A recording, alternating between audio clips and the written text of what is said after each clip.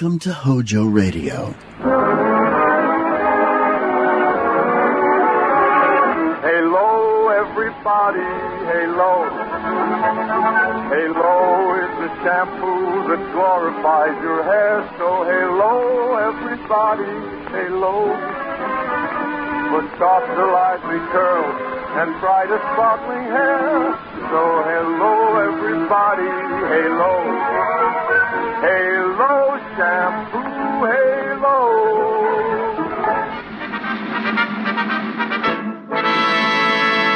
From Hollywood, California, the Lux Radio Theater presents James Cagney and Pat O'Brien with Gloria Dixon in Angels with Dirty Faces.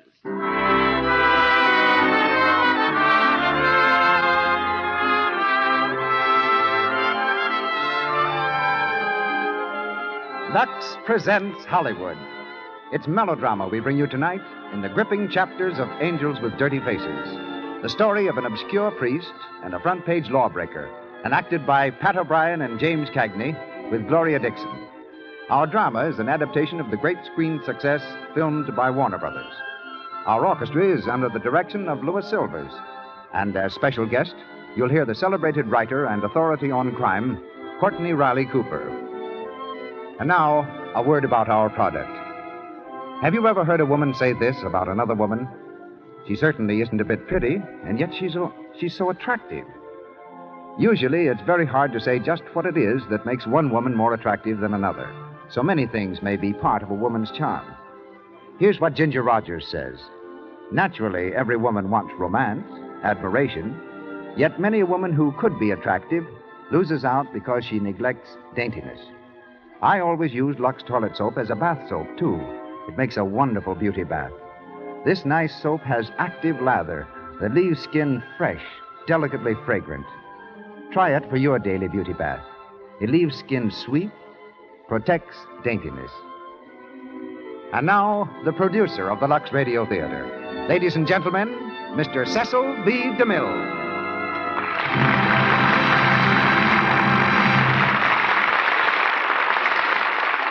Greetings from Hollywood, ladies and gentlemen. You don't have to consult an atlas for the map of Ireland if either of tonight's stars happen to be handy. For in the honest faces of both James Cagney and William Joseph Patrick O'Brien are indelibly sketched the rugged contours of the Emerald Isle. There's a striking similarity, too, in the careers they've led. Both came to Hollywood from Broadway, both at about the same time. Both broke into big-time show business as chorus boys. Both can sing you a tune in the traditional tenor of the Irish, or if you prefer, both can play it for you on a piano. Both are stars at Warner Brothers Studio, through whose courtesy both are here tonight. And their most successful collaboration is tonight's drama, Angels with Dirty Faces. Pat O'Brien's training for our play started at the age of 9, when he attempted his first dramatic part and played an angel. Mr. Cagney's early years were spent in practically the same tough precincts that you'll hear about in Angels with Dirty Faces. Jimmy used to dive off docks for a swim in New York's East River, and the boy who taught him how was later signed up for an extended engagement at the big house. When our bantam star came to pictures, he required no instruction in fist swinging. The story is that between the ages of 11 and 17, Jimmy could never go to sleep at night unless he'd taken part during the day in at least one fight. Later, he used his right hand to play semi-professional baseball and hoped that someday it would hold the brush of a portrait painter, an ambition that has never been fulfilled. Pat O'Brien came to the Footlights by way of Marquette University and the United States Navy. In New York, he shared a boarding house room with Spencer Tracy and the desperate responsibility of raising $5 a week for the rent. Off the screen, he's famous for his fund of anecdotes and his love of sports. Pat tonight plays Jerry Connolly. Mr. Cagney is Rocky Sullivan.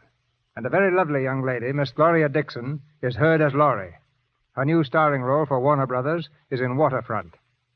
We ring up the curtain now, and the Lux Radio Theater presents Angels with Dirty Faces, starring James Cagney and Pat O'Brien with Gloria Dixon.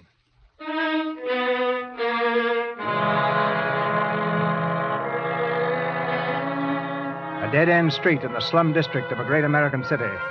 On the corner, weaving in and out of the maze of pushcarts, a newsboy calls the headlines of the afternoon edition. Truck Sullivan free. Rocky Sullivan a gangster. Free today. 3-year term ended. Rocky Sullivan. Further down the dark canyon of tenements stands a church. In the soft light streaming through the stained glass windows, Father Connolly leads the afternoon rehearsal of the boys' choir.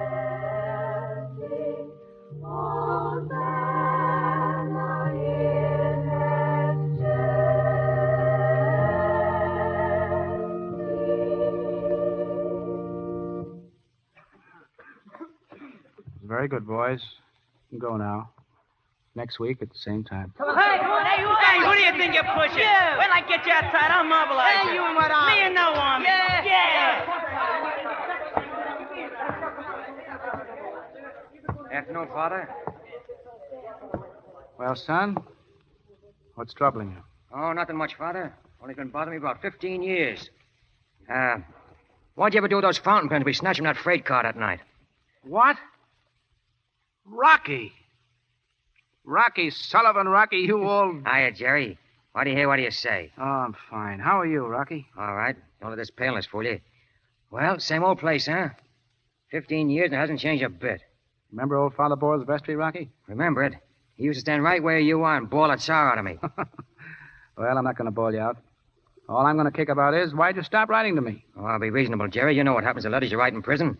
Everybody in the warden down to the screws reads them. And what did I have to write about? Nothing happened while I was inside, and when I was outside, well, I figured you could always read the newspapers. It was always on the front page. Yes. Yes, I read all the newspapers, Rocky. Say, Jerry, I always knew your mother wanted you to be ordained a priest, and I guess the only thing ever kept you back was me, but how'd you finally come to do it? What gave you the idea? Oh, I don't know, Rocky. I was just riding along on top of a bus one day and passing St. Patrick's Cathedral, looking down. Just got the idea, I guess. I got an idea on top of a bus once. Got me 6 years. Come in. Say, Father, you're supposed to be down at the store. The fellas were all waiting for you. Oh, yes. Run along. Tell them I'll be right over. Tell them to get started in the meantime. Okay, Father. Say, what's this store racket, Jerry? You got the kids shilling for the parish? No. No, it's a pet scheme of my own. I rented a store, Rocky, a kind of a recreation center for the kids. Oh, it's a sort of a kindergarten place, huh? No, it's more than that. For the older fellas, too. Oh. You know, it's helped tremendously to keep a lot of those kids from becoming... You mean, becoming mugs like me, for instance? Will you be staying here for some time, Rocky? Oh, I don't know, Jerry. It depends on little business I got to take care of. Anyway, I got to find a room. Mm-hmm. Why not around here, right in the parish? Well, why not? No place like home, is there? All right. Come on. I'll walk down the street with you. All right, good. Come on, throw the ball over here. I'll slap your ears down. Come on, fellas. Well, 15 years. The same old smell. I bet they ain't cleaned this alley since I left it. Hey, Jerry, remember the time we swiped those pens? We beat it up that alley and right over the fence, huh? Yeah. Yes, I got away. You got caught. Yeah. I never could run as fast as you. You know, I've often wondered, Rocky, what if I'd been the boy who'd been caught that day? Well, you wasn't. No, I wasn't. Rocky, why don't you drop in here at Mrs. Maggione? She's got some furnished rooms. Mrs. Maggione? I remember her. We took a lot of good lead pipe out of our basement. Well, I'll drop around tomorrow if you want me to. Aye, swell. Oh, gee, Rocky, it's great to see you. You too. You too, Father. Well, so long. So long, Jerry. So long.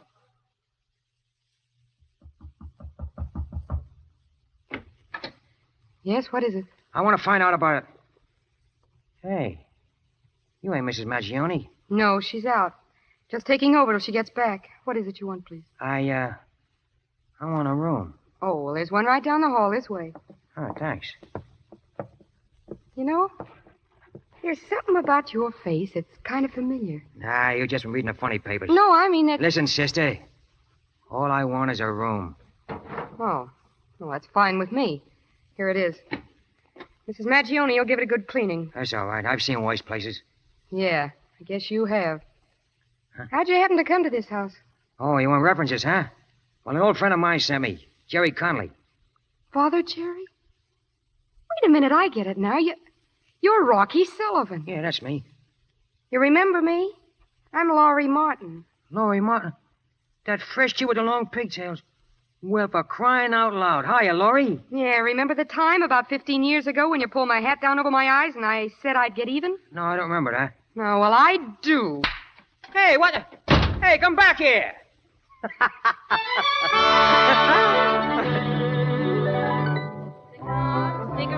Cigars. I'm sorry, sir. But you must dress in El Toro. These clothes will do. But only people in evening dress are admitted, What sir. goes on here, Pierre? This gentleman wants This gentleman wants to see Jim Fraser. Who? Jim Fraser, your boss, the guy who owns this joint. Where is he? Who are you? Rocky Sullivan. Mean anything to you? Yeah, come on. Hey, boss, Rocky Sullivan's here. Rocky Sullivan. Tell him I'm not in. Tell him. Hello, Fraser. Oh, Rocky. Well, all right, Steve, get back to the job. Well, this is a surprise, Rocky. Yeah. I had the date on my calendar, but I thought you got out next month. Otherwise, I'd have been down to meet you. Oh, that's all right. Nice looking place you got here. Looks like you're in the money. Hey, you know McGee? Yeah, heard of him. Got the town tied up. Can buy it and sell it, huh? Hell, we don't buy it. We just sell it. Sit down. Thanks. Got that dough, Fraser? Dough? Yeah, dough. When I took the rap for you 3 years ago, you had $100,000 of mine. Oh, yeah, sure. It'll be a matter of only a few days. The end of the week, you don't have to worry about it, Rocky. I'm not worried about it. I'll take a few days getting settled. I'll give you time to get that dough together and figure out where I come in. Where you come in? What do you mean? Which racket you want me to take care of, which section of town, and how much my cut is. Your cut? Yeah, we're partners, ain't we? You and me. That was the idea, wasn't it? I take the rap, you take the dough, use it to make connections for both of us. Wasn't that it? Oh, yeah, of course, but you got things a little mixed up, Rocky. You see, Mac Kiefer's the boss. If you want a spot in the business, you got to take it up with him. No, I don't take it up with nobody but you, Fraser. I'm picking up with you where I left off. That was the idea, and we're going to stick to it. You understand? Well, of course, but... But what? Oh, come in, Mac. Thanks. This is Mac Kiefer, Rocky. Mac, I want you to meet Rocky Sullivan. Well, I'm pleased to meet you, Sullivan. I know all about you. You're okay. When did you get out? This morning. Fine. What are you doing? Looking around. Well, maybe I might have a spot for you. Yeah, that's what we were just talking about. Where are you stopping, Rocky? I got a room over in my old neighborhood on Dock Street, number 24. Well, I'll beat it now. I'll be up, say, first thing Monday. Okay? Monday? Yeah, that'll be fine, Rocky. All right. Night, Mr. Kiefer. Good night. Wait a minute. What is this, Fraser? That guy looking for a cut? He's looking for something, but it's okay. Don't worry. Hello. Get me Steve. Hey, what are you going to do? Leave it to me, will you? Yeah. But don't trip. Hello, Steve. Listen, that Sullivan guy just left. Put a couple of the boys on him. Tell him to watch their chance. Well, what else would I mean? We don't want that guy around.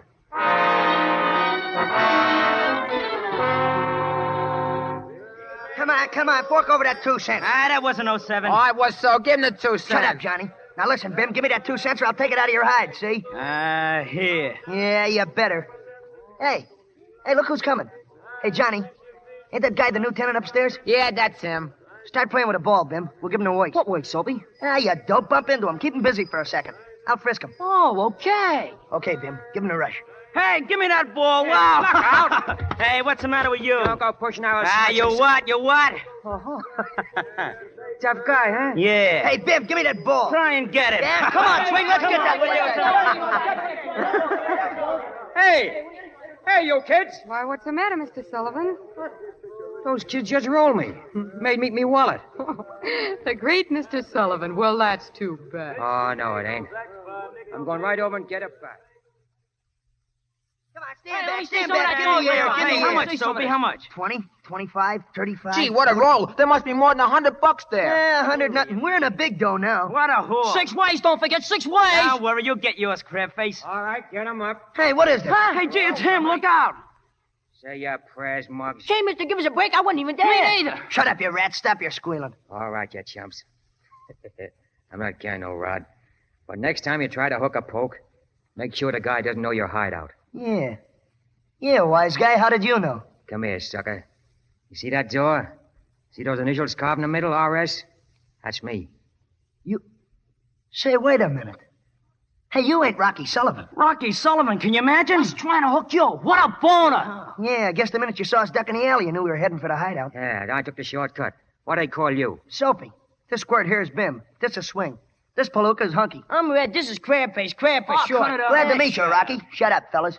I want you to meet Rocky Sullivan. Hiya, Rocky. How you doing? Say, you took the room above us, didn't you? Number 24? Yeah, and you knew all the time I was living there? Sure, Johnny Maggione told us. And you took a chance like that? Look, kids, never bother anybody who lives in your own neighborhood. You got an awful lot to learn. Well, you ought to be able to dish it out. Yeah, sure. Hey, who's that? Who is it? Hiya, Jerry. Hello, Rocky. What do you say? Oh, Laurie told me you were heading this way. Yeah. You know these kids, Jerry? Sure I do. Hello, Soapy. Hiya, Father. Well, didn't take you boys and Rocky long to get acquainted, did it? Hey, looks like you and the father are old pals, huh, Rocky? Take a look at that door again. Right next to my name's the initial J.C. That's Jerry Conley. No kidding. Hey, you mean, Father, you used to hang out down here with Rocky? Well, we certainly did. Of course, just now we all hang out at the store, you know. I kind of hoped you boys would be down at the store today for the basketball game, maybe get into the block team. Nah, we're pretty busy today. What's the matter, Soapy? Why don't you want to get down to the game? Sounds like it ought to be good. Ah, for Pete's sake, what do we look like, cream puffs or something? Playing around with a basketball all of a sudden. Well, I tell you what. I'll bet you a buck to a plug nickel none of you can get the ball past the other team, and I haven't even seen him. Go on, we run him into the ground. we murder him. Hey, will you come down, Rocky? Yeah, sure. Okay, I got a nickel, and we'll take you up on that bet, Rocky. You're on. Sure, yeah, we'll all split the winnings. Hey, wait a minute. We ought to at least have a chance to practice up first. All right, boys. That's fine. The store's open. You can go over right now. Okay, fellas, let's go. We'll see you down there. Go ahead, kids. See you there. Well, the young devils, I've worked on them for over a year, and I got nowhere. After 10 minutes with you, I guess they'd jump through a hoop if you told them to. Maybe it's because I wear my collar frontwards. Maybe. Well, since you've been sponsoring my store, suppose we go over and see it. I want to show you my library, too. Laurie takes care of that. Laurie, say, what's she doing down there? What is she, a social worker? No, not exactly. But she's worked awfully hard helping me run things. You ready? Yeah, sure. Let's go. Come on.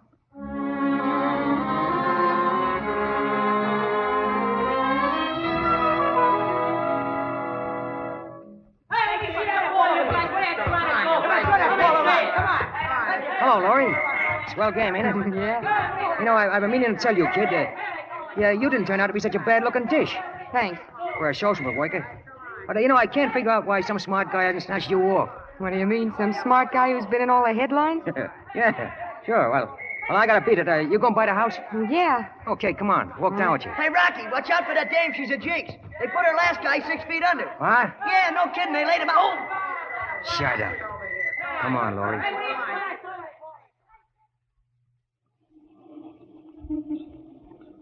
Say, what does Soapy mean by that crack about you? You and some guy. Oh, he meant Dan, my husband. He got it, huh? Yeah, 4 years ago. What happened? Well, what happens when a guy gets mixed up with a bunch of cheap yeggs? You ought to know. What kind of guy was he? He was a swell guy when we were first married. But he wanted more than he could get driving a cab. There was a lot of easy money to be picked up using the cab on some jobs, so we got in deeper. One night, they tried to shoot it out with the cops. That's what always happens, isn't it? Yeah, maybe, but people who don't know their business, small timers. Hey. What's the matter? Who belongs to that blue sedan parked down the street? Where? Oh, I don't know. Nobody around here. Yeah, that's what I thought. Laurie, is that old stone wall still up between these two houses? Well, yeah, but... Yeah. Now, good look. Make out this is your house and say goodnight to me and beat it in. Well, Rocky... Don't ask any questions. Do what I tell you. Good night, kid. See you tomorrow. Rocky, that car's moving. It's coming this way. Get going, will you? Go on. Beat it. Rocky! Dirty rats.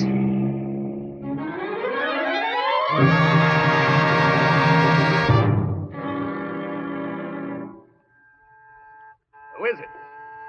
All right. You don't have to... Rocky. Move back, Fraser. That's right. One phony move and I'm going to let you have it.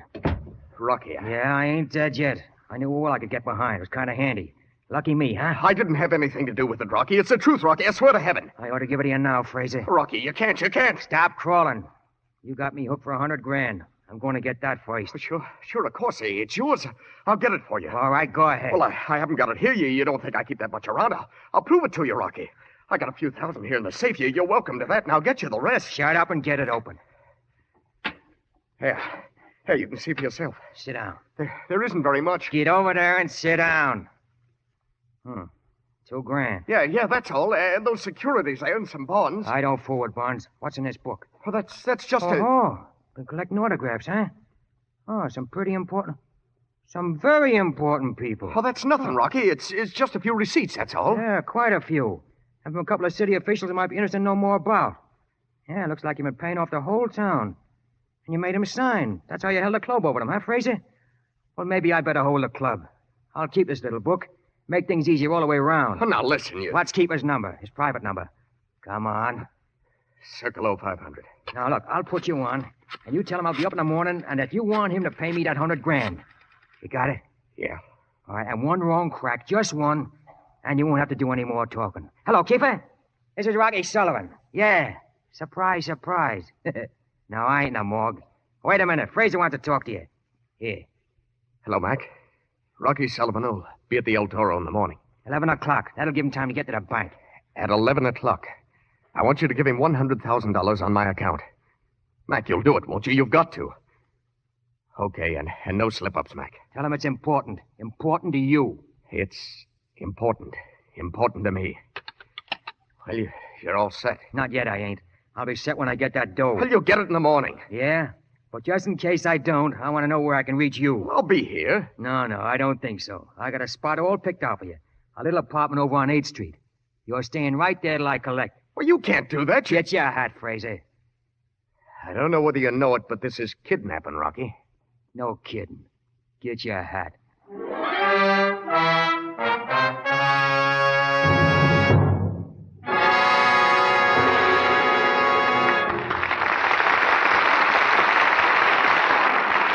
The curtain falls on the first act of Angels with Dirty Faces.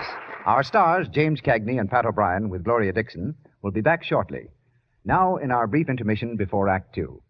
In the little white bungalow where the Smiths live, there's a family argument going on. For heaven's sake, Bobby, haven't you finished your practicing yet? No, I haven't. And what's more, I won't be finished for a whole half hour. You're just being mean and you know it. You know I'm expecting Bill and Gus. Yeah, and I know you're in love, and I know he's in love, and I know he's always hanging around, and I know... Oh, Bobby, please don't tease me.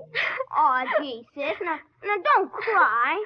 I'm sorry. Honest, I am. I'm glad I got a sister that's beautiful and that people fall in love with. Honest, I am. Yes, Bobby's secretly proud of his sister. She's one of those girls who knows it's important to make the most of her good looks. Important to take wise, regular care of her complexion. She uses Lux toilet soap because its active lather does a thorough job of cleansing. Carries away every trace of dust, dirt, stale cosmetics. It's foolish to risk cosmetic skin, dullness, little blemishes, enlarged pores. So use cosmetics all you like, but use Lux toilet soap regularly. It's worthwhile to care wisely for complexion beauty. 9 out of 10 screen stars use Lux toilet soap. Here's Mr. DeMille. We continue Angels with Dirty Faces, starring James Cagney and Pat O'Brien with Gloria Dixon.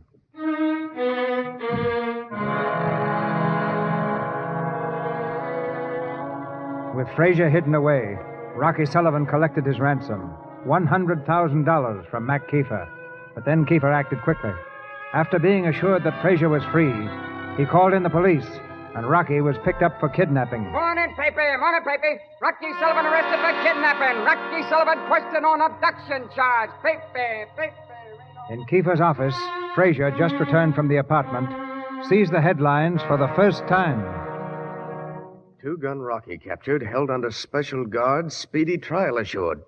Mac, what is this? We're going to get that dough back, that's all. Mr. Rocky Sullivan goes up on a kidnapping charge. But we can't do that. Oh, no? I've already done it. But you don't understand. Sullivan picked me up at my home. He's got everything that was in my safe. The account books, receipts, names, addresses, everything. What's that? If he's prosecuted for the kidnapping, he'll talk. And he's got evidence to back it up. The whole town will be blown wide open. Are you dumb?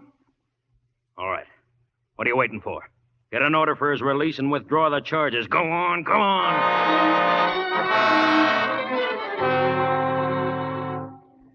Rocky Sullivan had been in the district only a few days before he kidnapped James Fraser, prominent attorney and playboy.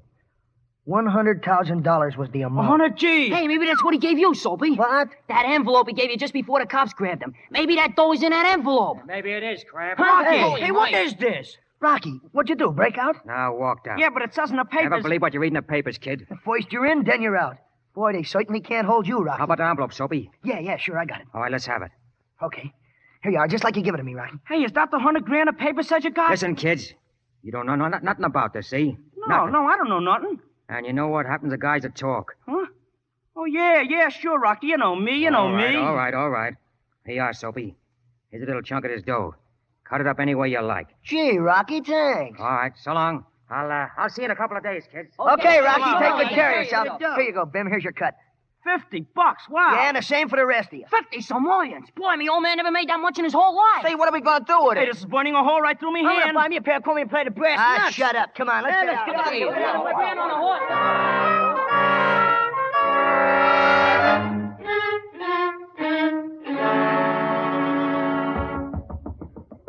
Who is it? Me, Jerry. Come on in. Hi, Jerry. What do you say? Well, you certainly gave me a terrific scare, Rocky. Before I finished reading you were arrested, there were new headlines, and you were out. There was nothing to it. Any guy with a record gets hauled in now and then, you know that. Just because you got nothing better to think of. Looks like the kids are right. Said no jail could hold you. Who? Soapy and his mob? No. Some of the other kids down at the store. Soapy and his team were supposed to play that return game today. They haven't showed up. Rocky, you wouldn't happen to know where they might be, would you? Say, what am I, Jerry? That nice maid? No, Rocky, I didn't mean that. Well, I just thought they might be over here, sort of celebrating your release. After all, Rocky, it's almost a hero worship with them. Oh, nothing wrong with that, is there? I hope not, Rocky. Come in. Well, hello, Laurie. This is getting to be a big day. Yeah, well, I don't mind admitting I was pretty worried. You were? See, I ain't had nobody take that much interest in me in a long time. Well, Father, I finally located your precious angels for you. Well, where? Over at Murphy's pool room. What? Yeah, Soapy and his gang. Passing out beer to all the kids in the neighborhood and throwing dollar bills around like confetti. I wonder where they got the money. I don't know. You might ask them. Well, I'll run along, Rocky. Mm-hmm. You coming, Laurie? No, Father, I want to talk to Rocky for a minute. All right, I'll see you later, will I, Laurie? Yeah. Rocky. Now, wait a minute. Look, kid, if you're as smart as I think you are, and we're going to get along, you're not going to ask too many questions. Don't worry. I know all the rules. I know them backwards. All right, swell. Now, sit down a minute, will you? Maybe I had a couple of questions myself. Rocky, you crazy All right, sit guy. right down here. Come on. Sit right.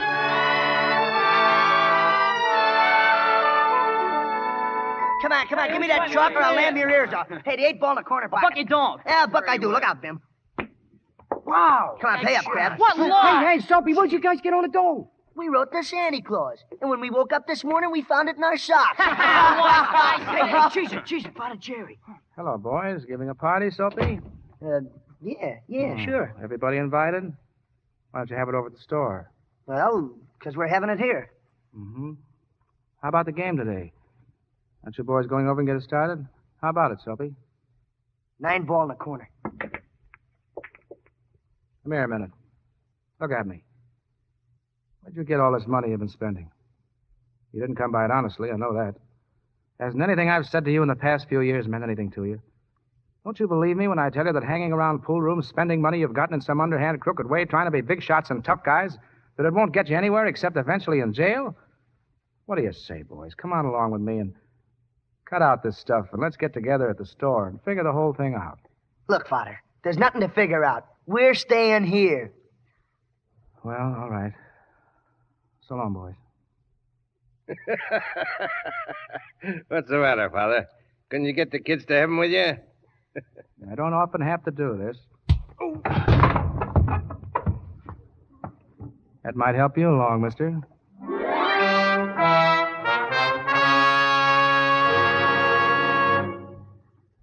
That's what I want to talk to you about.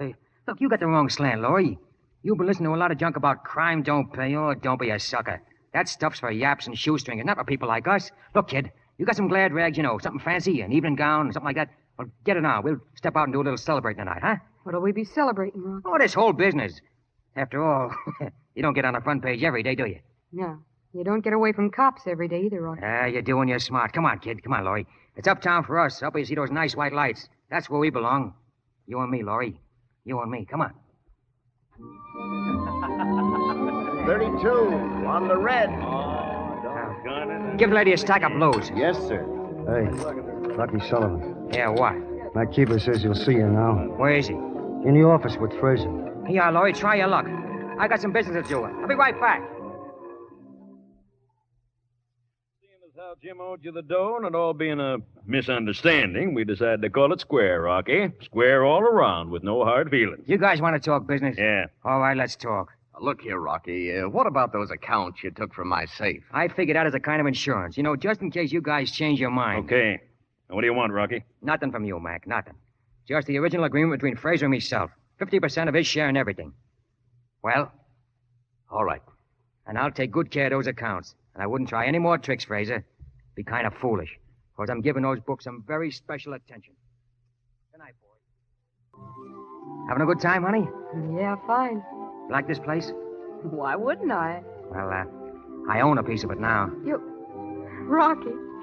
Rocky, maybe you are smart enough. Look, baby, how'd you like to give up that two-for-nickel job of yours and move in here? Doing what? Oh, be a sort of hostess in the gambling room. Walk around in a nifty dress. Play a little. Get the swanks playing. Give you $100 a week in expenses. Rocky, it's... I know. Jerry's been giving you an earful, but he don't need you down there anymore. I sent him $10,000 this afternoon. He can start a real social joint now. $10,000? Yeah, but don't tell him, will you? Don't tell him I sent it. I signed it a friend. Oh, Rocky. Yeah. I know. Now, what about the job? It's waiting for you.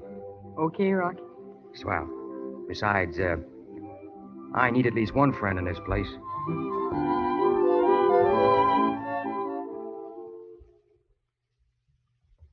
Come in, Jerry.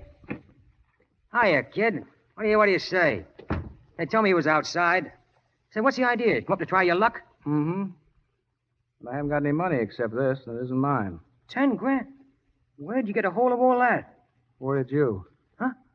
Take it, Rocky, and thanks, but I'm afraid I can't accept it. Say, what's the matter? You silly or something? What's all this about? That ain't my money. I know that, Rocky. That's why I can't take it. Oh, now come down to it, will you? You blow in here, flash that roll on me, you almost knock me over with it, and then tell me it's my dough and you don't want it. Rocky, you've got a great poker face. But don't forget, I've known that face for a long time. Oh, what's the use of pretending, Rock? You forced Fraser to get you $100,000. Everybody knows it, Rocky. All right, so what? What's the difference where the dough came from? First of all, it's mine. Fraser owed it to me. Second, it's better you should have a chunk of it than him or me. All right, it's hot, but nobody's going to know that. Only you and me. That's just it, Rocky. Oh, don't be such an angel, will you? You want to build that center of yours so bad? Go on, get it started. I want to build it very badly, Rocky. But I don't want to build it on rotten foundations. Inside the center, my boys would be clean, but on the outside, they'd be surrounded by the same smelly corruption, crime, and criminals. Yes, criminals, Rocky, yourself included. Criminals on all sides for my boys to look up to and worship, admire, and imitate. What earthly good is there for me to teach that honesty is the best policy when they see all around that dishonesty is the better policy? That the racketeer and gangster are respected and treated just like successful businessmen, like a popular hero. You and the Frasers and Keefers and all those corrupt officials you've got in the palm of your hand, yes, and you've got my boys, too. And whatever I teach them, you show me up. You show them the easiest way, the quickest way to succeed is to do it with a gun or a racket. Well, I thought I could cure this thing from the bottom up, but I can't. So now I'm going to do it from the top down. Yeah? How? Rocky, I'm going to use your case as a crowbar to pry open and uncover this cesspool. I'm going to force the law, corrupt or not, to indict and prosecute and bring this mess into the clear light of day. There's going to be a lot of people stepped on, fellow. And if you're in the way, Rocky, I'll be sorry. But you're going to be stepped on just as hard. All right by me, Jerry. You go to it. But you've got about as much chance of getting an indictment as I have of getting into the Bible Society. You'll find nobody gives a hoot about the whole thing. You'll hear them laughing at you. But go ahead, go to it. And if I'm in the way, why, do your stepping just as hard as you like. I will. Rocky, shall we shake hands? You know, just for being honest and for old time's sake. Sure. Good luck, Jerry. Happy hunting, kid.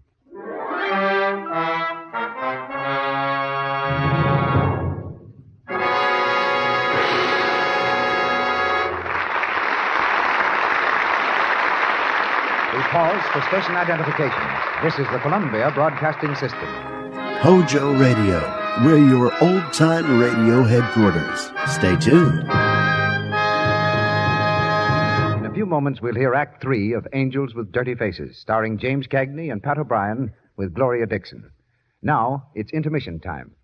But before we introduce our guest of the evening, I want to ask the women in our audience a question. Have you ever really studied the lather of a complexion soap you use? Is it a rich, close-textured lather? Is it the kind of lather that will remove every bit of dust and dirt from your skin? Lovely skin is too important for you to risk choked pores, because that's what brings the dullness and little blemishes that mean cosmetic skin.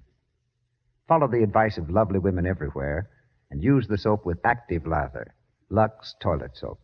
This gentle white soap removes dust and dirt thoroughly and helps keep your skin smooth and soft. Use cosmetics all you like, but use Lux toilet soap regularly.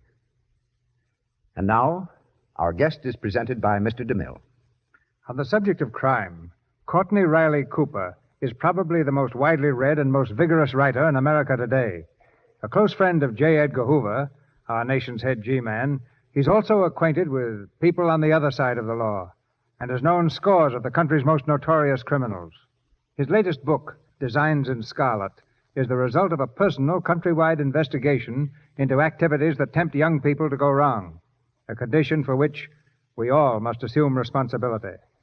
When Mr. Cooper and I were writing on one of my pictures several years ago, we discussed many times the problems of youth and crime.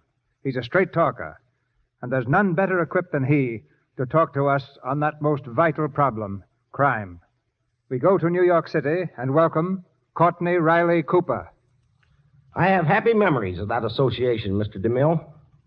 You know, I have just come up from my home in the Deep South, where they have a very descriptive saying. Down there, they believe that one of the worst things that can happen to a youngster is to be born with what they call a mouthful of want. If you could have only have walked through as many prison cells as I have, you would realize how many young people have possessed this mouthful of want and taken the wrong way to gain their ambitions. And the age limit in crime is steadily becoming lower.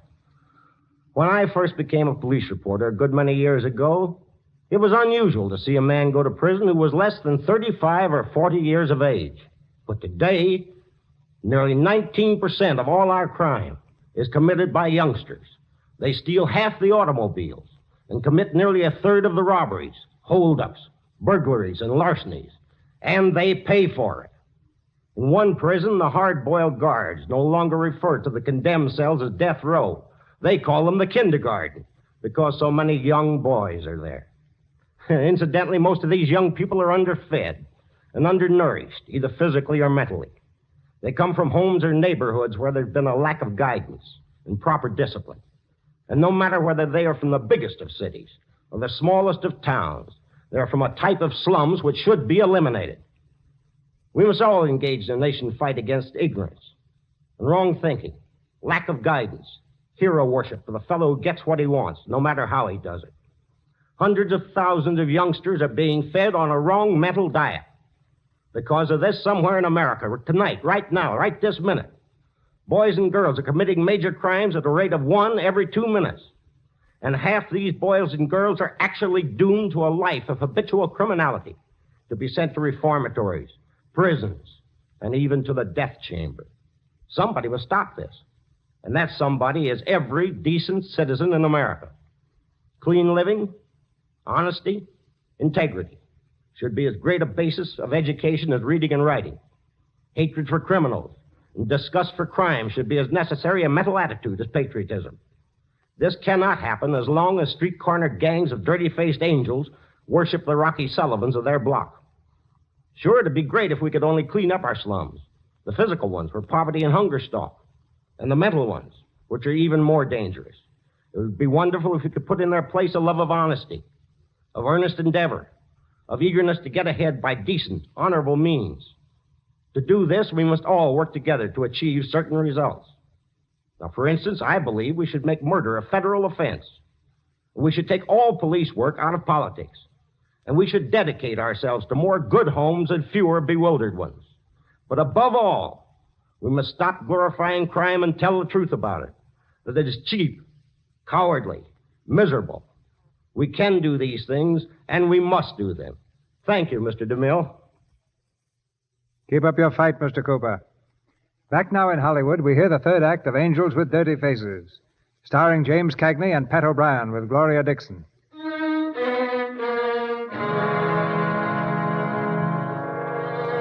Several weeks have passed, and Father Jerry has carried out his threat. With the aid of a public-spirited editor, he's placed the problem directly before the people.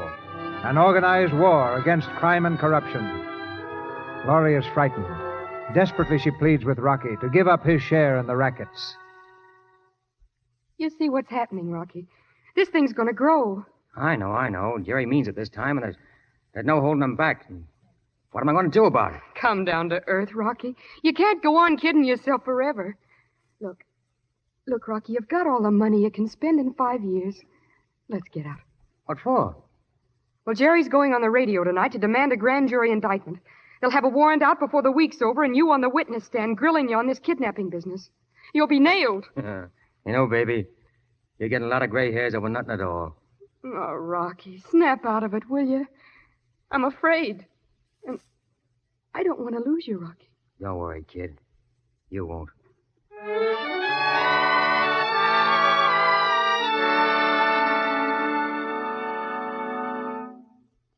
You've got to listen to me, Father Jerry. Why, they'd give you money to build a model center here near the church. They're influenced to help you pull down the tenements and build decent apartments in their places.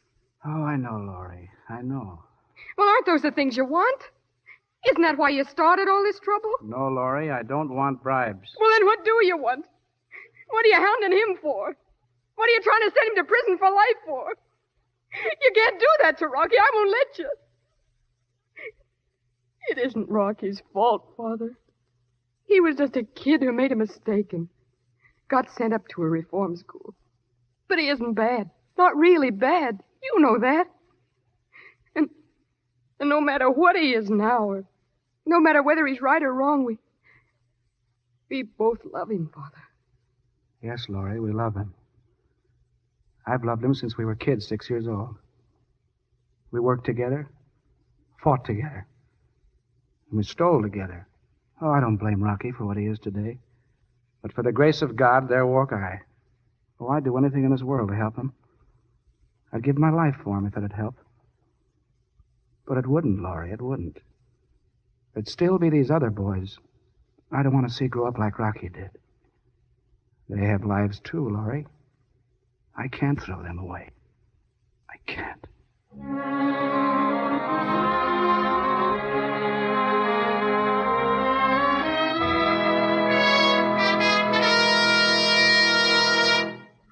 And the fact that countless thousands are listening to this program tonight is proof to fling in the teeth of those cynics and skeptics that the public does care and does propose to do something about the appalling conditions I have tried to describe.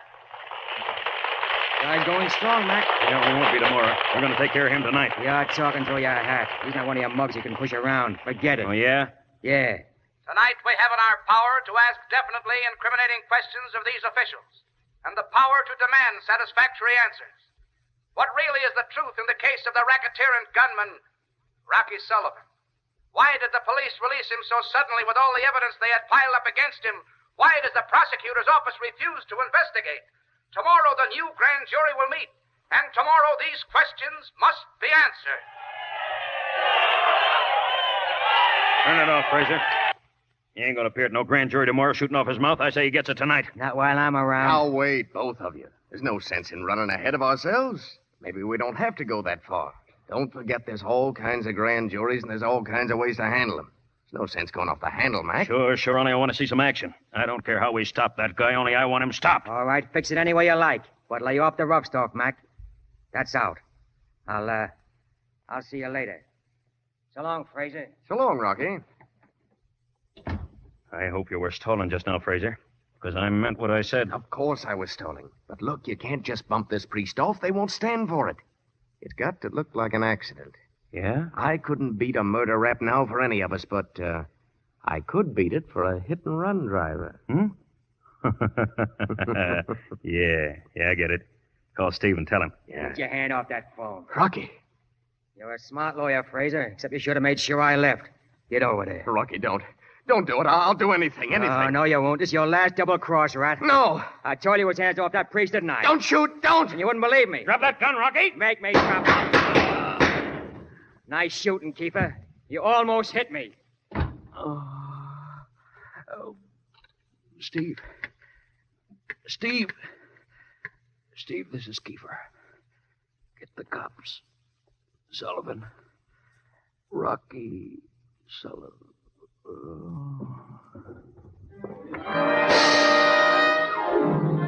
Tape bag, gangster kills 2. Rocky Sullivan captured after gunplane. Tape bag. Rocky Sullivan captured. Speedy trial assured. Rocky Sullivan found guilty. Gangster guilty. Guilty. Gee, Sophie, do you think they'll point him in a chair? Nah, don't be a sap. They can't build a dead house that'll hold Rocky. You mean they'll blow and make a getaway? Just wait. That's all. Just wait. Rocky Sullivan sentenced. Sullivan to get chair. Gangster sentenced to die in March. Boy, I bet Rocky shows them mugs how to die. Sure he will. Remember what he said at the trial? He said he'd spit in their eye. Yeah, and he'll do it, too. Ha! Rocky, he'll laugh at those guys. Rocky Sullivan dies in March. Rocky Sullivan dies next week. Rocky Sullivan dies tomorrow. Rocky Sullivan dies tonight.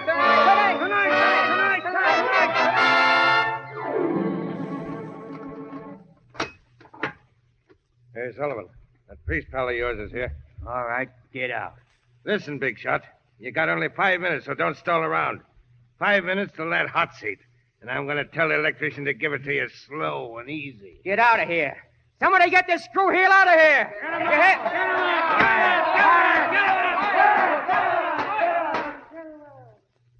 Hello, Rocky. Hiya, Jerry. What do you hear? What do you say? How do you feel? Oh, like a million. If it wasn't for just one screw around here that keeps putting the needles in me. How's Laurie? Taking it kind of hard? Naturally. She loves you, Rocky. Yeah, poor kid. Never did get a decent break. I tried to give her one, but all I gave her was a heartache. You don't want me to administer extreme unction, Rocky? No, Jerry. We'll skip that. Well, then listen, Rocky, there isn't much time, and I want to ask you a last favor. Ain't much left I can do, Jerry. Yes, there is. Perhaps more than you could do under any other circumstance. Go ahead and spill it. If you have the courage for it, the kind I know you have. Oh, it ain't going to mean much to walk in there, that you mean. Oh, I know that, Rocky. It'd be like sitting down in a barber's chair. They're going to ask me if you got anything to say, and I'll say, yeah, sure. A haircut, a shave, and a massage. You're not afraid, Rocky? No, they'd like me to be, wouldn't they? I wish I could oblige them, Jerry, but I can't. You gotta have a heart first to be scared, and I don't think I got one. I left that after me a little chunk at a time, in all the jails I've been in. But, Rocky, suppose I asked you to have the heart to be scared. What do you mean? Suppose at the last minute those guards had to drag you to the chair, screaming and begging for mercy. Suppose you turned yellow. Turn yellow? Say, what's got into you, Jerry? You were just worrying about me having courage. I know, Rocky, I did. But I mean a different kind of courage. The kind of courage that's born in heaven. I still don't know what you mean. Rocky, when I came up here, a crowd of the boys saw me off at the station. Soapy, Bim, Johnny, and all the rest of the kids. You know what they said to me when I left? They said, Father, tell Rocky to show him up there how to take it. Tell him to show the whole world the stuff a real guy is made of. Tell Rocky we're pulling for him and go out laughing. So what do you want? I ain't going to let him down if that's what's bothering you. I want you to let him down, Rocky. You've been a hero to those kids and to a lot of other kids all over the country, all through your life. Now you're going to be a hero to them in death, too. That's what I want to prevent, Rocky. Just a minute, Jerry. You want me to pull an act, turn yellow, so those kids will think I'm no good? Yes. Yes, I want them to despise your memory, Rocky, and to remember you as a yellow coward rather than as a glorified hero. To be forever ashamed of you. Do you understand? Oh, you ain't asking much, Jerry. Oh, yes, I know what I'm asking, Rocky, but I thought maybe... Well, on account of being kids together, you might want to join hands with me in saving some of those boys from ending up here. Oh, it's a great idea, but you asked me to throw away the only thing I got left in the world. The only thing they haven't been able to take away from me. You want me to give them newspaper sob sisters out there a chance to tell the whole world another rat turned yellow. Well, you're asking a little too much. I won't do it, Jerry. You work it out those kids some other way. Oh, but I can't reach all the kids, Rocky. Thousands of hero-worshipping kids in 1,000 slums in 1,000 cities. Oh, don't give me that humanity stuff again, Jerry. I did enough of that in the courtroom. I opened up on everything. Named names, gave the lowdown on the whole dirty mess. Now, what more do you want? Oh, God knows I haven't the right to ask for anything more for myself, but for... Well, Joe. All right, Rocky. You ready? Yeah. Jerry, you figuring on going in with me? You want me to, Rocky? Yeah, sure. Gonna be kind of lonesome walking down that last mile. But, look, kid. Do me a favor, will you? Just one. Don't let me hear you pray. Promise me that, Jerry. I promise. And, you say goodbye to Laurie for me? Yes. Come on, wise guy. Get away from me. Get this screw off me or I'll bust his face in. It'll be the last face you see, big shot. And it'll be laughing at you. Don't come near me in there, screw. I'll beat your brains out. All right. Step back, Edwards. You take his arm, Thompson. Attaboy, Rocky. Take your own company. So long, fellas. I'll be waiting for you all. Come on, Rocky. Hold yourself, seat for me, Rocky. Come on, Rocky.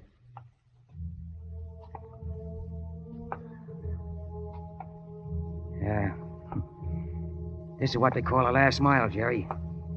But it's kind of a short one. Rocky, what I said before. No. Rocky, please. No, I tell you. No one will ever know, Rocky. No. No, shut up. Stop here. Go ahead, Rocky. Rocky, please. Okay, Jerry. Okay. Go ahead. Oh, no. No, don't kill me. I don't want to die. Oh, please. Don't let me die. I can't. Oh, let me go, please. I don't want to die. Don't kill me. Please don't burn me in that chair. Don't burn me in that chair. I don't want to die.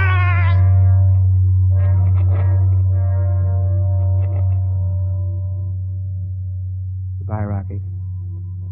May God have mercy on you. Rocky dies yellow! Rocky dies yellow, cowards! Just say what this is. Read all about it. Rocky dies yellow. And at the fatal stroke of 11 p.m., Rocky was led through the little green door of death. No sooner had he entered the death chamber than he tore himself from the guard's grasp and flung himself on the floor, screaming for mercy. As they dragged him to the electric chair, he clawed wildly at the concrete floor with agonized shrieks, a picture of utter contempt. Rocky Sullivan died a coward's death. I don't believe it. Not one rotten word of it. It's the same in the other papers, too, Sophie. They said it over the radio. I don't care what they said. He didn't die that way. Oh, not Rocky. He couldn't, I tell you. It's a lot of lies. Hello, boys. He's Father Jerry. Hey, let's ask him. He ought to know. He'll tell us what happened. Father Jerry, you were there. You saw it. What happened? Did Rocky die like they say here in the paper? Like a yellow rat? It's all true, boys. Every word of it. Then he died like they said. Then Rocky, he was a rat. Boy, what a chump I was. I thought all the time. Sophie, we're going to have choir practice tonight. I'll expect to see you all there, I hope. All of you. Yeah, sure, Father. We'll be there. Okay, Father. Okay.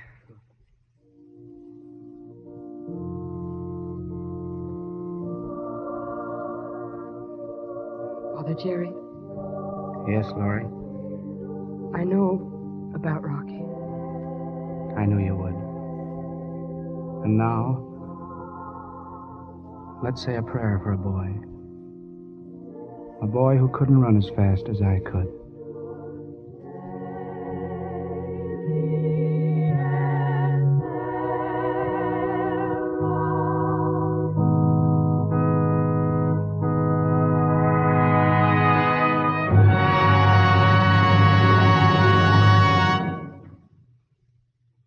Our play has an epilogue, starring James Cagney, Pat O'Brien, and Gloria Dixon as themselves. And here they are. You know, Mr. DeMille, it was quite a shock to us to think that the Lux Radio Theater would do this play we've just finished. Shock? Well, if there's anything wrong with the play, don't you think you're a little bit late in bringing it up? Oh, don't get us wrong, CB. There's Nothing the matter with the play. It's just that, well, dirty faces on a Lux program? Unbelievable. We're not out of here yet, Jimmy. Wouldn't surprise me at all if Mr. DeMille suddenly produces one of his bathtubs and throws us all into it. I'll overlook this feeble effort to twit me on my bathtubs, Mr. O'Brien. After all, I must remember that we're temporarily neighbors now at Paramount. Yes, that's right, but I noticed that Paramount is courting Warner Brothers. At Warner's, I work with Jimmy and Angels with Dirty Faces, then I go to the other extreme and do a picture for them called The Devil on Wheels. Now Paramount wants me to the skies again with a little number called Heaven on a Shoestring. They're all bent on keeping me off the face of the earth. Now, wait a minute. We started off by talking about Lux soap, and before we're completely sidetracked, there's something I really want to say to Mr. DeMille. It's just that I think that Lux soap is about the grandest care under the sun for any girl who wants to keep her complexion looking its best. I use it, and that's what I think about it, Mr. DeMille. And coming from one so lovely, that's doubly appreciated, Gloria. But about this play we've done, it seems a long time since a play has brought home so forceful a moral in such dramatic fashion. What do you all think about it? Well, it seems that pictures really are beginning to educate instead of simply amuse. Maybe Angels with Dirty Faces helped some kid somewhere to get the right kind of a start, and maybe it would also help people to remember the really great and unselfish work that's going on without publicity, without fanfare, by men like the one called Father Jerry. Yes, and I was just thinking that it's rather a coincidence that we should have done this play on this particular night.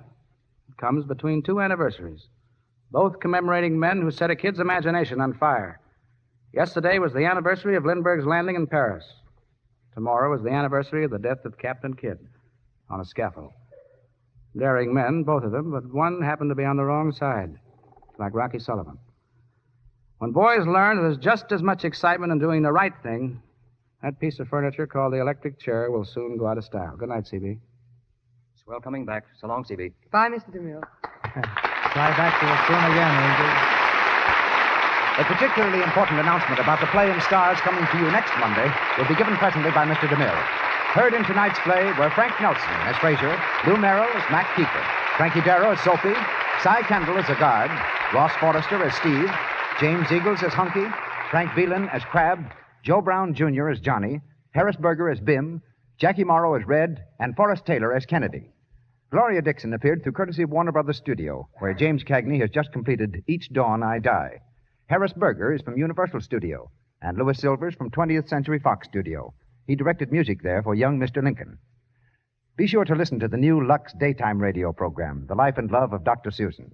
The makers of Lux Toilet Soap bring you this enthralling story about the love and problems of a young, attractive woman doctor every afternoon, Monday through Friday. Look in your newspapers for the time and station. The Life and Love of Dr. Susan comes to you in addition to the Lux Radio Theater. Here's Mr. DeMille. It's an unusual program we bring you next Monday night, not only because of the importance of our stars, but because our play is one which has only just been released. It's our adaptation of the new Columbia Pictures Corporation film, Only Angels Have Wings, which incidentally has no connection with Angels with Dirty Faces. They're different angels. The story is a highly dramatic romance, a thrilling adventure on land and in the air, played against a colorful South American background. And our stars playing the same roles they do in the picture are Cary Grant, Jean Arthur, Thomas Mitchell, Richard Barthelmess, and Rita Hayworth.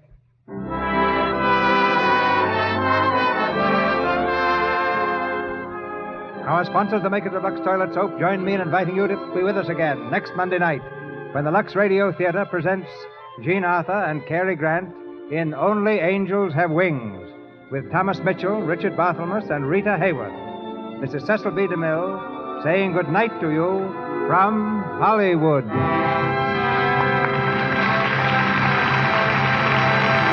Those three beautiful stars all use Lux Toilet Soap regularly. You know what a forthright person Joan Blondell is. Yes? Well, when I asked her about her complexion care, she said, "A Lux girl? You bet I am. Active lather facials really work for me." Lux Soap Beauty Facials do make skin lovelier, all right. Skin specialists proved it. In 3 out of 4 cases, daily Lux Soap care made skin softer, smoother. The fact that so many famous stars recommend Lux Toilet Soap shows how right it is for delicate skin. Now, there's a beauty counsel for lovely ladies everywhere. Why not make fragrant white Lux Toilet Soap your daily beauty soap? Remember, it's Hollywood's own complexion care, The choice of 9 out of 10 lovely stars. Stay tuned to Hojo Radio. The Johnson Wax Program with Fibber, McGee, and Molly.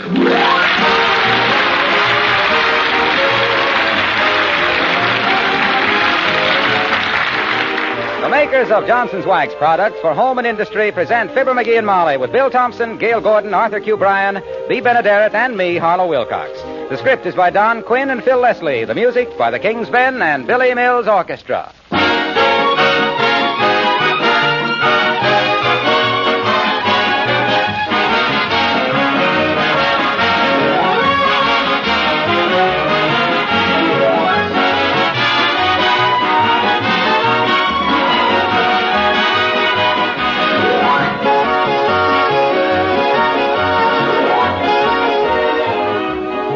You know, there's one thing we all have in common in this country. We love to entertain, whether it's a big reception or just a get-together with the folks next door. There's nothing we like better.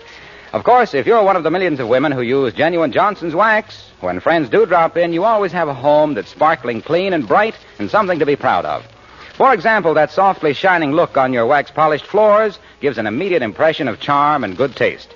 Your furniture glows with a delightful luster. Everywhere you look, you see things transformed by the magic touch of this wonderful wax. Picture frames and leather articles that gleam richly, windowsills that aren't afraid of a sudden shower. And don't forget, there's less work attached to a house that's protected with Johnson's Wax. Just a light dusting maintains its shining beauty. Try it, won't you? Johnson's Wax, paste, liquid, or cream.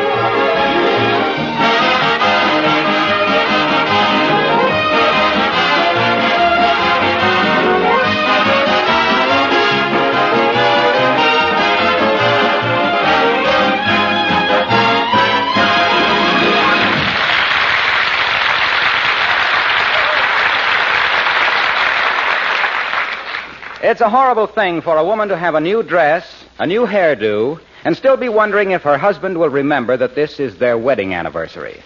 Apropos of which, just outside the La Parisienne Beauty Salon, we find the very social Mrs. Carstairs and the very sociable Mrs. McGee of Fibber, McGee, and Molly.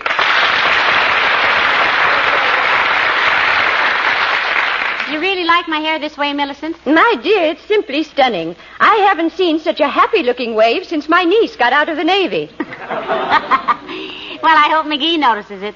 This is our wedding anniversary, you know. You mean he's forgotten it? Oh, I don't think he's forgotten it exactly. He just hasn't remembered it yet.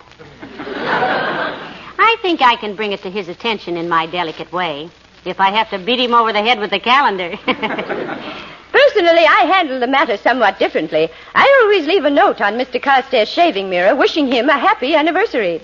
That gives him all day to pretend he'd remembered it, too, and buy me something expensive to quiet his conscience. Does it always work, Millicent?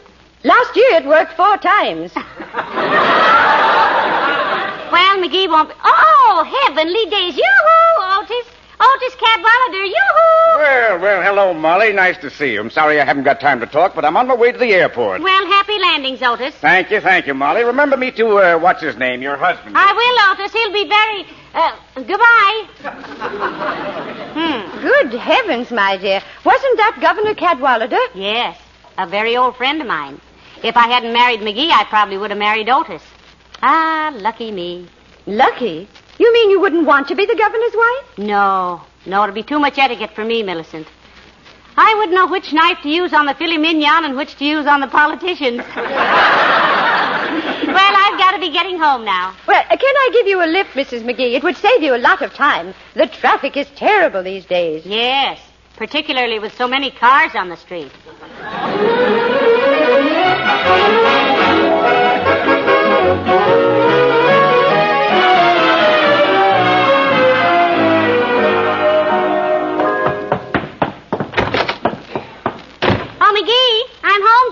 Huh? Oh, hi, Molly. What'd you say? I said I'm home. Oh. You been out? Yeah, for a while. Notice anything different about me? Different? Well, let me look at you a minute. Oh, I know. You're not wearing a hat. I was, but I just took it off. So you could see. See what? My hair. What's the matter with your hair? It looks all right to me. Quit worrying about it. Thanks. How about this dress? Fine, I like it. Good. I've always liked that dress. It's a new one. Oh, it is? Well, it's very pretty. What are you celebrating, kiddo? Dearie, don't you know what day this is? What day? No, Oh, my gosh. Well, This is May 28th, and I didn't get my copy of Field and Stream. I'll write them guys a letter that'll... What's the matter, Molly? Oh, nothing. I was just hoping that... Well, never mind. Say, do you know who Mrs. Carstairs and I met downtown? Otis Cadwallader. Oh, we had such a nice chat. What? Cadwallader? I never did have any use for that guy. Him and his Stutz Bearcat and coonskin coat. Skin coon coat. Look, Molly, I never mentioned this before. Yes? But I once caught him cheating at croquet. He skipped the middle wicket. Well, I'm sure he didn't mean to, dearie. And you don't have to be jealous anymore. I'm glad I married you. That certain day in May. I'm glad you did, too, Tootsie. You wouldn't have been half as happy with... Come in. Hello there, kids. Well, my goodness. Hello there, old-timer. Hi, old-timer. What's on your mind? I was just passing by, Johnny, and I thought I'd... Hey, you're looking mighty pretty there, daughter. New hairdo, eh? And a new dress. Yes. You like it? Like it? It's prettier than a guinea hen sitting on a haystack in a full moon. Well, thank you, I think. What was it you said you wanted, old-timer? Hey! Oh, I was just passing by, Johnny, and I thought I'd tell you I seen an old friend of yours downtown. O.D. Cadwallader. What do you mean, friend of mine? That slab-sided, money-hungry, boat-grabbing wolf in wolf's clothing? That guy's so two-faced he could dance cheek to cheek in a broom closet. Oh, I wouldn't say that, McGee. I think Otis has always been a very nice man. The kind who remembers birthdays and wedding anniversaries and things. Well, I've known Odie for many a year, kids, and he's come a long way, too. Must be worth $1 million. Oh, at least. He may have it, but he ain't worth it. No. No use to feel that way about it, Johnny. Just because you young fellers started out together and one of you is rich and one of you is you. Why, of course not. Money isn't everything. No, sir. Believe me, Johnny, you wouldn't want to do what Odie has done to get all that dough. You could have had $1 million, too, if you'd want to make that filthy money the way Odie made it. Gee, really? How did he make it, old-timer? He worked for it. Well, so long.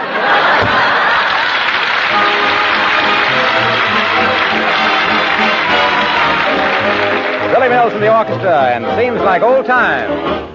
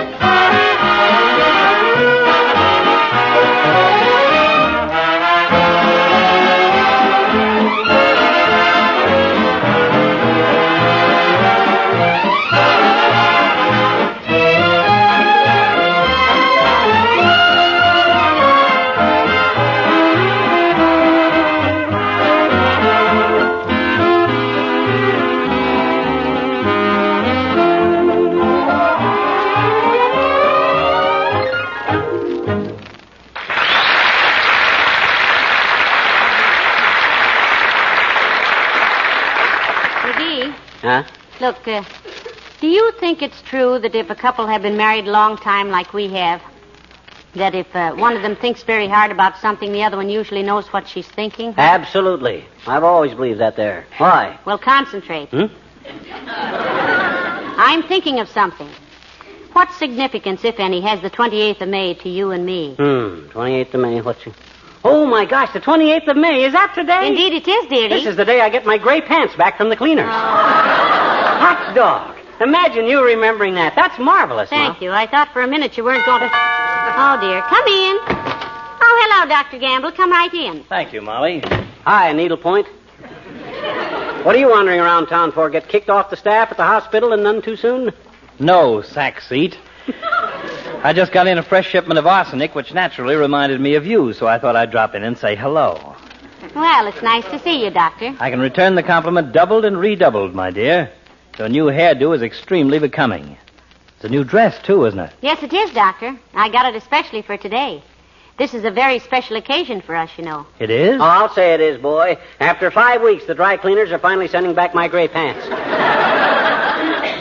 From the pained expression on your wife's face, lip switch, I would say that you were walking down memory lane with one foot in the gutter.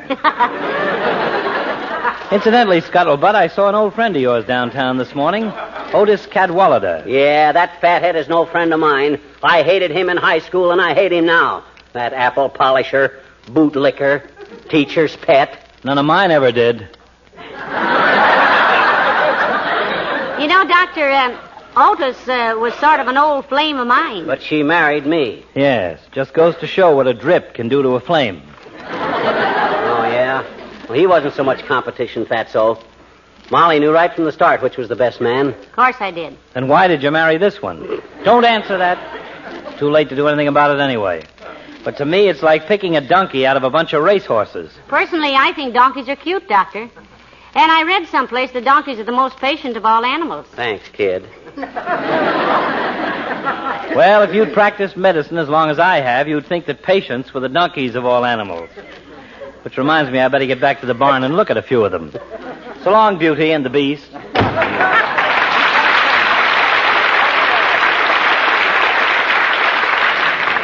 Isn't he a sweet old character? He's old and he's a character. But if he's sweet, we got sand in the sugar bowl. Well, I think he's nice. McGee, would it bother you if I played the piano a little while? Not at all, kiddo. Not at all. Go right ahead. I love to hear you play the piano. All right.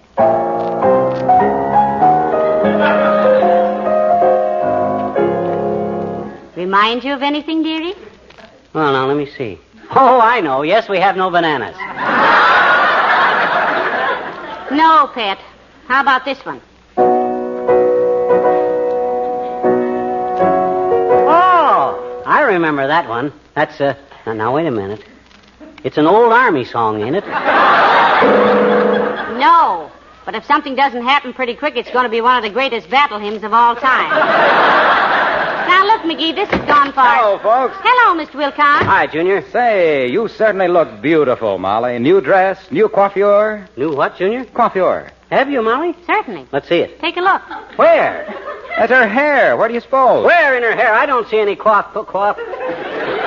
What was that again? Coiffure, dearie. That's a French word, meaning you'll keep coming back to us because you'll never be able to comb it this way yourself. Say, now that you mention it, Molly, I notice you're doing it up different. Looks very chic. Well, thank you very much, sweetheart. You say the nicest things to me, if you're prodded hard enough. Say, Molly, I saw an old friend of yours downtown today, Otis Cadwallader. Yes, I saw him too, Mr. Wilcox. Say, Molly, didn't he once fling a little woo at you?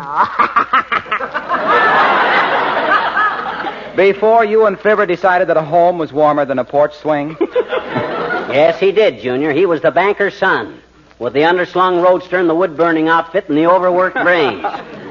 He was such a heel, they say O'Sullivan once sued him for infringement. Oh, now, McGee, Otis was a very nice boy. Though I'll admit I was rather impressed by that big shiny car of his. Well, naturally. Women love to see a well-kept, gleaming automobile. Ladies and gentlemen, will those of you who know what's coming next please jiggle the ground wire of your radio?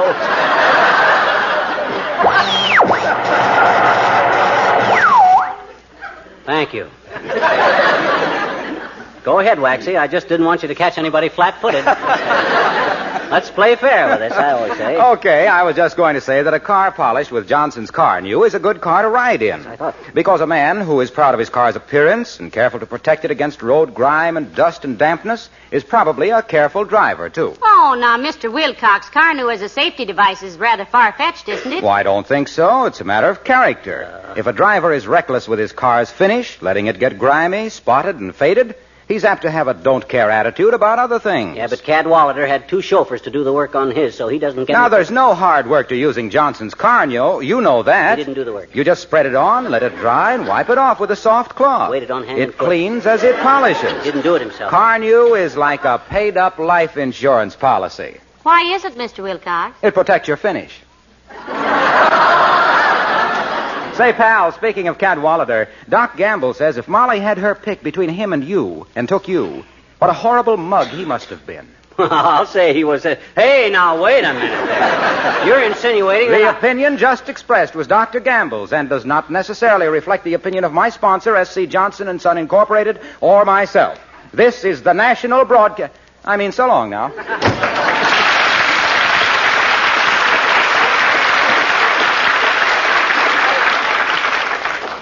Well, dearie, I suppose I might as well go upstairs and put my new dress away. Yeah, might be a good idea. Unless you think we might be going out somewhere tonight. Such as where? Oh, I don't know. Maybe to a restaurant or nightclub or someplace. Nah, let's save that for some special occasion. Like maybe our anniversary or something. Yeah. Mm-hmm. You know what day this is, don't you? Sure, Tuesday.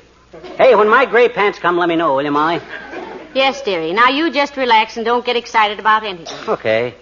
A-hinting we will go, a-hinting we will go, ta-da-ta-da-ta-ta-ta-da, a-hinting we will go. A-hinting we will go. Funny how that brogue of hers hangs on. I remember one time... Come in. Hi, mister. Oh, hi there, Teeny. Say, I haven't seen you for a long time. Where have you been the past few weeks? Cut for time. Oh. Well, it's nice to have you back, sis. I was afraid... Hey, what you got on your finger there? Hmm? Oh, this is a cigar band, mister. Willie Toops put it on my finger. We're engaged. You are, eh? Hmm? I says you are, eh? Are what? You're engaged to Willie Toops. Gee, how'd you know, mister? Did Winchell carry it?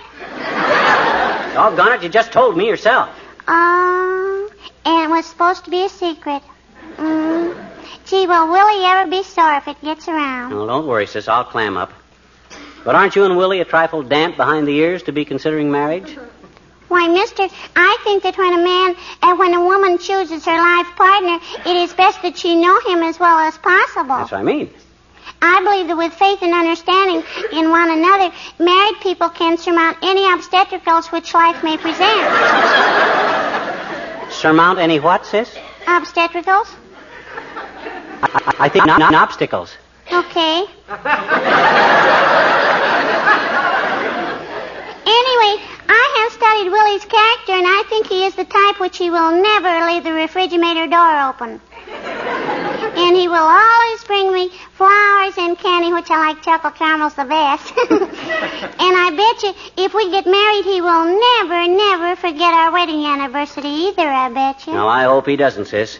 If there's anything a man can do that'll put him in the doghouse quicker than anything else, it's forgetting his own wedding anniversary. I'll say. When's yours, mister? When's my what? Wedding anniversary? Oh, not until a long way long about in... Ooh. Oh, my gosh. May the 28th. So that's what... Ooh. Hey, mister, what you doing? What you banging your head against the wall for? Go away, sis, go away. And tell Willie to get your wedding tattooed on his thumb, your wedding day. Oh, if I ain't a dope.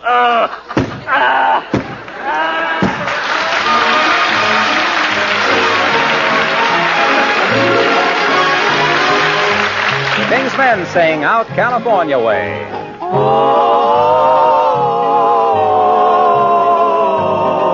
made up my mind to go where I'm always going to stay.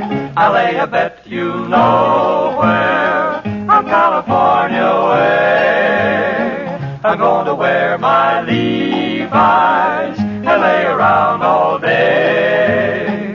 My life I'm gonna revise on California way. Got a rope and a saddle that I've learned how to straddle like a old cowhand. I can walk pigeon-toed, I got a sob in my yodel for that sunny wonderland. I'm feeling mighty dreamy. I know I'm going to stray, and then you're going to see me from California way. Got a 10-gallon Stetson, a guitar, took a lesson, got a cowboy vest. Now I sing mighty wistful, got a pearl-handled pistol and a craving for the west. The sun'll soon caress me. Hi-yippee-oh-ki-yay. So, ho, partner, just address me out California way. Out California way. Out California way. Out California way.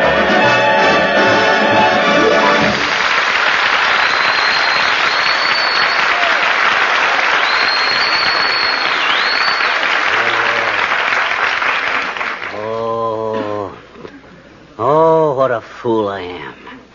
Oh, what a cad. What a rotter. What a thoughtless, selfish, inconsiderate bounder. What a stupid oaf. What a callous jerk. What a mean, narrow, nasty, ingrown egotist. Why, come in.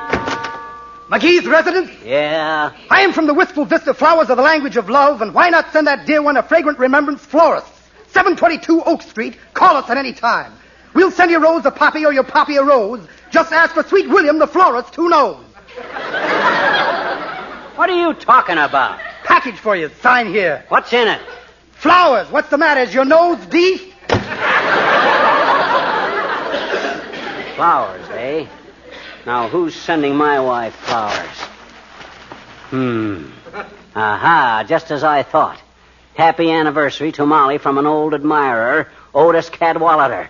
Why, that rat. I'll fix him. Where's my fountain pen? Now then. Dear Molly, many happy returns of the day. Your loving husband, Fibber. I'm a dirty, underhanded thief, but anything's fair in love. Hey, Molly. Oh, Molly. Yes, McGee? Package just came for you. Package for me? Yeah. What on earth is that from? I wasn't expecting it. What is this? Flowers. Looks like it, kiddo. Heavenly days. I wonder who... Oh, dear. Oh, what magnificent roses. Look, McGee, aren't they beautiful? Who sent them? Read the card. I'll bet I know. Dear Molly, many happy returns of... Oh, McGee, you shouldn't have done it. Oh, you darling. You did remember our anniversary. You were fooling me all the time. My gosh, you don't think May 28th is that unimportant to me, do you, baby? I'll admit it was kind of a cruel joke, but look. Get back into that wonderful new dress, and we'll have dinner at the Bird of Paradise nightclub. Oh, I've always wanted to go there, dearie. Fine. They say the food is wonderful. Imagine me at the Bird of Paradise nightclub. Yeah, great place. They give you a bird in the front room and a pair of dice in the back. Well, in that case, some other place might be. Come in. Oh, Mayor Latrivia. Good day, Your Honor. Good day, Molly. Hello, McGee. Hi, Latriv. Congratulate us, boy. This is our wedding anniversary. Well, I most certainly do congratulate you. When I get home, I shall drink a toast to a lucky man and a courageous woman.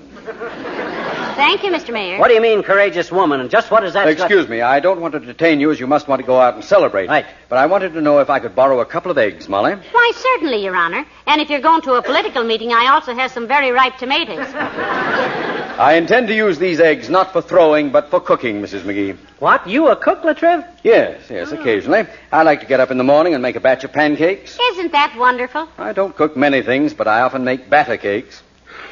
You make what? Batter cakes. Not than my wife, you don't make better cakes. I didn't say anything about your wife, McGee. I merely said that I often make batter cakes. If they're not better than mine, whose are they better than? They're not better than anybody's. I was only trying Well, if they're not better than anybody's, what are you bragging about? I am not bragging. Good heavens, there are any number of prepared mixtures that one Prepared could by whom? Well, by whatever company that puts it out, naturally. You mean when you have company, they got to make their own batter cakes? By George Latrivia, if your hospitality... I didn't say I made my company make their own hospitals. My own batter cakes makes... Look, I would own it. Now, don't get excited, Mr. Mayor. Heavenly days, if you want to sit around and ask your guests to cook their own breakfast, I'm sure it's... I tell you, I don't sit around on my own guests. I mean, when I start greasing a greedle, greasing a grundle, a gradle, when I make batter cooks, cook-a-bakes, cakes, you would have not... Wasn't it enough to...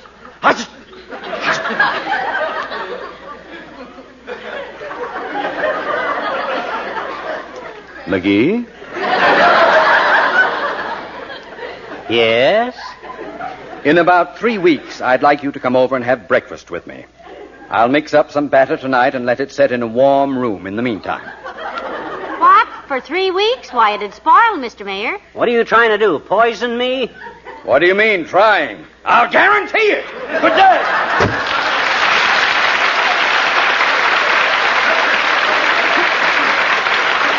Well, come on, Snooky. Let's go. Get into your burlap and we'll do the town. Come on, let's go. Oh, McGee, I'm so happy. And to think I thought you'd forgotten what May 28th was. How silly of me. You know, Molly, this really wasn't such a sudden idea. This going out for some nightlife. No? No. All day long I've been wanting to take you to a club. Well, isn't that a coincidence? Why? All day long I've wanted to take a club to you. I see what you mean.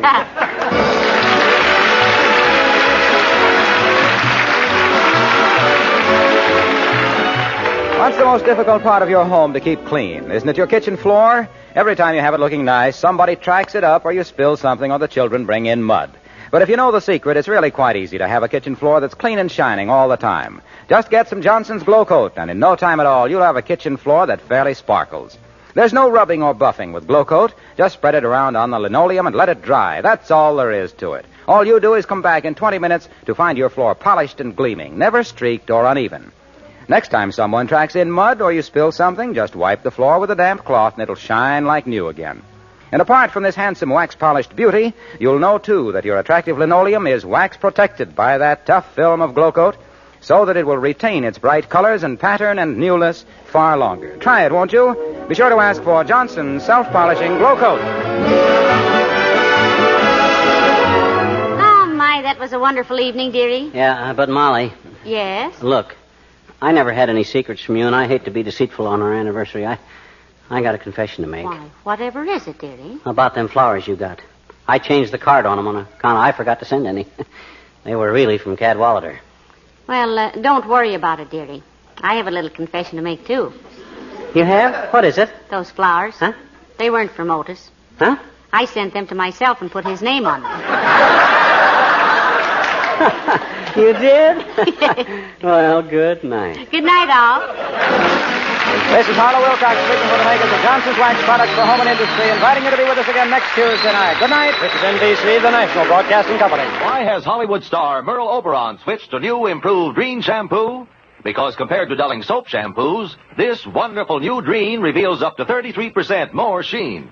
Follow Merle's secret for shining hair. It's new Dreen for Hollywood sheen. Improved Dreen for Hollywood sheen. Your hair can have that Hollywood sheen. The very first time you use new Dreen, get wonderful new Dreen shampoo. Hojo Radio, where the classics come alive.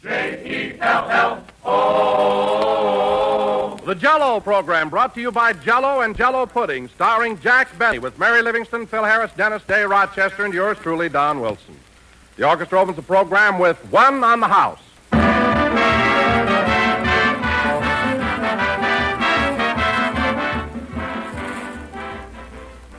J-E-L-L-O, Jell-O. This is the name, friends, that for years has identified America's favorite gelatin dessert. Jell-O is a trademark, the property of General Foods, and your assurance of delightful quality and flavor. Today, as always, Jell-O comes to you in that same familiar red-lettered package. But the Jell-O inside that package is new and different. Jell-O that hits a new high in flavor. Jell-O that is more delicious than ever before. By means of a new Jell-O process, Jell-O's tempting, tingling flavor is locked in. Yes, locked right into the tiny Jell-O particles. And that means extra goodness. More pleasure for you in every gay, shimmering Jell-O dessert you enjoy. Let your next package of Jell-O prove it. Open the package. Notice that there's no telltale aroma, no sign of escaping fragrance and flavor. Then dissolve the Jell-O and notice how Jell-O's captive goodness comes pouring out in a rush of richness. Get several boxes of Jell-O tomorrow. The package is just the same, but the Jell-O inside is better than ever, thanks to Jell-O's new locked-in flavor.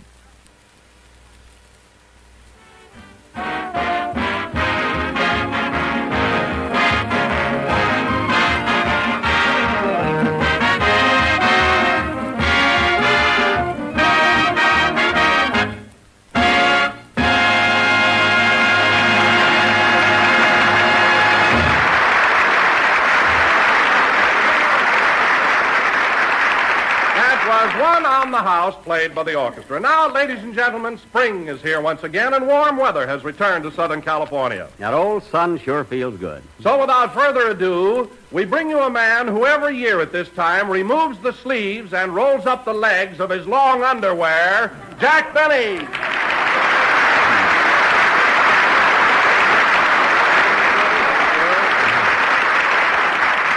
Thank you. Hello again. This is Jack Benny talking, and Don, you're right. When I take off my longies, I feel like a fat lady getting out of a phone booth. You know, Don, spring does something to me. I'm so peppy lately. What do you mean, peppy? Well, every morning I jump out of bed at 5 a.m., put on my gym suit, exercise with my 100-pound dumbbells, and then Now, wait a minute, Jack. You mean to say that you actually pick up 100-pound dumbbells? Well, I don't exactly pick them up. I just tug at them. It develops the shoulders. Huh? Well, anyway, after that, I put on the gloves and spar around for about 45 minutes with Rochester. You know, this morning he got in a quick punch that darn near knocked me cold. That's quite a wallop, huh? Well, it's not that so much, Don, but I found out later he was saving tinfoil for the China relief in his left glove. Imagine, we were only doing morning exercise, and Rochester had to put a heavy tinfoil in his glove. Huh? Well, Jack, didn't you have anything in your glove? Well, I did insert a small flat iron.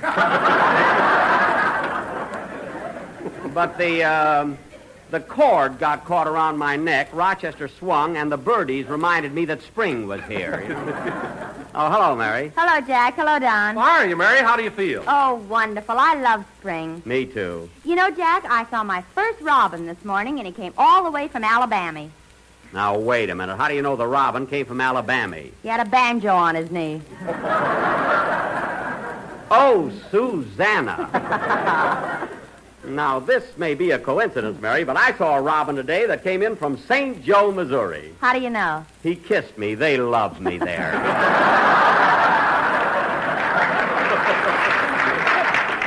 How's that for a nifty, huh? Oh, you're a riot. Where are you getting all the pep lately? Where do you think I'm getting it? It's spring. You know, Mary, in the spring, a young man's fancy lightly turns to thoughts of love. Well, I'll be darned. He's got a glint in his eye.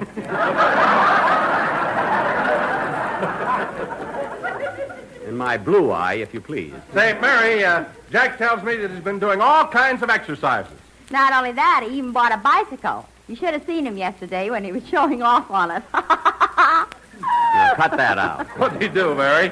Well, I saw Jack riding down Wilshire Boulevard yesterday, and he yelled out, "Hey, Mary, look, no hands." And what happened? He hit a lamppost, smack, no teeth. I just did that for a gag. Anyway, I can take those falls, can't I? You're good for about one more, Daddy. Save it. Don't worry about me. I know what I'm doing all the time. Hiya, Jackson. Boy, do I feel good. Ain't spring the nut?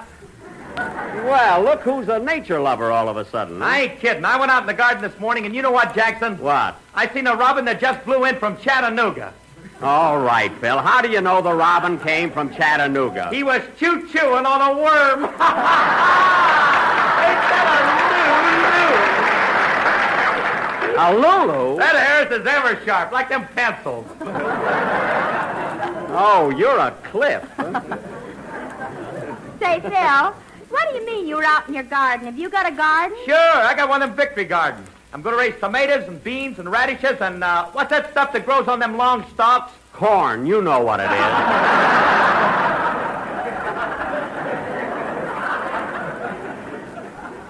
Anyway, Phil, I had no idea you were such a farmer. Jackson, there's nothing like it. You take one of them seeds, you put it in the ground, and the first thing you know, a little green thing shoots up. Do tell. You pull it out, and there's a carrot on the other end. Well. Then you keep on pulling, and there's some potatoes, and then you pull a little more, and there's some beets. And Now, then wait a minute, Phil, wait a minute. Vegetables don't grow on top of each other like acrobats. But congratulations, anyway, on your love for the soil. Well, it's about time for a song, I guess. Where's Dennis? Here I am, Mr. Benny. Boy, spring is sure here, all right. You know, I saw a robin this morning that came all the way from... Dennis, we don't want any more robin gags. We've had enough. Oh, let him tell it, Jack. Yeah, this one struck me as rather amusing.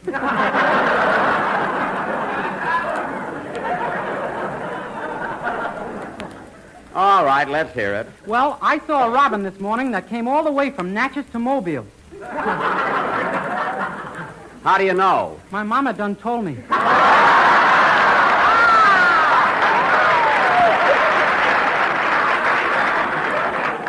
Say, that was all right. Now let's have your song. Yes, sir. And by the way, kid, as long as you mention spring, you better start mowing my lawn next week. Well, I don't think I should mow your lawn anymore. It's not dignified.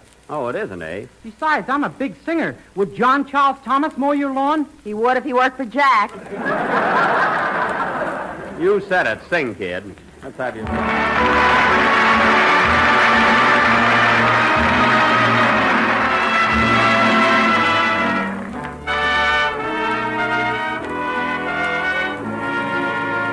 Kiss me again and remember that when you're far away, I'll pray for you. Though I know tonight is the night you leave me, and I can't do much that will help you through.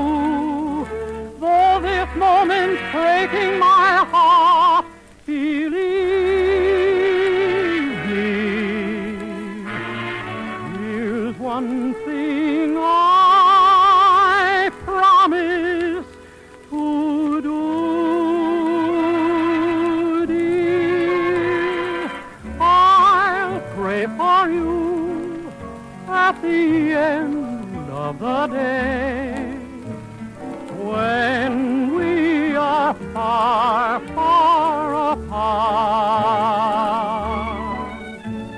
I'll pray for you, and each prayer that I say, darling, will come from my heart.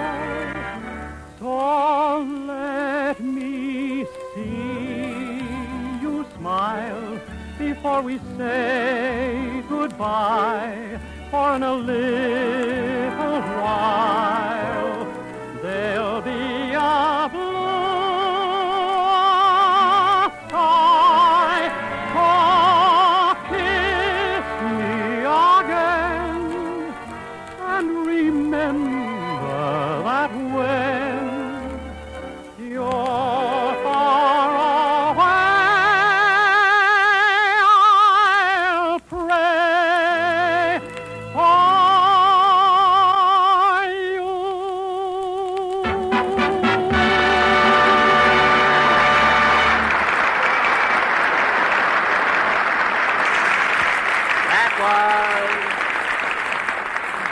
That was I'll Pray for You, sung by Dennis Day. And now, ladies and gentlemen, I would like to announce that next Sunday, as a special treat for grown-ups and kiddies alike, we are going to present a real old-time minstrel show.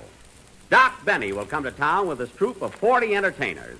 Count 'em, 40. A minstrel show, eh? Yep. Hey, Jackson, can I be the interlocutor? I'm going to be the interlocutor. You can be the tater if you want to. Now, fellas, this is the real thing, so I want you all to put burnt cork on your faces. Everybody bring tambourines. And Mary, I want you and Dennis to wear bandanas. But why? Never mind. All right, Don. Bandanas. Oh, Jack, you can't do this to me. You can't do it. Don Bandana. No, Jackson, no.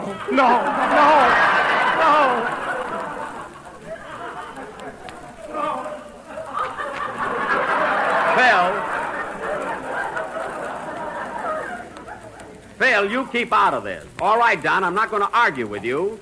Bandana. Now, wait a minute, Jack. I'm always very happy to say that Jell-O is economical and easy to make. But, Don... And I love to tell the folks it's America's favorite gelatin dessert, and it has that new locked-in flavor. Now, Don... But if you think I'm going to stand up here in front of all these people and say that Jell-O is very good with sliced bandanas, you're crazy!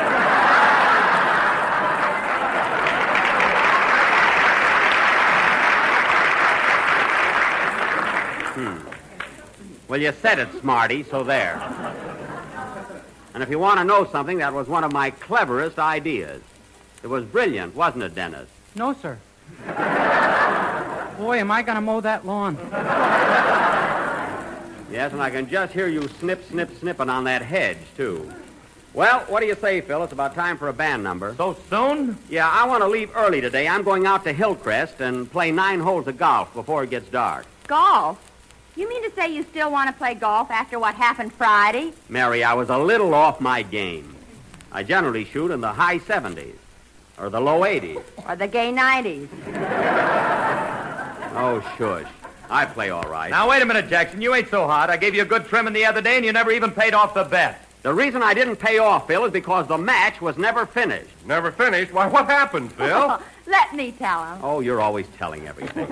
You see, Don, last Friday was a beautiful day.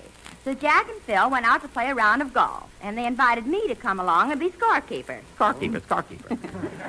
Well, anyway, the boys went into the locker room to change their clothes. So I waited and waited. You know how Jack is. He's worse than a woman when it comes. Now, hurry up and change your clothes, Phil. We want to get out and sock that old ball around. But I haven't played in years, Jackson. Oh, you'll get back in the swing of it. I'll give you a few pointers. Rochester, for heaven's sake. What's the matter, boss? Don't wad up my suit and shove it on the shelf. Put it on a hanger. Well, if I take too good a care of it, it ain't never gonna be mine.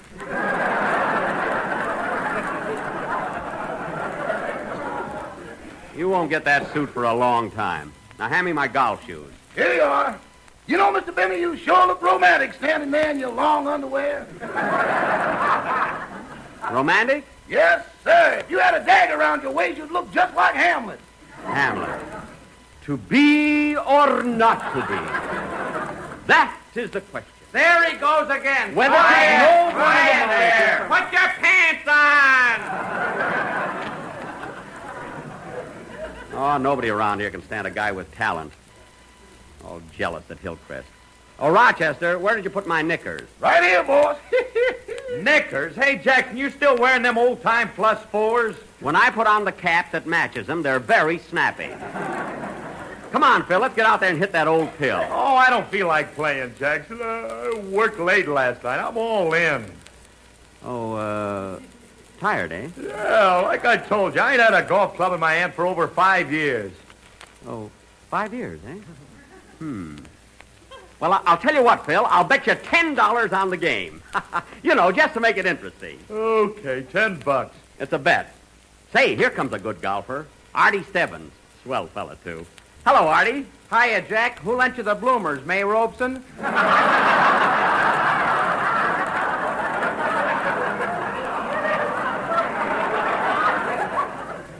These are knickers. What a guy. Always got some corny crack. Well, let's get going. Here's your sweater, boss. Oh, Rochester, I want my old sweater. The one that says, get the chili bowl habit on it.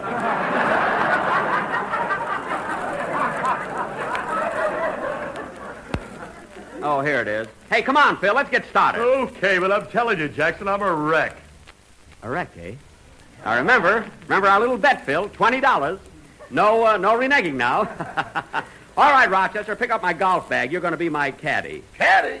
Yeah, what do you expect me to do, leave the clubs here and kick the ball around the course? I wouldn't know, boss. The game I play only involves 3 moves. Get down on your knees, shake gently, and wish them a happy landing.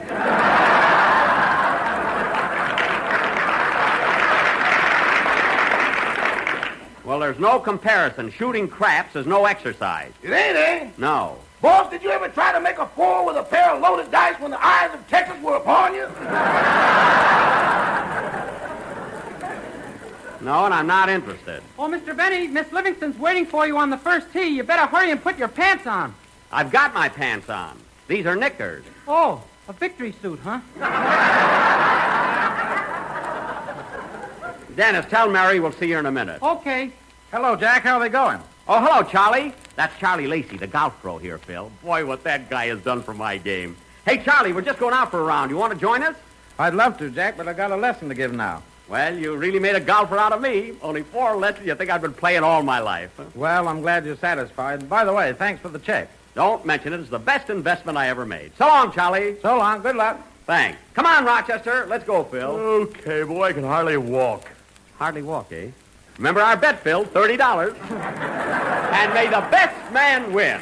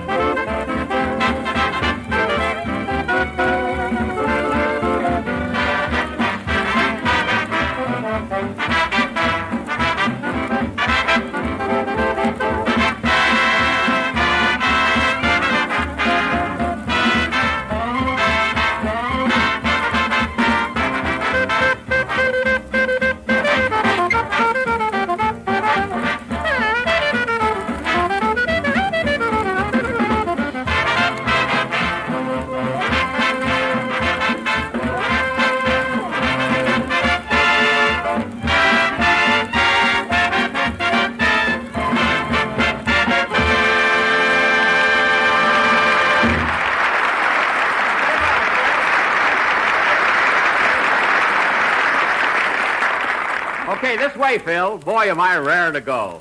Hiya, Mary. Sorry we kept you waiting. Well, holy smoke. Get a load of those old-fashioned knickers. These knickers are all right. And that cap hanging over one ear. You look like Jackie Coogan in The Kid. All right. Come on, let's play. You shoot first, Phil. Okay. Here's your driver, Mr. Harris. Thanks. Stand back, everybody. If you don't mind a suggestion, Phil, you're standing too far away from the ball. Look, Jackson, let's get it over with, will you? 4. Wow, look at that ball go. Look at it go. Look. 250 yards at the most. Can't understand it after the awful life he's led.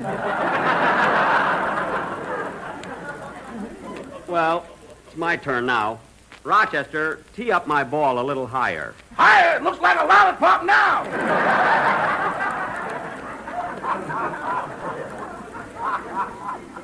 I guess it's all right. Well, here goes. Quiet, everybody. 4.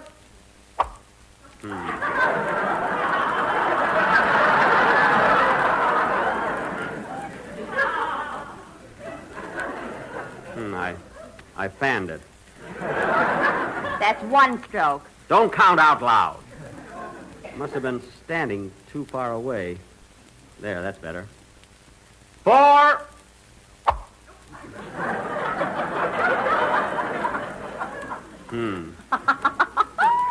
Darn it, another fan. I guess I'm holding the club too tight. Well, I'll get it this time. 4.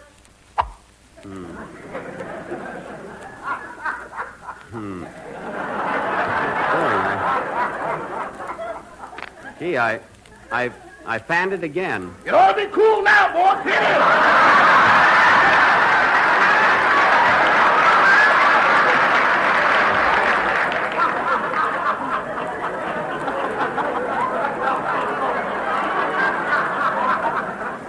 How can I hit her with all these interruptions? Everybody yelling and screaming at me. Now, here goes. Four. What are you foreign about? There are some people standing down there on the green. Well, you won't be there till Labor Day. Oh, yeah? Well, watch this. 4. Wow!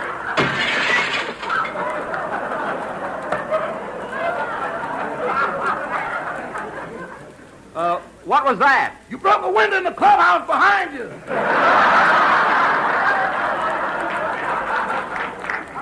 Gee, I can't get rid of that slice. Oh, well, I'll take a 5 on this hole. Come on, everybody, let's go. Remember our bet, Phil, $5.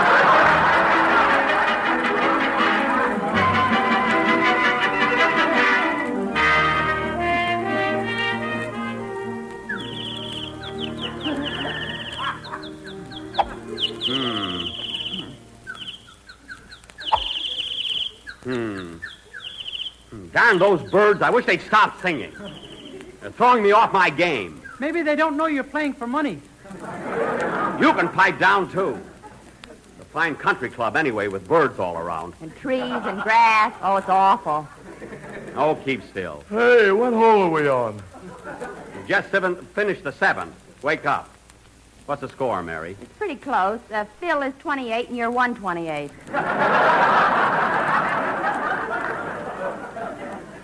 Well, there are 2 more holes. I've still got a chance. I don't like this club. Hand me my spoon, Rochester. You broke it over my head on the last hole. Oh, yes, then give me my brassy. This is the worst game I ever played. Thank heaven it's not for money. Hey, wait a minute. Oh, go back to sleep. All right, stand back, Mary. 4. Oh, darn it, what's the matter with me? What did I do that was wrong, Mary? Should have never left Waukegan.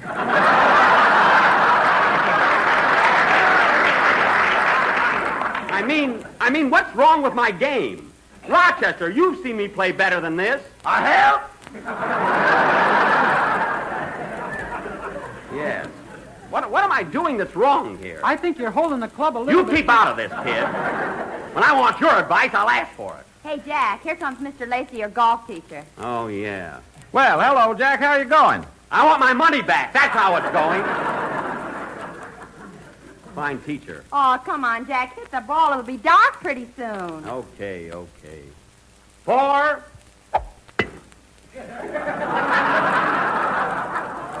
Where'd it go? Where'd the ball go? Here it is by your left foot. Oh, yes. Congratulations. It was by your right foot when you started. You don't have to get cute about it. Pardon me, boys. Do you mind if I go through? Why, no, lady. Go right ahead. Gee, she's pretty old to be playing golf, isn't she? She sure is. How old are you, lady? 83, and I'm wild about Victor Mature. Well, go ahead. Let's see you hit the ball. Take it easy now. Huh?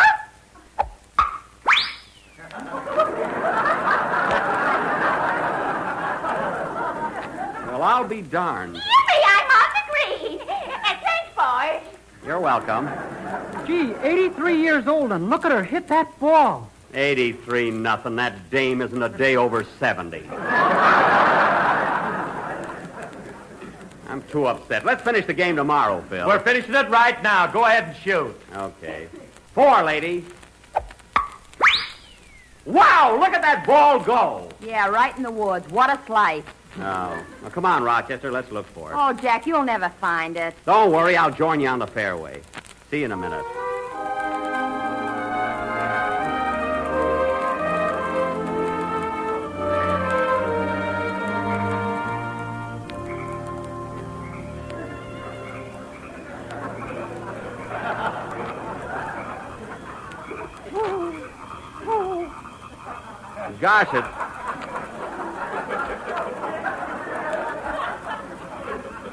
Gosh, it's dark.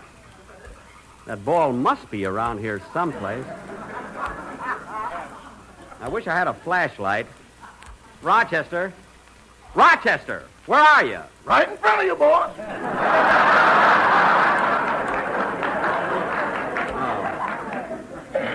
Oh, yes, I thought you were a tree. I know that ball landed right around here. Why don't we go home, get a good night's sleep, and continue the hunt in the morning? We're going to find that ball tonight. Don't care how late it is. Whoop! Well, there it is. There's the ball. No, it's a moonbeam. Rochester, I think if we bear over here to the left, we can kind of... I just happen to remember, boss, this is my night off. I got a date. You can keep your date some other time. We're going to find that ball if it takes all night. Let's see. When I sliced, I think the ball went outside of that bush. Or was it the other side? Rochester, on which side of the bush do you think it landed? Huh? Rochester, I said, on which side of the... Rochester! Rochester! Well, I'll be darned, I'm talking to a tree. Darn that guy, he sneaked away. Rochester, where are you? Rochester, you come back here and help me find this ball. I don't care how... At dinner tomorrow night, here's a dessert that will win a big smile of approval from the whole family. It's jellied plums, a gay, inviting blend of delicious plums and rich emerald lime jello. For delightful goodness, here's a dessert that's really extra special. A beautiful, shimmering dessert that's sure to become one of your family's favorite treats the very first time they try it. Yes, it's wonderfully good, and nothing could be easier to make. Just dissolve 1 package of lime jello in a pint of hot plum juice and water, and chill until slightly thickened. Next, fold in 1 cup of canned or stewed fresh plums. Then mold and serve plain or with whipped cream. You'll say you've never seen anything that could beat jellied plums for bright, attractive flavor. Never tasted anything that could top its marvelous flavor. Make up this grand treat. Tomorrow, get a package of lime jello. But be sure it's genuine jello, because jello's new locked-in flavor is extra rich. This is the last number of the 25th program in the current Jello series, and we will be with you again next Sunday night at the same time. So don't forget to tune in for Doc Benny and his world-famous minstrel show. And before signing off, let me remind you that we can all do our part here at home by purchasing United States defense bonds and stamps. For our friends in Canada, the War Savings Certificate. Buy as many as you can and as often as you can. Good night, folks.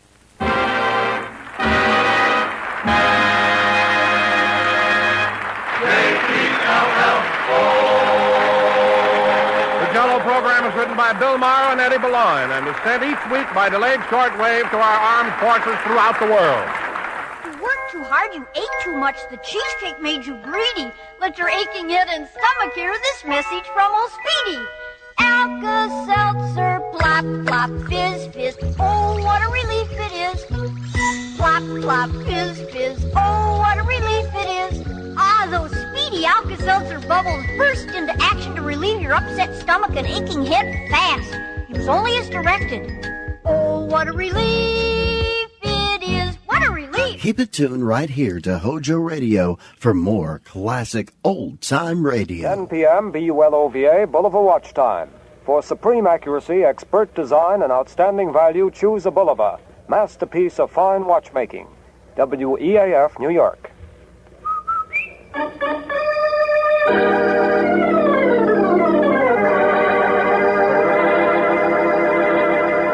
Lever Brothers, makers of Rinso, R-I-N-S-O, Soapy Rich Rinso, presents Boston Blackie, starring Chester Morris.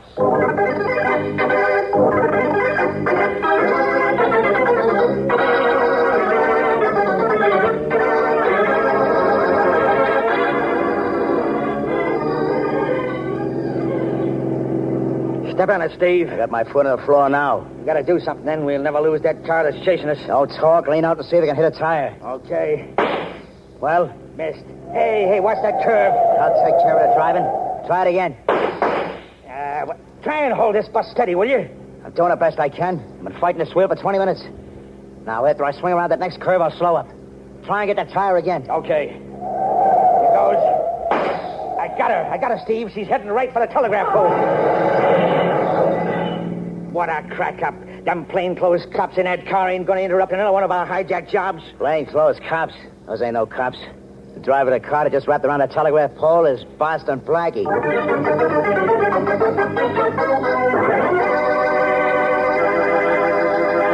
You a moment, we'll meet Boston Blackie. Enemy to those who make him an enemy, friend to those who have no friend. But first, a fashion note for summer. The spotlight is certainly on cotton, and that's not just my idea. I was looking through a couple of those fancy fashion magazines, and every page had something about crisp, colorful cotton dresses, cotton evening things, daytime dresses, and so on. Well, speaking from the man's point of view, I'm for it. Those printed cottons are certainly mighty pretty. And speaking from the soapy rich Rinso's point of view, it's easy as a breeze to keep them crisp and colorful. Rinso's rich suds are gentle and safe for washable colors, leave their bright colors gay and sparkling week after week. And it's so easy to do a Rinso wash. A short soaking, a few quick finger rubs on extra soiled places, and your clothes are ready to rinse. Really Rinso white and Rinso bright, too. So next wash day, be sure you have Rinso on hand to give you a hand. And now, here is Chester Morris as Boston Blackie.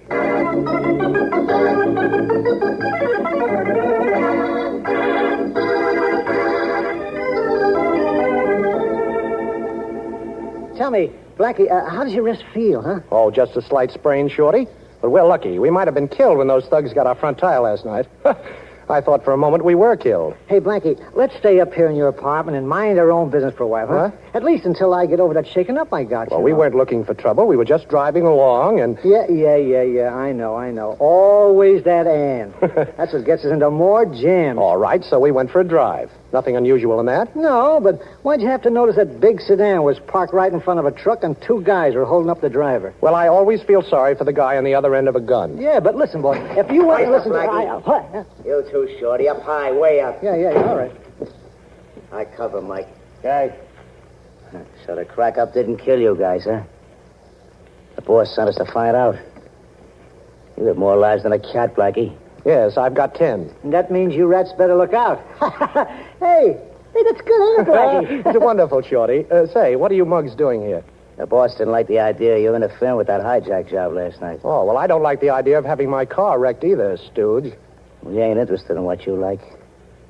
We got a pretty good setup, Blackie. Well, I'm so glad. That's fine. Yeah, we got a lot of meat tied up, and we're getting good prices for it. Well, what do you want me to see me about? What's the catch?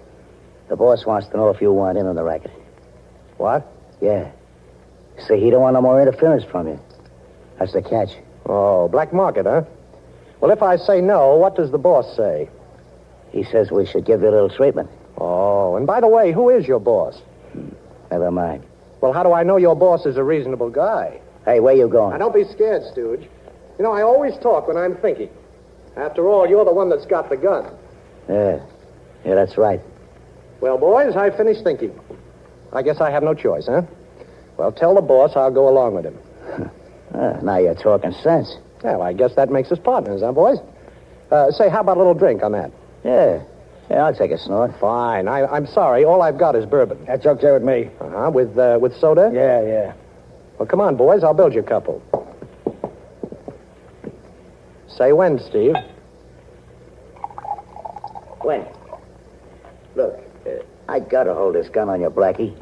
It ain't that I'm impolite. It's just that I'm careful. You flatter me. How much soda? Gee, I never had it with soda before. Really? You haven't? Well, you're going to get it. All right, give it. All right, Shorty, I'll take care of this one. Okay, boss. Okay, I got his gun. Why, you... All right, take it easy, Steve. Now, cut out the nonsense.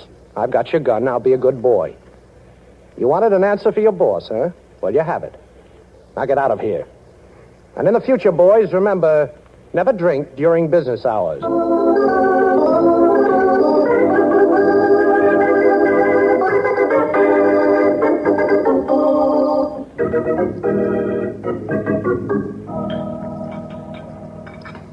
Say, boss, did you know that it was 103 in needles yesterday? That's an enlightening breakfast conversation, Shorty. Thanks. Never mind, I'll get it.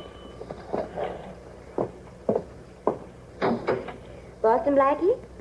That's right. I'm sorry to disturb you so early in the morning. Well, won't you come in? Thank you. Shorty, another cup of coffee for Miss, Parker. June Parker. Well, Miss Parker, you're a charming eye-opener for so early in the morning. Boston Blackie, I need your help.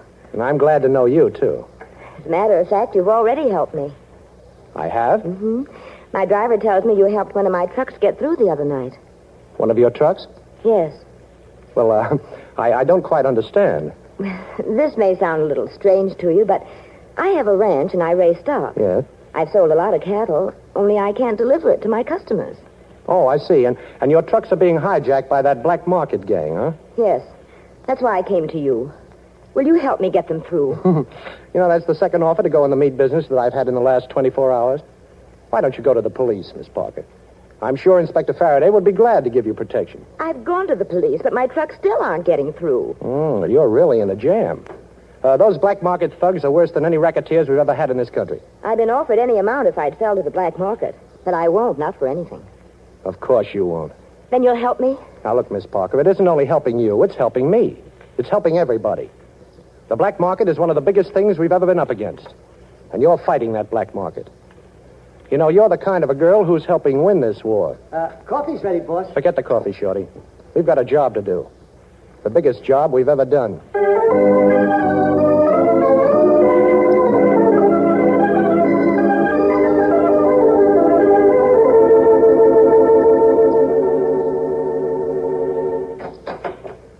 That's you, Matthews? Yes, Inspector. Yeah, I'll be with you in a minute. Got to finish writing this letter. Hey, Matthews, how do you spell stupidity? F-A-R-A-D-A-Y. F-A-R... Hey, oh, it's you, Blackie. I should have known. Matthews can't spell. All right, what do you want here? I don't know. What have you got here? One of these days, we're going to have you here, in a cell. Oh, Faraday, you're nothing but an idealist. You know, I've been lonely. You haven't been bothering me lately. What's the matter? Don't you love me anymore? I love you anyway. I love you like poison ivy. What do you want, Blackie? Well, Faraday, my life has been threatened. I want police protection. You're wonderful. You want police protection, Blackie. Stop Now, wait a minute, Faraday. I'm serious. There's a gang after me, and they're not fooling. Poor little Blackie. I'd like to see the gang that you couldn't handle. What is this, a gag? No, wait a minute. I'm on the level. Blackie, you're breaking my heart.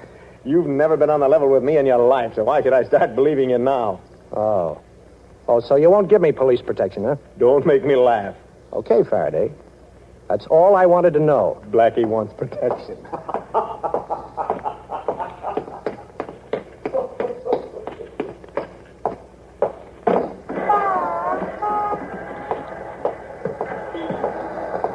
No! Got him, Mike. Help me get him into the car. Come on. Let's get out of here. Boston Blackie's going for a long trip.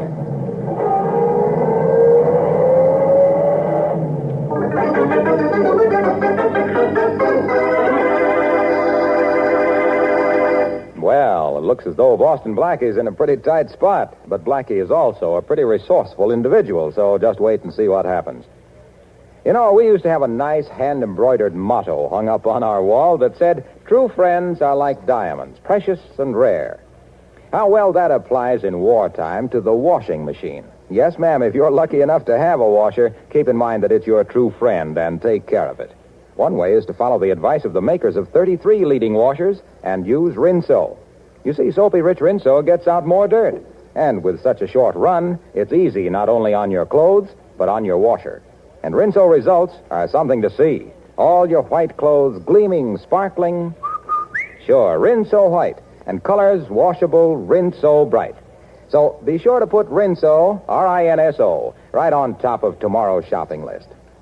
And now, back to Chester Morris as Boston Blackie.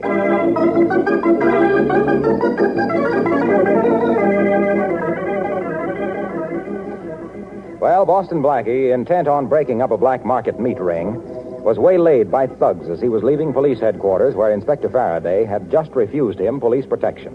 Blackie has been thrown into a car. Hey, Steve, he's coming too. Must be this country air. Stop the car. Okay, let's get this over with. Yeah, I'll take the gag out of his mouth. Yeah, nobody can hear him out here. Yeah, thanks, Steve. I want to get my necktie back anyway. The best one I got. My girl gave it to me. She's a redhead. Says it matches her hair. You know, it's too bad she ain't a brunette. Yeah, you just don't like redheads. Hey, never mind putting on your tie now. Leave it there in the seat and let's get this job over with. Come on, Blackie. Can you talk? Well, what is this, the end of the line? No. This is where we transfer. Okay, boys. What's the score? 2-0, and you're the nothing. Blackie, can you stand up? Well, I'm not so sure. Well, you better stand up while you can, Blackie.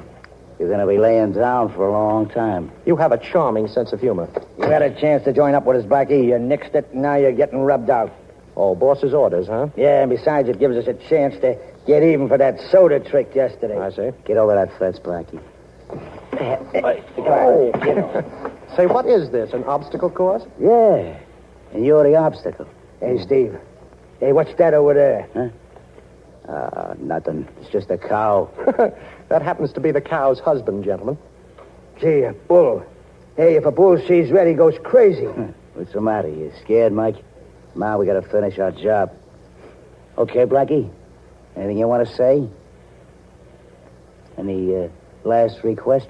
Well, I'd like to start running, gentlemen, if you don't mind, and I'm sure you would, too. What? That bull's coming this way, and fast. Hey, he's after me. Thanks for the gun, Steve. Hey, let's get out of here, will you? Don't worry, Steve. The bull's after Mike. You see, I stuck his own red necktie in his back pocket.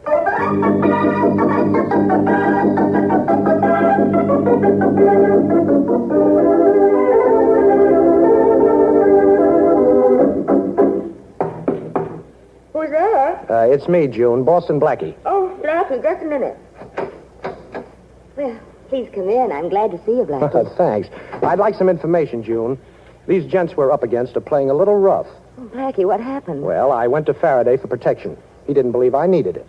Next thing I knew, I was tapped on the head and ended up in a cow pasture playing matador. Blackie. Now, look, June, all I want to know is just one thing. You told me that somebody tried to get you to sell your cattle to the black market ring. I want to know who that somebody is. Well, I can't tell you. I don't know. If you're being afraid, don't be. I'll see that nothing happens to you, and it's also a little bit important that nothing happens to me, too. Now, look, all I want to know is who approached you on that black market deal? Well, some men who said they represented a Mr. George Williams. Williams? Well, who's he? I don't know him. He has a wholesale meat plant on Johnson Street. Yes? But, Blackie, I'd never seen him. Quiet, June. What's the matter? The doorknob, it's turning. Oh. Now, I'll be in back of the door when it opens, but you keep on talking. Okay. But, Blackie, I don't know whether I can go to dinner with you or not. Oh. Okay, drop those guns. Now, drop them fast. I'm right here in back of you. Better drop your gun, too, Steve. Well, you two matadors again, huh? This is getting a little monotonous. How far did that bull chase you this morning? I'm a little fed up with you two guys. June. Yes, Blackie.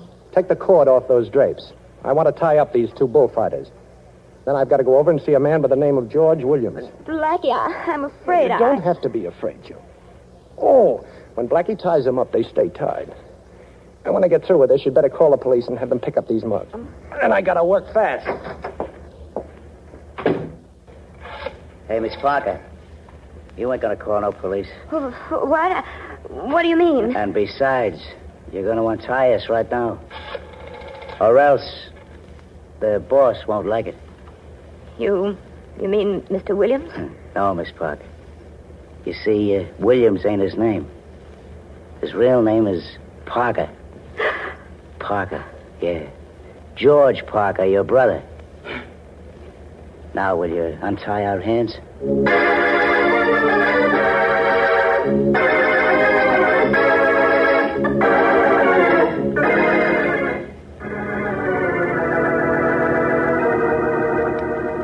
I don't know what you're talking about, Blackie. I operate a legitimate business here. I sell only at ceiling prices. I came up here to tell you I'm tired of being kicked around by those two mugs of yours. And also that you're going to lay off June Parker. June Parker? Who's she? Well, she's the girl you've been threatening. You know, the one that owns the trucks you've been hijacking. But you won't do it anymore. You see, I'm taking you with me. You're taking me with you? That's right. You're going to be my insurance that from now on this black market gang of yours is unemployed. What are you going to do with me? What's he going to do with you? He ain't going to do anything with Faraday, I'm glad you're here. Yeah, I'll bet you are. Inspector, my secretary had the good sense to call you. And I'm glad you got here so fast. Mm-hmm. What's Boston Blackie been up to now? He held me here in my office at the point of a gun, Inspector. He was going to force me to go with him unless... Unless what? Unless I stopped selling meat at ceiling prices and went into the black market. Now, wait a minute, Faraday. That's ridiculous. You know that can't be right. I don't know nothing. Oh, you know a thing or two. You're just being modest. I'm a reputable merchant, Inspector. I've been in business for years. This Blackie person wanted me to make this plant his headquarters for illegal meat sales. Now, Faraday, listen. He claims I pulled a gun on him. I don't even have a gun. It was in his hand when you came in the door, Inspector. With Blackie, that don't make any difference. He can make anything disappear. Thanks. Someday I hope he goes to work on himself. This Williams is head of a black market ring. That's not true. Not only that, but he's got a couple of thugs that have an obsession about my collecting old age pensions. That's ridiculous. Please take Blackie with you, Inspector. I'll prefer charges. Now, wait a minute, Inspector. I know I've tricked you, and we've been playing hide-and-go-seek for years. Go on. But I've never gone back on my word, now have I? That's right. And I'm not going to try any tricks. I just want you to come with me to a young lady's apartment. Oh, now. Now, really, I want you to meet two friends of Mr. Williams. And if I can't prove that my story is true, well, I'll go downtown with you. Now, nothing could be fairer than that. Sounds all right. But then you can make anything sound okay. You want me to see a gal who'll set me right on this whole thing? That's right. Okay, Blackie. I'll give you a chance to square yourself, but remember, this better not be a runaround.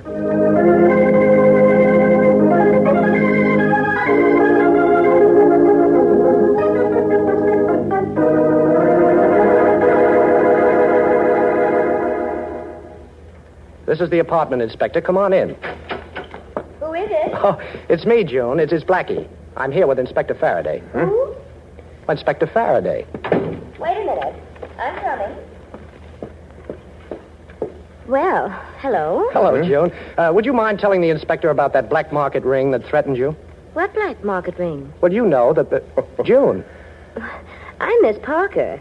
And who are you? That's all, Blackie. I've heard enough. June. Now, what happened to those two men I left tied up here at your apartment? Inspector, who is this man? Don't you know? He says he's a very dear friend of yours. Why, I've never seen him before in my life. And now, will you excuse me, please? Okay, Blackie. We made a deal. This gal who was supposed to explain everything claims she never saw you before. Come on, let's go. No, I can't go with you, Inspector.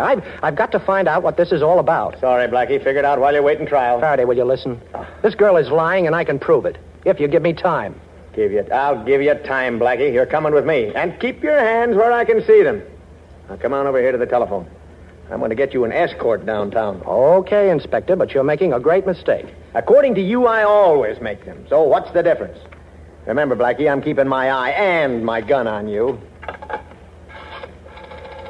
Get me police headquarters. Blackie, stop playing with that telephone cord. You make me nervous. I'm not playing with it, Inspector.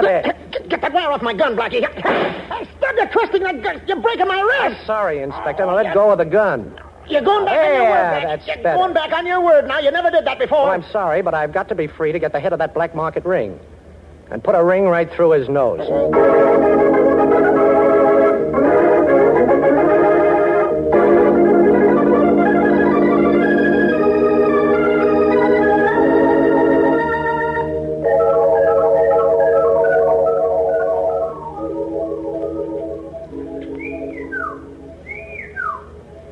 Shorty? Hey, open up, will you, boss? Wait a minute.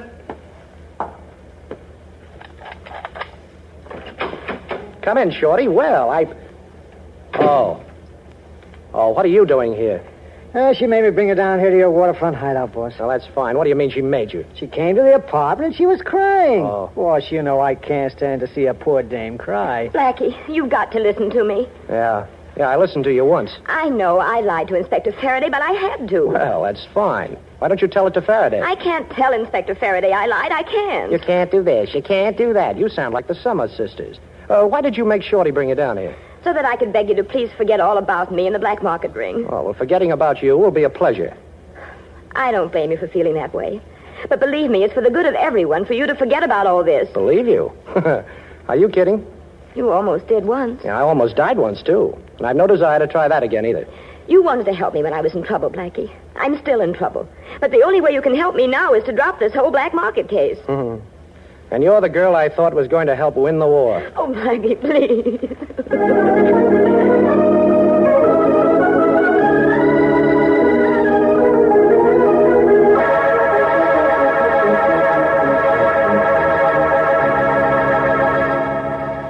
Joan, there's no point in your coming here to see me. But, George, I didn't even know you were here in the city. and then to find out what you're doing. How in the world did you ever get started on this? Just why should I explain that to you, Joan? I can't understand you. And Dad couldn't either. When you ran away from the ranch 5 years ago, you broke Dad's heart. And not hearing from you after that didn't help any. I don't see why you should complain. Dad left the ranch to you, didn't he? Yes, but what else could he do? But it's worked out all right anyway. You've done a good job, Joan, raising good cattle. That's helped me in my business. But black market, George. You call that a business? I don't go for those names. All I know is I'm making money. And incidentally, Joan, it wasn't in my plans that you should know who I am. And it's your own fault that you do. You got mixed up with this Boston Blackie, and I had something to do about it. Well, this is convenient, finding the two of you here together. Boston Blackie. Blackie. Well, now who wants to talk first? You, Williams? I got nothing to say to you, Boston Blackie. Oh, I see. How about you, June? I can't tell you anything. Well, let me tell you then. Williams, you ought to pick smarter stooges. Or I might say you ought to pick a dumb stooge, one who can't talk. You see, Steve talked. With a little persuasion, of course, but he talked. So, Williams, I know that you're really Parker, June's brother. But, Blackie, Now, June, that explains a great deal, too. Of course, you made Faraday very happy by pretending not to know me, but you didn't make me very happy. Oh, please, Blackie, you've got to listen to me. Look, I didn't know that my brother was going under the name of Williams. And when I found out, I was so stunned, I didn't know what to do. Except I knew I couldn't turn him over to the police. Now I know he deserves to be. Swell sister I got, huh? Yes, I think so. Blackie, you said it was very convenient having two of us here. Well, I think it's very convenient having the two of you here. And this gun is very convenient, too. Put them up, both of you. Georgie, did anyone ever tell you what happens to little boys who play with fire? Both of you stuck your noses into my business. June always did, and I'm used to that. And anyway, she's my sister, but I don't have to take it from you, Boston Blackie. Well, you have something there, Georgie. Not to mention the gun. June, would you please leave the room? If I'm right in supposing what your charming brother intends to do with me, it won't be very pretty. George, you wouldn't. Now, please, June, do as I say. But, Blackie, Please, June. Oh, it's all my fault. I got you into this. I didn't know that... Oh, my own brother.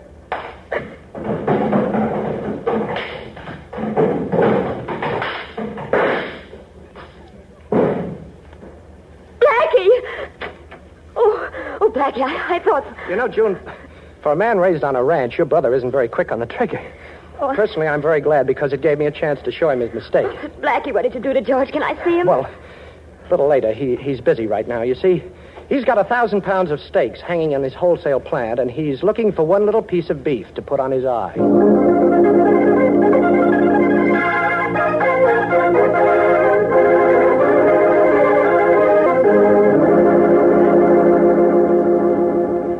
Yeah, Blackie, I guess I'll forget about you going back on your word. Good old inspector. I had a pretty good reason, you know. Yeah, I know. Anyway, you broke up this black market ring, and I get the credit. Thanks. You know, sometimes I find it kind of hard to hate you. Well, keep trying, Inspector. You know you're much prettier with a worried look on your face.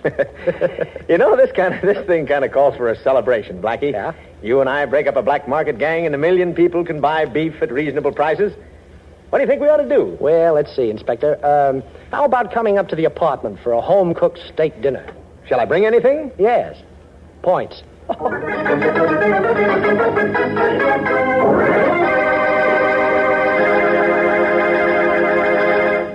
Boston Blackie will be back in just a moment with an interesting preview of next week's program. Meanwhile, let's see now. There are the dishes, the floors, the woodwork, the tiles, sink, windows. Hey, I could keep this up for hours. Listing the jobs that Rinso will make easier for you. Yes, those same soapy rich suds that are such a help when it comes to washing clothes are great for all the soap and water jobs around the house.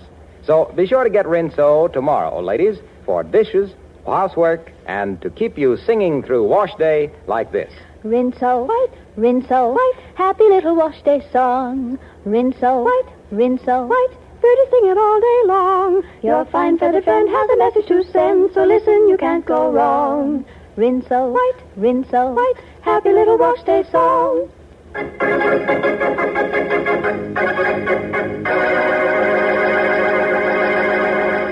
Yeah, Matthews, I know the guy's dead. You said that. Now listen, did you find the gun? Sure, we found it.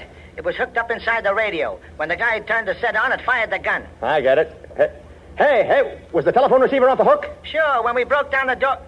Hey, Inspector, how could you know that? Just so happens that's the way a guy was killed in the play I've been watching. Somebody lifted the idea, and I've got an idea who that somebody was. Yeah? Who, Inspector? The man who's backing this play, a fellow by the name of Boston Blackie.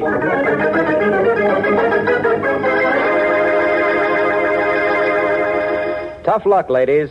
I mean about choice cuts of lamb going back on rationing. Means you've got to be smarter than ever at figuring ways to fix the meals your families want, especially since you don't have as many points as you used to. Well, the smartest thing to do is to get extra points by turning in waste fats. You know, your meat dealer will give you cash and 2 red points for every pound you turn in. So get going. You'll be doing yourself a favor and your country an important service. For used fats are urgently needed for military medicines, armaments, and a host of things so necessary to win this war. Strain every drop into any tin can, no glass containers, please, and turn them in as soon as you have a pound.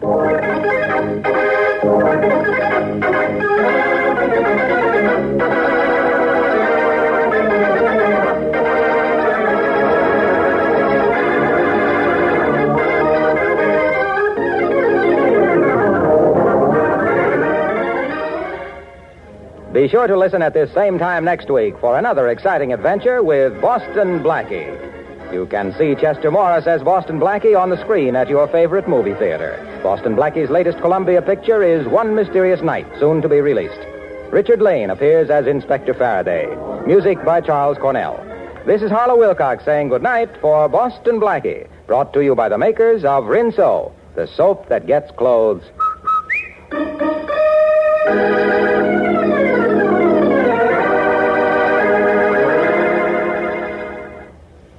And don't forget, tomorrow, when you ask your grocer for the new Rinso, buy a cake of Lifebuoy at the same time. Lifebuoy's rich, purifying lather goes right after dirt and perspiration, leaves you feeling extra clean. So use Lifebuoy daily in your bath or shower. Remember, it's the only soap especially made to stop... Hojo Radio, we're your old-time radio headquarters. Stay tuned. Broadway's My Beat, with Anthony Ross as Detective Danny Clover.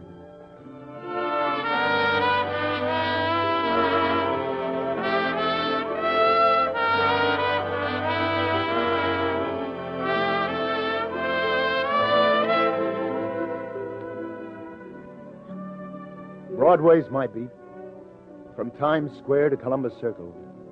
The gaudiest, the most violent, the lonesomest mile in the world, where your safest bet is on the time of day. And even that they'll fix if they can figure an angle. It's not a street, it's a merry-go-round, where you can't tell whether that pretty girl sitting over there in the convertible parked by the curb should be called Dimples or Double Cross. Well, that's the street I'm walking, and I got a little time to kill before I check in at the precinct station house, so I decided to look in at Stillman's Gymnasium, where box fighters work out, and watch the kids spar a few rounds. How's it, Lieutenant? Usual bunch of two-bit gamblers and matchmakers standing around on the sidewalk outside. And upstairs, a mob of guys watching the two practicing. I see a fight manager I know called Jack Siegel. He sees me, too. Hey, Lieutenant, you're up early today. Jack, boy, you're looking good. Hog fat, Danny. The habit of eating. I hear a lot of people speak very highly of that habit in my time. Who are you eating off these days? Is that a way to talk, Danny? You mean what future champion's destinies am I guiding at the moment? Have it your way, Jack. You got a good prospect? You mean you don't know? No. The leading welterweight contender? The best counter-puncher since Joe Gans? The pride of Hell's Kitchen? You don't know? When the day comes that you don't have the latest sensation. Only this time for real, Danny. Look, ring one. The boy in the green jersey and sweatpants. He's a welterweight. He'll make the weight. Hey, you know, I think I know that boy. Terrible Terry Rogan. I teach him everything. Sure, he's got a fight coming up at the Garden this week, hasn't he? And the winner to get a crack at the title. Terry Rogan, is it? You know, I remember him when his name was Rogansky or some such, and he's fighting in the police athletic Yeah, league. that's the boy. Yeah, he's good. I like these quick welders. Well, that's all. He's gone 3 rounds. He's through. You want to say hello, Lieutenant? Yeah, I'd like that, John. So come with me. How you feeling, kid? Okay. some sparring partners you get for me. What's the matter with him? Keeps giving me the heel of his club and the laces. All the time in the clinches, I get string in my mush. So? What do you think Perini will be giving you Friday night? Hiya, Terry. This here's Lieutenant Danny Clover, Terry. Shake hands. Hey, I remember you. Lieutenant Clover, Sure, the PAL fight 3-4 years ago. Sure. I remember you telling me how you was a fighter yourself years ago. Yeah, but You, Danny? This I never knew. You can look it up. Right after the first war, I win 5 fights in a row, and then... Yeah? Then I lose 5 fights in a row. Look it up. Hey, you better get your robe on, kid. Oh, yeah. You want to come back in the locker rooms, Lieutenant? Chew the fat? Yeah. So you're going at the Garden Friday night, huh? Yeah, that's right. Say, Lieutenant, remember that night in the PAL finals? I was just a kid then, Jack, fighting feather. Lieutenant here was in my corner. Hey, what about Friday? You going to take this Perini? Oh, who knows? They were quoting odds yesterday, Danny. Terry's 2-1 to take him. Yeah. You should have seen that PAL final, Jack. It was before I knew how to use my right. I win that final with just my left hand, right, Lieutenant? Oh, now I'm more interested in talking about Friday night, kid. Jack tells me you win, you get a crack at the title. Yeah, that's right. That's great, kid. I know you'll win. I'll be betting on you. You better grab yourself a shower. Oh, yeah. Lieutenant. Yeah? You never can tell about fights, you know, Lieutenant. What's the matter? Well, it's just that I wouldn't want you to lose any money betting. Hey, shut up. What kind of talk is that? You beat it to the shower. Tell Irv to give you a rub down before your legs tighten up. Well, I was on cut it out. Do like I say. What makes you feel any better, kid? I never bet big on the fights. Okay, Lieutenant. Come on, Danny. Yeah. Your boy is not exactly looking forward to Friday, is he, Jack? For a 2-1 favorite. Let's get out of here. I'll walk you down 8th Avenue.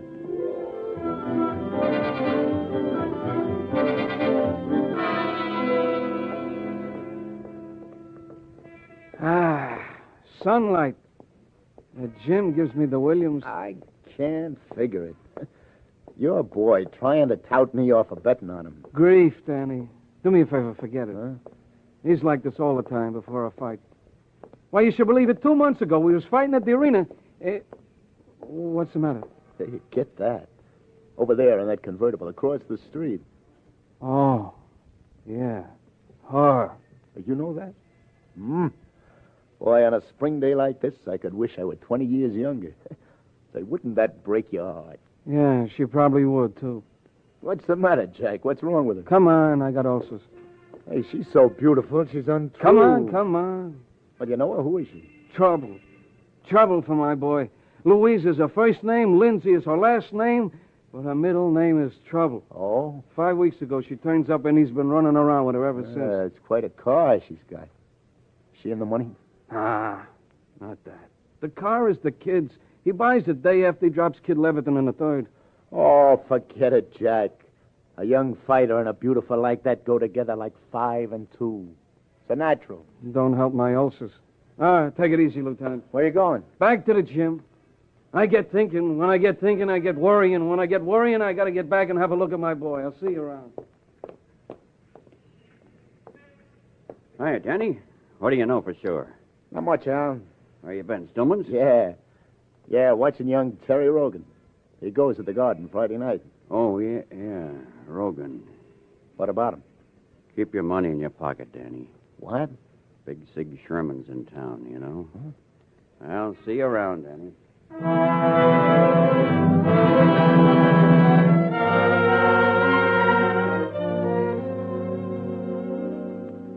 Hello. Hello, I want to speak to Tony Florida. This is Florida. It's Danny Clover, Tony. Are you awake? What time is it? It's a little afternoon. Danny, you know I don't close my club till 4 in the morning. Listen, Tony, wake up, will you? You ever hear of a guy called Big Sig Sherman?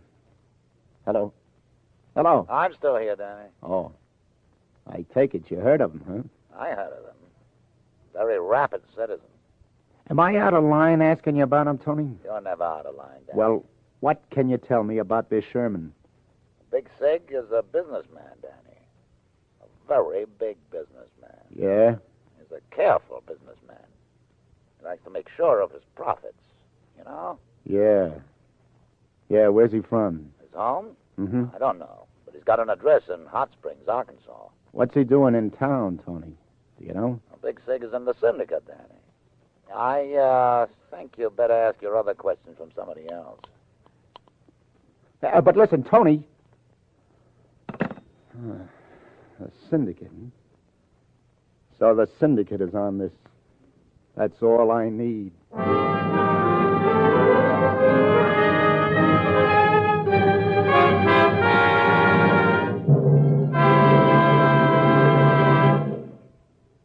We pause to say there'll be laughter on the old Erie Canal and in a modern high school classroom tonight as Helen Hayes stars in the famous comedy The Farmer Takes a Wife on CBS's Electric Theater, and as Eve Arden stars as America's favorite teacher, our Miss Brooks. In The Farmer Takes a Wife, Miss Hayes will be heard as a canal boat cook who has to choose between farm life and the rip-roaring, colorful life she has known on the canal. As our Miss Brooks, Eve Arden will be the object of a raiding party by a rival high school faculty. The bait for her services being a handsome male teacher. On a night known for its comedy on CBS, you'll delight in the expert comedy of these two great feminine stars as the Electric Theater and our Miss Brooks come your way tonight over most of these same CBS network stations.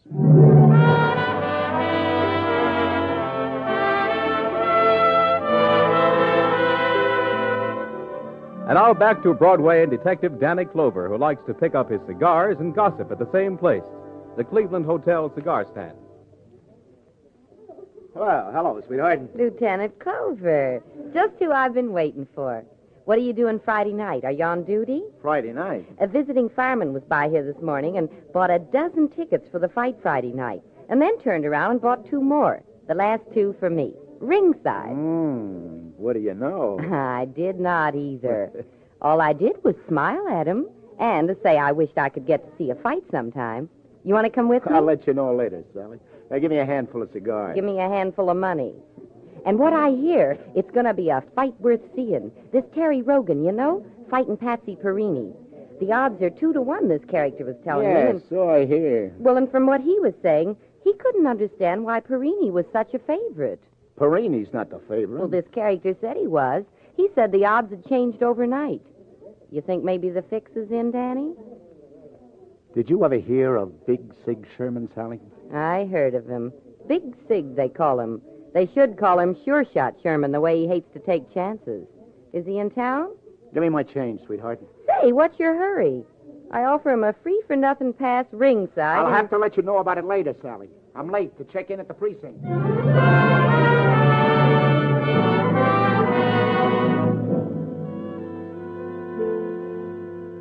What is all this? Assign you to the garden fight? Now look, Clover. I'm sure it's not going to be a square rattle, Captain, unless I can just get the time. I need every man in the squad to work in this narcotics hall, Clover. Look, sir. Yesterday, Terry Hogan was a 2 to 1 favorite. Overnight, the odds switch. Now the other boy is favorite. Same odds. They'll get even longer. That's not evidence. Not evidence. Captain Forster, you hear what I said? The boy was a 2 to 1 favorite yesterday. He's now a 2 to 1 short ender. Odds don't change like that unless something's up. Well, you can see what happened. Whoever put this fight in the tank got big money down here, Detroit, Los Angeles, New Orleans, all over the country. And then somebody talked. The word has gotten around. By fight time Friday night, the odds will be 10 to 1 in favor of Perini, who doesn't figure even to go the limit with Rogan, unless it's a tank job. If you really think there's something wrong, pull in some gamblers and ask them questions. You know enough gamblers. What about your friend, Tony Florida? I've asked enough questions already, sir, to make me feel this fight is in the tank. Now, I can keep it square if you'll just assign me to it till Friday night. Well, it's a waste of time. Oh, it's just 2 days, sir. Tom Donnelly and Donnelly's busy on the narcotics hall, and that's that. And you should be, too, and you will if you don't get out of my office in a hurry. Thank you, Captain.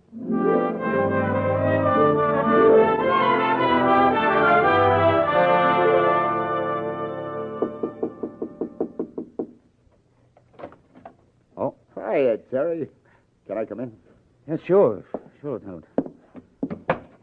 What's up? I'm not supposed to be in bed by now, you know. Yeah, I know. Jack Siegel said he didn't mind if I stopped by for just a minute or two. Oh, yeah? Yeah. You wouldn't know why I came by, would you, Terry? Why, No, I got no idea, Lieutenant. Maybe to tell me to remember my right tomorrow night. Yeah. In a way, that's it. That was certainly some fight that night, Lieutenant. I'm glad you were in my corner. I learned a lot since then. Yeah? Sure, that Jack Siegel, he's one smart manager. He's not too smart for his own good, is he, Terry? What do you mean? Something funny's going on with the odds in this fight, Terry. First, it's 2-1 on you, and well, if you wreck it, I figure it's an overlay at that. Then all of a sudden, since overnight, the odds get twisted around to where you're the long shot. How about that? Oh, well, that's just gambler talk, isn't it? Who knows why these things happen? Yeah. Who knows? Hey, Lieutenant, you don't think I'd do anything crooked, do you? You tell me, Terry. Honest, Lieutenant, you got me all wrong. Who's this Louise Lindsay, Terry? How long have you known her? Now, look, Lieutenant, just forget her. See, keep her out of this. What's there to keep her out of, Terry? Why, what we're talking about. I'm engaged to Louise, Lieutenant. That's absolutely straight. Where's she from? None of your business. She's my fiancée, that's all. Oh, just your fiancée. That's right. We're getting hitched right after this fight, if you want to know. Sure. Congratulations, kid. Get a good night's sleep. I'm sorry if I sounded off a little. Yeah, that's okay. Night. Don't forget to keep your right hand up tomorrow night. Yeah. Yeah. You do that.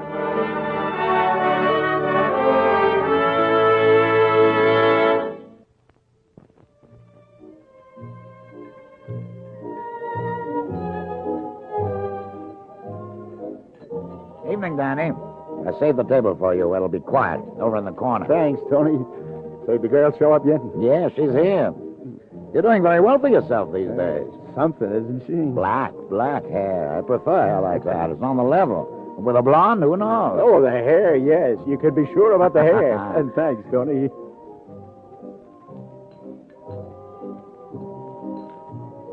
Louise Lindsay? That's right. I'm sorry to be late.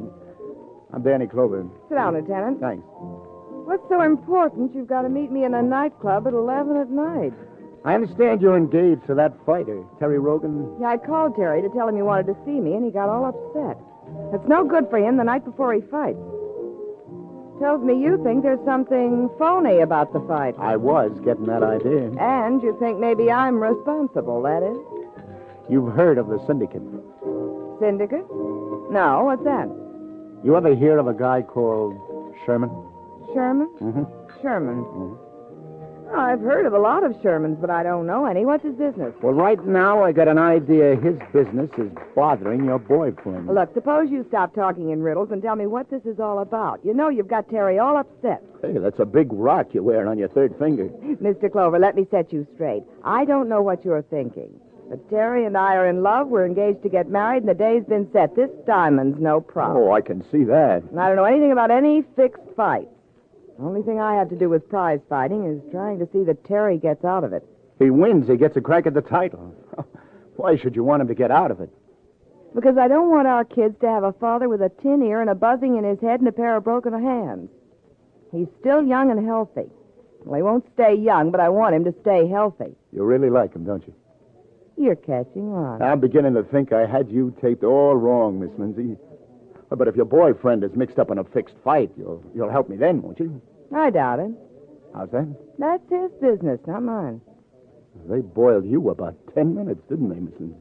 You think I'm hard-boiled. I'll tell you something about me, Mr. Clover. I was born in the hard coal fields of Pennsylvania near Pittsburgh. My father was killed in a mine disaster down there. That was 19 years ago, and I was only 2. My mother had to bring up me and 3 others all by herself. If I sound hard-boiled, that's why. Now, all I'm interested in is getting married to Terry. We're going to buy a little business. Oh, yeah? What kind of a business is that? A dry cleaning business, maybe. Maybe you'll send us your trade. I'll do that, Oh, Miss there Lindsay. you are. I almost couldn't find out where you two were. Jack, how are you? You know Mr. Siegel, Miss Lindsay? We've met. Hey, sit down, Jack. What are you drinking? Milk. What'd you do to my boy? You got him all upset. Yeah. I'm sorry about that. He calls me, nothing will do, but I got to come over here and tell you not to bother Lindsay here. Makes me promise him. Oh, I wouldn't say I was bothering Miss Lindsay. I was just... you want me for something, Tony? Sorry to bother you, Danny. Oh, not at all. Excuse me, Miss Lindsay. What is it, Tony? The man you were asking me about? Oh. Yeah? He just came in with a party. I told Victor to seat him at this table next to yours. He's the big man coming now. Right, Tony. Thanks. Couldn't be sweeter. Right this way, please. Oh, hey, pardon me. You're Mr. Sherman. That's right. Oh, my name's Clover. I've been hearing a lot about you. You come to town to the fight tomorrow night. You could get a reputation for being a pretty curious guy. Oh, no hard feelings. I heard you were in town to see Terry Rogan's fight. I thought maybe you'd like to shake hands with his manager. Here, right here. Jack Siegel. This is Mr. Sherman. Right. Here, and this here is the Rogan's fiancée, Miss Lindsay, Mr. Sherman. How do you do? This the man you were asking me about? That's right. Mr. Sherman, I understand you've been bothering Terry about something. I won't say crooked because I don't know about that, but just don't get him upset. You, Siegel, if you're Rogan's manager, why don't you see to it he don't get mixed up with pancakes like this one? Well, now that you mention it, I think it's a good idea. No, let's all keep our temper. Then tell Big Sig to move his load along. You've got some polite friends, mister. Ain't it the truth? So please accept my apologies, Mr. Sherman. I'll see you around. There's always that chance. Whoever that was, Danny, he got my ulcers going again. Well, I don't know why he should do that to you, Jack. How about it, Miss Lindsay? You want me to give you a lift home? Yeah, I gotten pretty sick of this drum in the last couple of minutes. Oh, by the way, you're going to the fight tomorrow, aren't you? No. I don't like to watch them. Well, then maybe you and I could listen to it over the radio together. Now, wouldn't that be fun? Good night, Jack.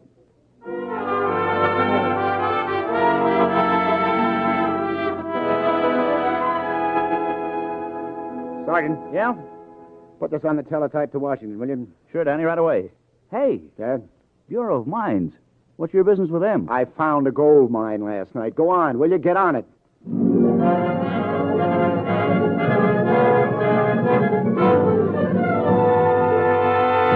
I talked to that guy in Hot Springs, Lieutenant. Yeah? So? So here's all the dope he had on Sigmund Sherman. Give. See. Picked up 3 times for vagrancy, once on the Sullivan hike, once for... Yeah, he's quite a guy. It's never an indictment, much less a conviction. Yeah, let's see. Operated racetrack, 1940-42. Slot machine business, 1940-45. Married, Havana, 1948. That all you need, Danny? Yeah. Thanks, Sarge. Just make sure we keep a tail on him until I say different.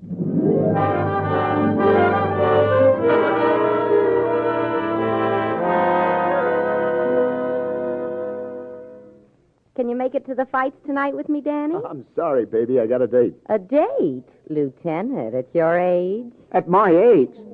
Oh, I say it's business, Sally. No kidding.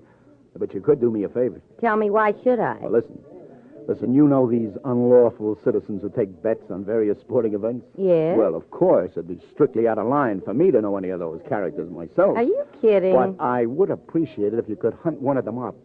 Place a sawbuck with them at the prevailing odds. Okay, a sawbuck goes on Perini. I like Terry Rogan. Well, I don't know him personally, Danny, but didn't you hear? This is a sure thing for Perini. It's all over town. Nevertheless, Sally, do me the favor of placing my sawbuck where it'll do the most good. On Terry Rogan.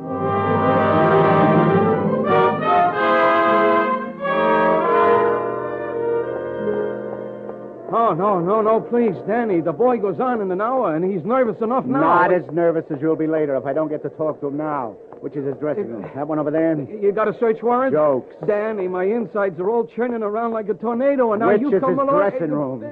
Right here. Thanks, Jack. Look me up after the fight. Please. No. Hiya, Terry. Hey, sit down, kid. I got news for you. Would you mind, Jack? Look, give me a... Oh, why wasn't I an insurance salesman or a bricklayer?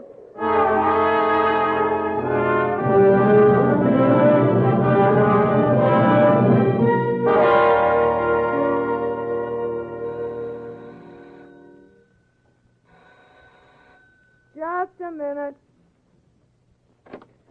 Come in. Oh, it's you. We had a date, remember? Well, now, don't tell me you haven't got a radio. I'm just going out, Lieutenant. I'm meeting some friends until after... Oh, no. You can't do this. You can't stand me up. We made a date, remember? Yeah, but I... Oh, no, goodness gracious. Look, it's after 10 already. The fight would have started. Ah, there's the radio. Hey, don't tell me you weren't going to listen. I turned the radio off. I don't like fights. I don't like to listen. This is going to be a good fight, Miss Lindsay. You may be surprised. And there's a left to the body from Rogan. And Perini takes another to the head, and another and a hard to the body, like a whirlwind. And now Perini's trying to tie him up across the ring, and Terry Rogan gets in the left hook as they break. Yeah, this Rogan's really got killer in him tonight.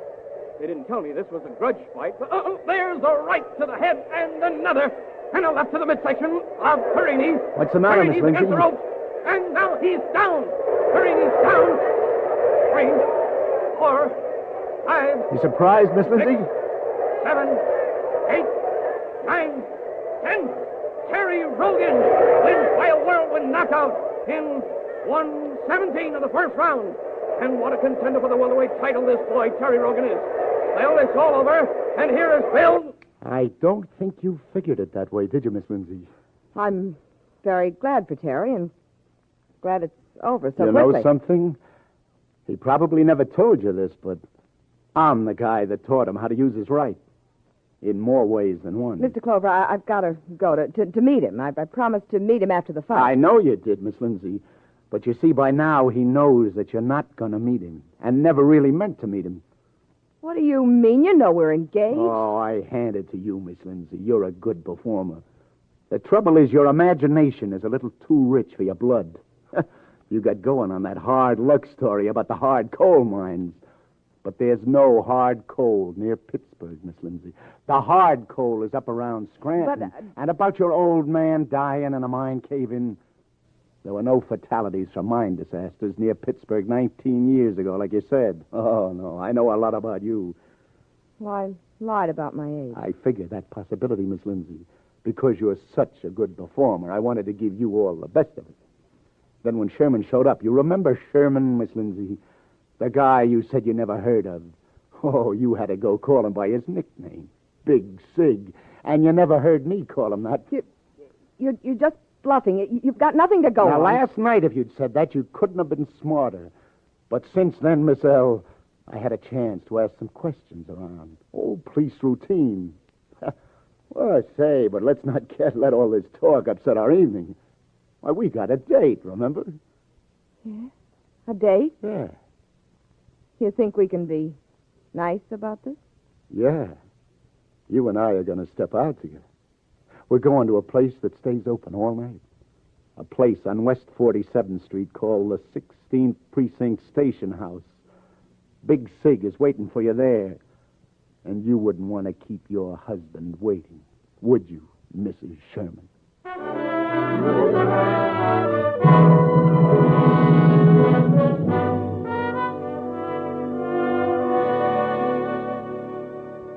Well, good work, Danny. You sure you got a case? Nothing on the kid that'll convict him, but the other two. Yeah, the file we got from Hot Springs ties the two of them up. They were married a year ago in Havana. Yeah, must have been rough on young Rogan. No rougher than it was on me. Had to be the one to tell him. First, he was just sitting there, bawling like a baby, you know? I've seen the girl. I know how he must have felt. Yeah, but that kid's a fighter. I could tell. The tears still wet on his face. He gets down off at the table, and I look at him.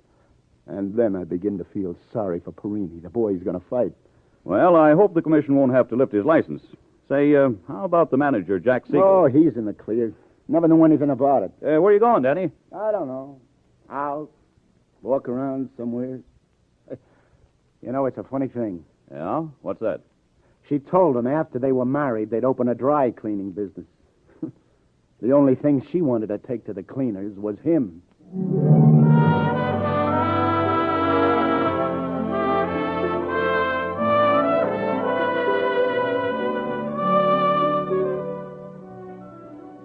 It's midnight on my beat now.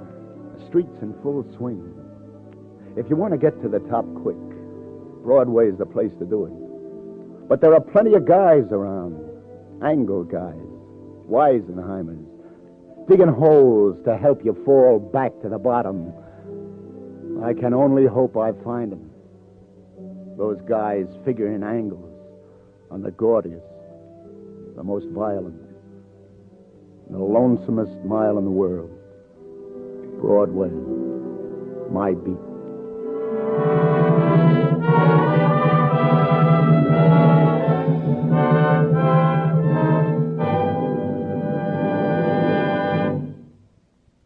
Columbia has just brought you Broadway's My Beat, with Anthony Ross as Detective Danny Clover. Jean Carson was Sally, Julie Stevens was Louise, Bill Quinn was Terry, Gilbert Mack was Terry's manager, and James Goss, Peter Capel, Paul Luther, and Ted Jewett were also members of today's cast. Today's broadcast was written by Peter Lyons and produced and directed by John Dietz. The musical score was composed and conducted by Robert Stringer. This is Bern Bennett speaking. When you suffer from irregularity and take mineral oil for relief, chances are that you get only halfway relief. You see, irregularity is frequently accompanied by acid indigestion, and when this is the case, you need a preparation that combines laxative action with antacid action to bring you thorough relief. Now, plain mineral oil can't do this, but a remarkable preparation called Haley's M.O. combines the correct proportions of pure mineral oil with the finest milk of magnesia. As a result, Haley's M.O. gives you thorough relief. Not only relieves irregularity, but acid upset as well. And Haley's M.O. is so gentle that it's frequently recommended for patients following delicate abdominal operations. When you see how much more Haley's M.O. does for you, you'll be amazed that it costs only about the same as high-grade mineral oil. You can identify Haley's M-O on the package. Stay tuned to Hojo Radio. The most popular sport on Boston's Charles River is rowing in one-man sculls. Or rather, it was the most popular sport, that is, until they took to beating on one-man's skull. Mine.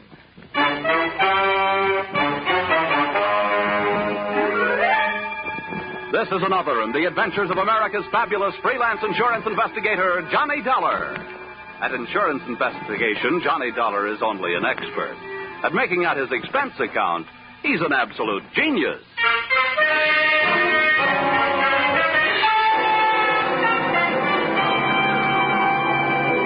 Expense account submitted by Special Investigator Johnny Dollar to Miss Melanie Carter, Pinckney Street, Beacon Hill, Boston. The following is an accounting of my expenditures during assignment as your representative, investigating list of your relatives who might be interested in murdering you for your insurance, or who'd like to rock the old doll to sleep, or the unnice niece and the charming young rat who put the few in the word nephew. Expense account item 1, $5.98, airfare, Hartford to Boston. Item 2, $3 1/4, cab fare, Logan Airport to your residence on Beacon Hill. Who is it? This is Mr. Dollar, the insurance man from Hartford. Good. Just a minute. Come in. An electric latch unlocked the door of your flat, and I stepped through, straight out of this century into the last.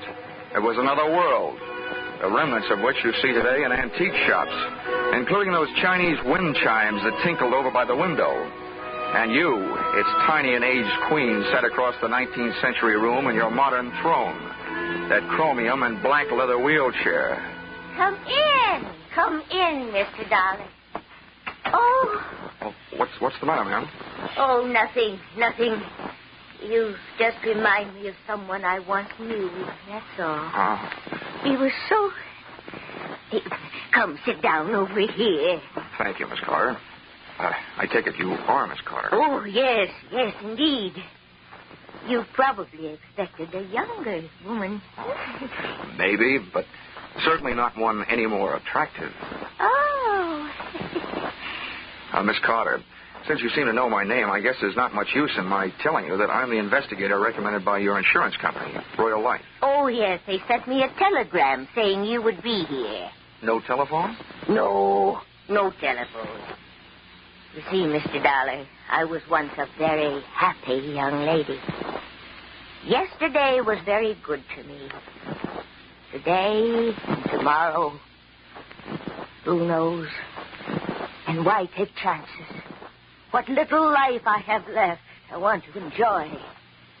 That is why I've sent for you. You mean somebody told you I was an early American insurance investigator? No, my dear. It's just that experience is such a good teacher. Mr. Dollar, many years ago, my husband was murdered for his insurance money by his very own brother. Would you hand me my smelling salts, please? Yes, certainly. Here you are.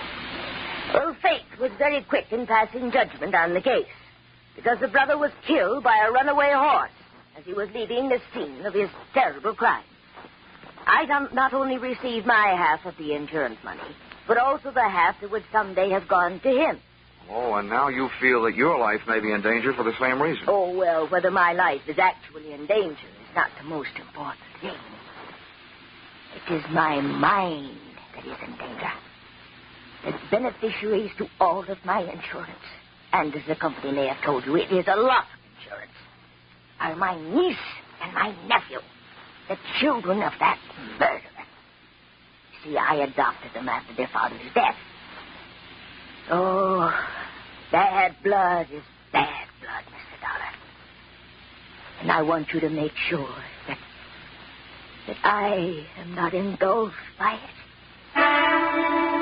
So, with the 2 names and addresses you gave me, written in your precise copperplate handwriting, I set out to give the once-over lightly to the 2 people you were afraid might someday give you a once-over not so lightly.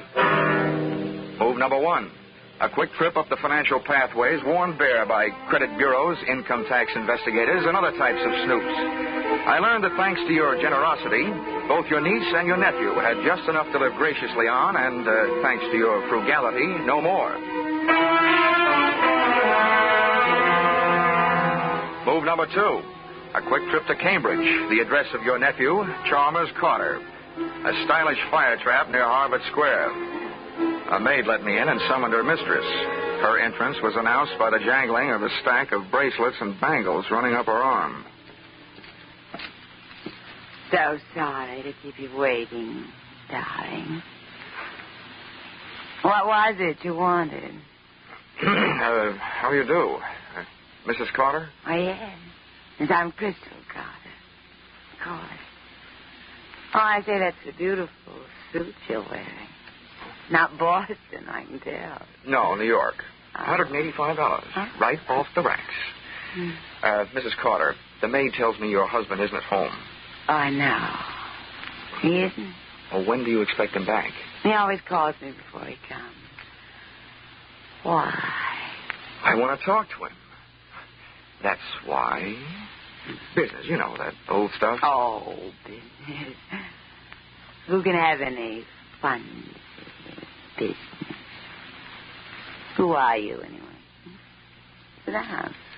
I'm a guy who suddenly knows what the old-fashioned Iceman must have felt like. Huh? Oh. Who are you, I ask? Mrs. Carter, I am what is known in the investment business as a finder. My job is to find money for people who have bona fide projects, but who are short on cash, with which to develop them. Oh, that sounds like a lovely job. It is, when you find the money. You work on a percentage. Now, right now out in California, there's a little man who some time ago bought a lot of oil rights covering a big piece of property. It's right near Newhall, where there's been a lot of gushers coming in. He's got the property. I'm looking for the money with which to develop it. I hoped your husband would be interested. Oil? There's a lot of money in oil. Well, of course he's interested. I'll call him right away. Oh, before you do, maybe I'd better tell you. What I'm looking for is a lot of money. Uh-huh. So unless your husband has a lot available, it'll be no use. Well, he can get it. I'm sure he can get it. He's often told me all I needed was one big chance. Maybe this is it. I know where to reach him on the phone. Where can he reach you? The chance to make a lot of quick money melted the love light right out of Crystal Carter's eyes. And if anything, the money look that replaced it was even wilder. She moved fast. By the time I got back to my hotel, there was a message there telling me where I could find her husband, Chalmers. And her directions took me back into a taxi, back across the Charles River, and move number 3 to the Bayshore Trotting Club, a fancy little track where millionaires who like the smell of stables see how fast they can make horses trot. Chalmers Carter was up there among the rest, in spirit if not in prosperity, sitting in a low-flat grandstand watching the afternoon workouts, knowingly holding a stopwatch in his hand and keeping one eye on a blaze-faced filly who was kicking up the dust in the racing oval, and one ear on me. And as you may or may not know, Mr. Carter, the best thing about an oil investment, the first 27% of your income from it is tax-free. What? Say that again. That's right. The first 27%. Tax-free. Dollar, just how much money do you need? About 120,000 should do it. 120,000, huh? All right, I'll see what I can do about it. What did you say about 120,000, Carter? George. When you get your hands on 120,000, Chalmers, don't forget the 500 you owe me. Move number 4. A quick trip back across the one more river I seem to have to cross, the Charles, to a pompous little apartment on Bay State Road, where I found your niece, Sophia. Very pretty, but very stuffy. Your proposition interests me. However, I would naturally first have to check everything very closely with my business advisors. Oh, naturally. This first visit is only to find out whether you are interested and whether you do have money immediately available. Immediately? Yes. I see. Very well. I think it can be managed. Then, having made those moves, I was in a hurry to move you out of the way, which led me straight back to your flat on Pinckney Street, Beacon Hill.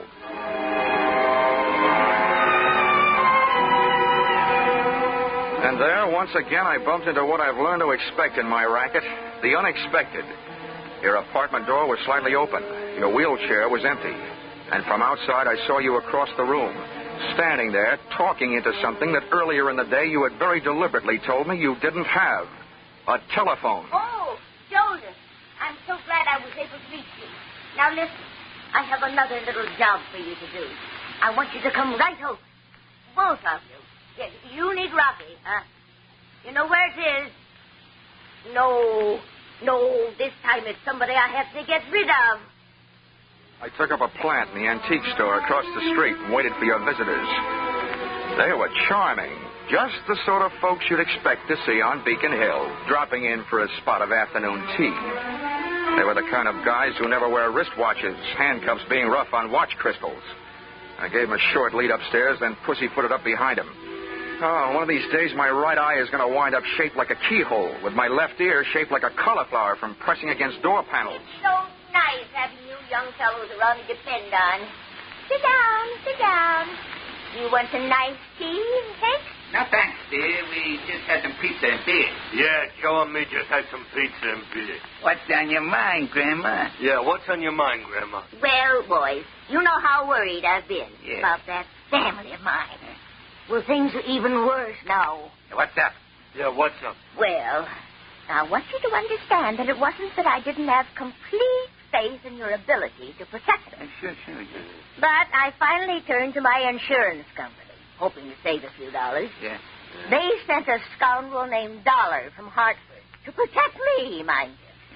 And do you know what he did? No, what did he do?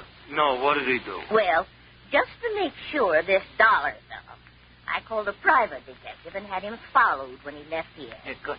And that detective told me that Dollar went to Sophia and my nephew Chalmers and is trying to entice them to kill me for my insurance money so they can buy some phony oil stock he's trying to sell them.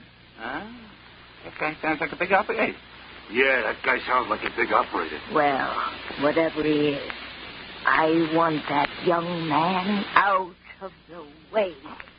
Grandma, dear, you don't really mean out of the way. That's exactly what I mean. Joseph, I see something I don't like very much. What is it? Some shadows moving around under the edge of the front door. Well, what are we waiting for? Yeah. Come here, you.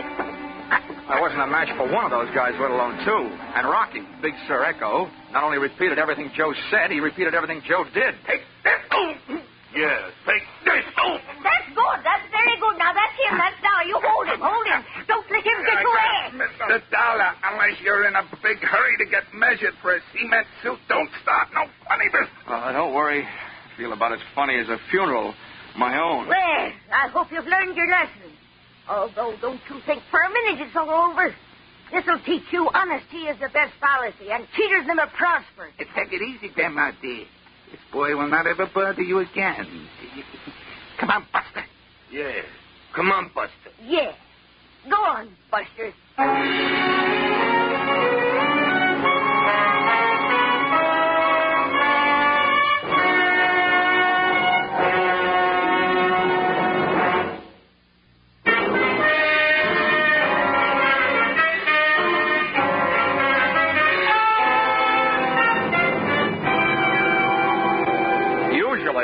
people are taken for a ride, at least it's a free one. However, Joseph and his friend Rocky didn't feel that way. So, expense account, item 3, $1.20, cab fare, up Tremont Street toward Boston's South End. The three of us sat packed in the back of the taxi with me in the middle, and just as we passed King's Chapel burying ground, Rocky and Joseph suddenly felt the urge to be alone with me. Hey, driver, crank up your window. We wish to be in private. As it happens, I can't. The crank fell off. Yeah, you and your lousy cab. Yeah, you and your lousy cab. Well, step on it.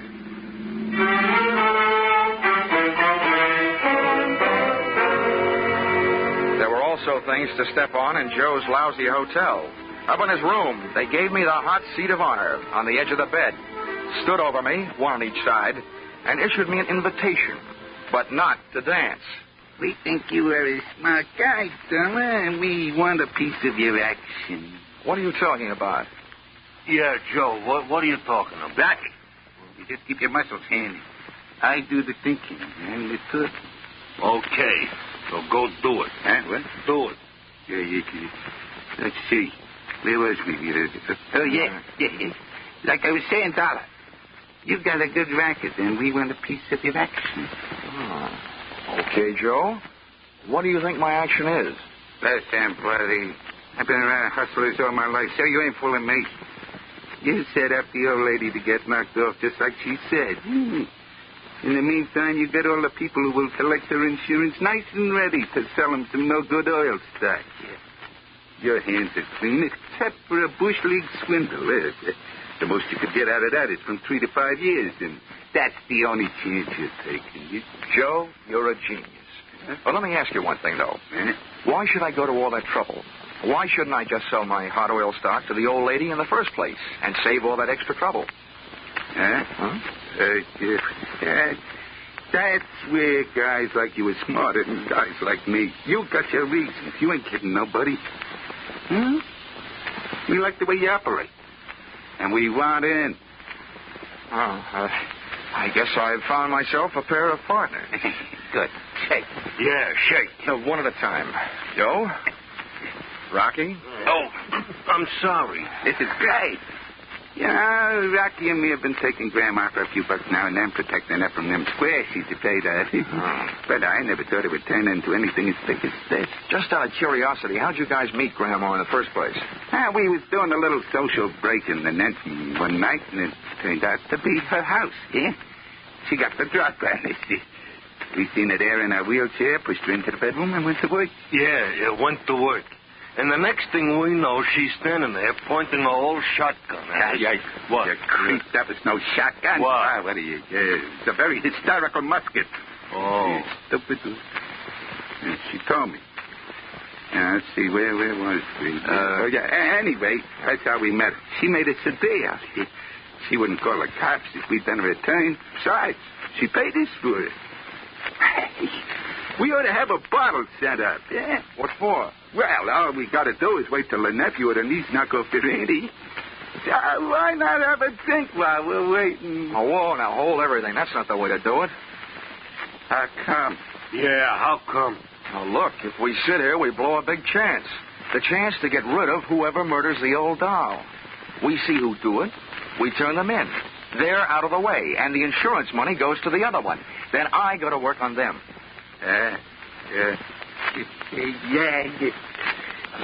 You see what I mean, Rocky? That's why guys like him has got more brains than guys like me.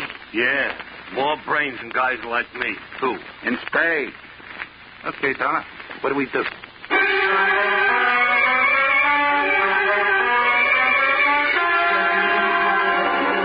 I was in a bad spot, but I put you, Auntie Carter, in a worse one, hoping to attract any bad apples that might be hanging on your family tree. Then all of a sudden you decided I was a worm and eliminated me as your number one protector. Among your spoiled family fruit, there was nephew Chalmers, fishy-eyed and money-hungry, his wife Crystal, who was no killer to look at, but who could be sure of her with a gun in her hand. Then there was Sophia. She was stuffy, but strangely reminded me of a precocious young lady who strangled her mother so that she might wear her evening gown to her high school senior prom. So, when Joseph, expert in giving a fellow's eye a coat of many colors, asked me, what do we do now? I honestly didn't know. The best answer I could come up with was get back to where we could keep an eye on your address on Pinckney Street. But when we got there, Pinckney Street was blocked off by blue uniforms, and reinforcements were still arriving. Hey, what's going on? Yeah, what's going on? Well, you can be sure of one thing. This ain't the policeman's ball. Look, how well do you guys know to the Boston police? And some of their best quizmasters have failed to make us talk. Yeah, they failed to make us talk. Okay, you better let me go ahead. Not too far ahead. Don't worry. Hey, look, Joseph, the cops are coming down out of her house. Oh. What do you mean now? Looks like the job is yours, sir. Yeah, I'd better get up the hill and find out for sure. Don't forget, partner, we're watching. Don't worry. Keep moving, folks. Just keep moving, mister. Hey, officer. Officer. Yeah. I'm Dollar of the Boston Globe. What's going on? Am I going to make the front page? Yeah, you might. Well, what's it all about? Some dame, a friend of the commissioner's, called for protection. Oh, I thought it was a murder. It is. By the time we get here, the dame up there is colder than Sunday morning beans. How do you like that? Hey, Dollar, when you're writing this story, my name is Fred Mosher. Huh? Oh, yeah, Fred Mosher. Yeah, I used to play basketball for the Boys Club of Boston. When you're writing the story, put my name in, will you? The wife will get a kick out of it. Well, I got to get back to headquarters. Headquarters? Hey, officer. Fred. Yeah? Come in. Listen, I'll see that you get your name in the paper if you do me a favor. Act like you're arresting me, will you? A couple of friends of mine are just down the street. I want to pull a gag on them. Sure. With or without handcuffs. Anyway, just grab me by the elbow and throw me in that squad car.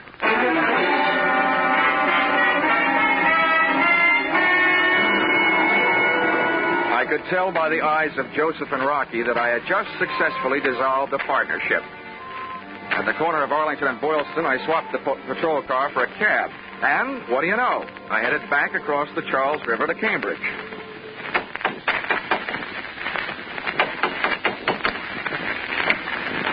Oh, hello, darling. I'm sorry the maid wasn't here to answer. I'm all alone. Isn't it? Funny. Would you mind, Crystal, walking just a few more steps ahead of me? It'll make you easier to follow.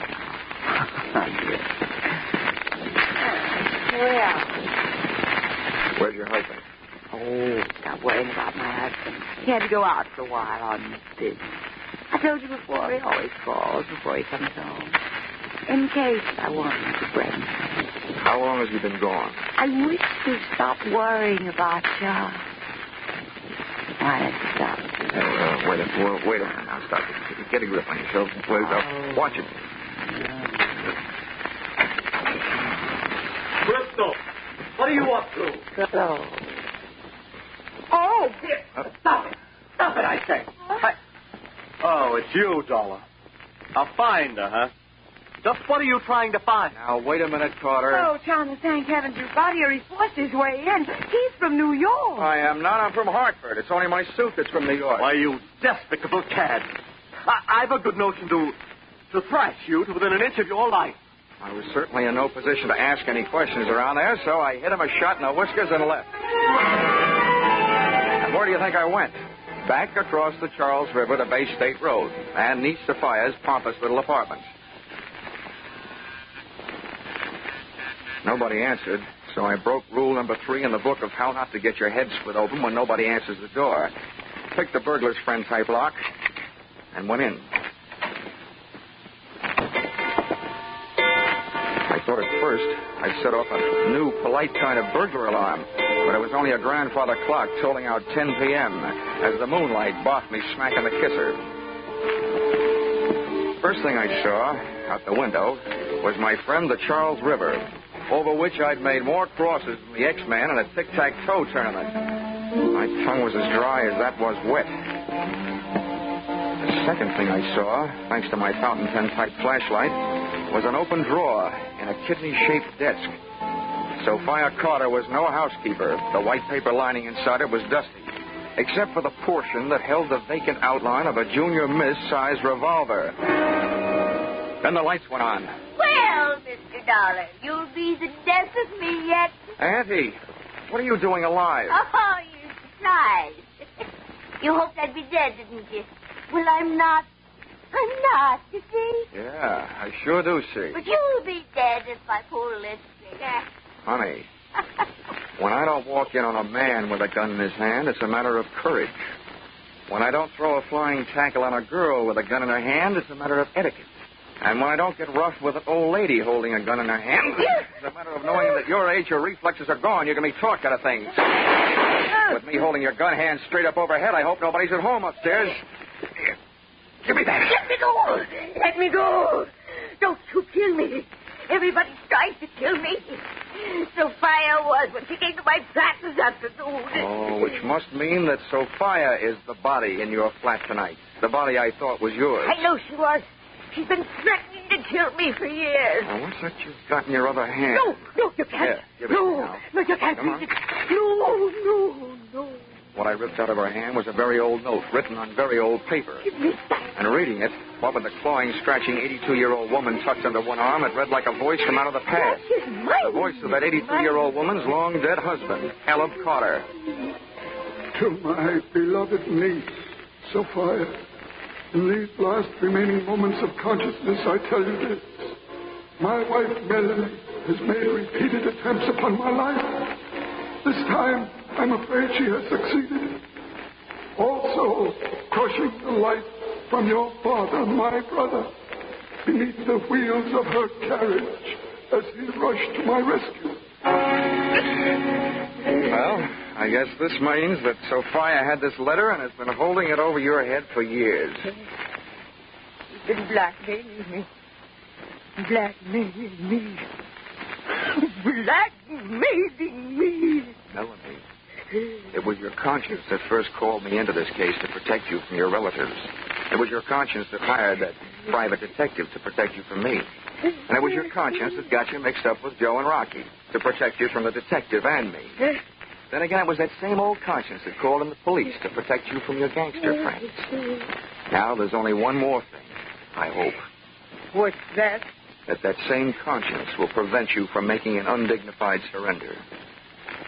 My arm. Thank you, young man. You are.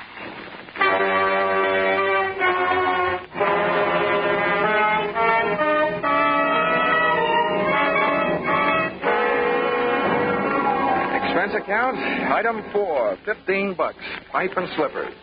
Appeasement to Chalmers Carter, nephew of the accused. To give him a symbol that all I was really trying to find was a way to straighten out his home life.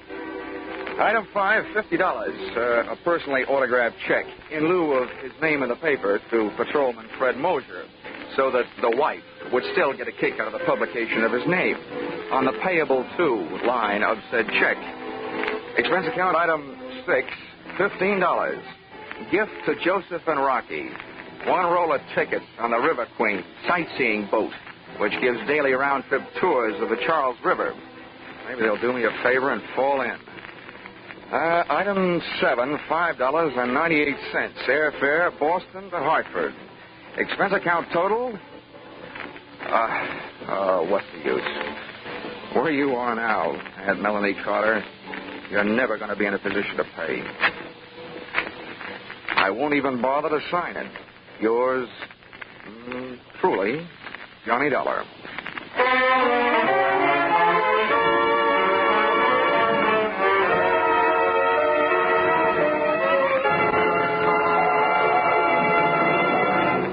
Yours truly, Johnny Dollar, is produced and directed by Gordon C. Hughes and stars Charles Russell. Script by Paul Dudley and Gil Dowd. Be sure to be with us at the same time next week when another unusual expense account is handed in by yours truly, Johnny Dollar. This is CBS, the Columbia Broadcasting System.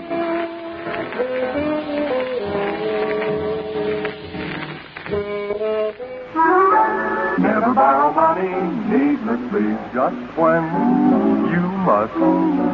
Borrow them where loans are a specialty from folks you trust. Borrow confidently from HFC. Household Finance Corporation offices are listed in your telephone book. Stay tuned to Hojo Radio.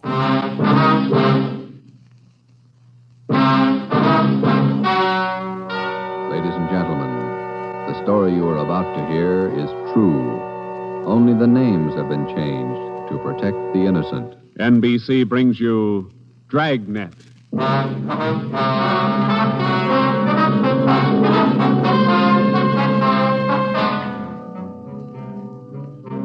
You're a detective sergeant. You're assigned to robbery detail. A ruthless fiend roams the streets of your city masquerading as a police officer. For months, helpless citizens have been robbed, beaten senseless, and kidnapped. The criminal is a twisted genius, vicious, cunning. Your job is to get him. Dragnet, the documented drama of an actual crime, investigated and solved by the men who unrelentingly stand watch on the security of your home, your family, and your life. For the next 30 minutes, in cooperation with the Los Angeles Police Department, you will travel step by step on the side of the law through an actual case from official police files, from beginning to end, from crime to punishment. Dragnet is the story of your police force in action. It was Wednesday, June 4th. It was warm in Los Angeles. We were working the night watch out of robbery detail. My partner's Ben Romero. The boss is Ed Backstrand, chief of detectives. My name's Friday. I was on my way back from communications, and it was 11:13 p.m. when I got to room 27A. Robbery detail. Oh, hi, Joe. Hi, Ben. Did you get that message to call home? Yeah, bad news. What's the matter? That doggone kid of mine, chicken pox. Oh, again? Last year it was the mumps. Year before that, the measles. Every time I get set for a vacation, he decides to catch something. Well, forget it, Ben. Think what a comfort he's going to be in your old age. Go ahead, laugh. You'll find out. Yeah. How are you, Friday? Romero? Fine. What can we do for you? You don't look like you remember me. Oh, no, wait a minute. Name's Savage, isn't it? George? It's Johnny, Sergeant. Johnny Savage. You remember now? Oh, sure. Those liquor store robberies out in the Wilshire district. About 6-7 years ago, wasn't it? 10 years, Romero. You ought to remember that. You were at the trial. We testify in court every week. 10 years is a long time. It's longer in the state pen. It's a lot longer. Yeah, you cried a little at that trial, didn't you, Savage? You said we beat that confession out of you. Yeah, that's why I figured I'd drop in for a little visit. Kind of apologize to you fellas. You gave me a square deal. I guess I kind of lost my head. I figured I'd apologize. Oh, that's all right, Savage. When'd you get out? A couple of weeks ago. I did it the hard way. Served 10 flat. I don't know my day. You find a job yet? Yeah, Friday. I'm working nights. What kind of a job? Laborer in a warehouse, south end of town. Good. You decided to level? 10 years in prison's a long time. You learn a lot of things. Nights are long. You think a lot. You get things straightened out. I hope you mean that. Sure, I mean it, Friday. I've got everything straightened out. I know who my friends are, and I know who to watch out for. You sound like maybe you're on the right track. I got it figured, Romero. Not like you two fellas. You caught me red-handed, and you sent me up for 10 years. Well, you did all right, Savage. 5 armed robberies. You got off pretty easy. You got a break, Savage. Make the best of it. Sure, I'm not kicking. 10 years, a real break. That's right. Well, just dropped in for a little visit. Maybe I'll see you fellas sometime. All right, Savage? Keep your nose clean? Sure. No hard feelings. No? You just took 10 years of my life, that's all. There's no such thing as a man going through prison without changing. And Ben and I have seen him switch in both directions. Some men learn their lesson after they land behind bars, and when they're released, they turn into good citizens. Johnny Savage was sour. We made a mental note to check him out later on, and then we went down to the record bureau and pulled his coming out mug. That's about all that we had time for, because about an hour later, we started to get busy. Hot shot, Joe. Grab it. On the corner of Selma and Naples, the drugstore, 211 and probable attack. On the corner of Selma and Naples, 211 and... What you got, Joe? Selma and Naples, 211 and attack. Come on.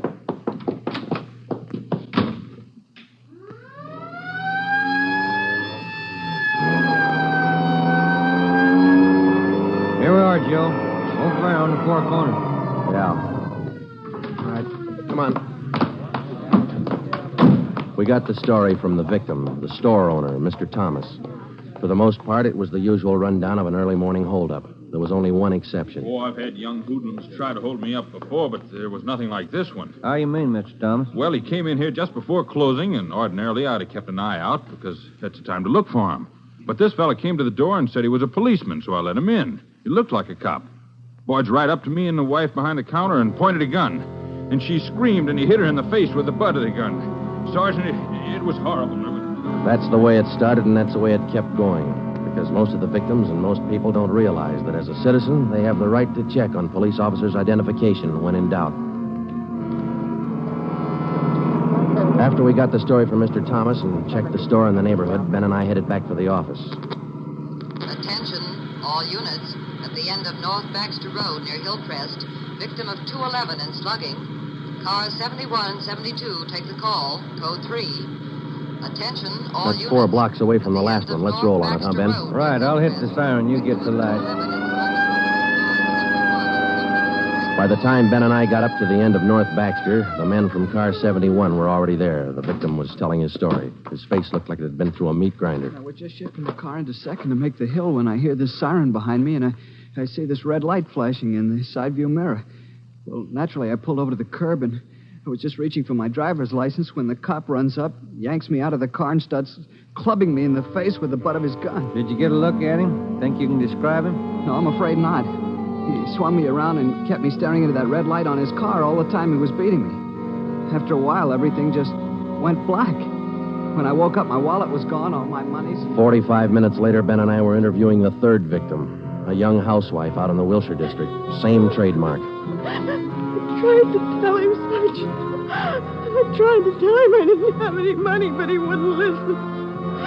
He kept holding me by the throat, beating me with his fist like he enjoyed it. Beating me. Yeah, all right, Mrs. Jameson. Could you tell us how he got in the house? He came in the front door and rang the bell. I opened the door, but I left the burglar chain on. He said he was a policeman. So when he demanded I open the door all the way, I did. Then he grabbed me. And you can't describe the man for us, Mrs. Jameson?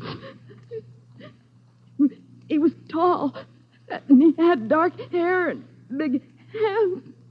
That's all. It was like a nightmare. A horrible nightmare.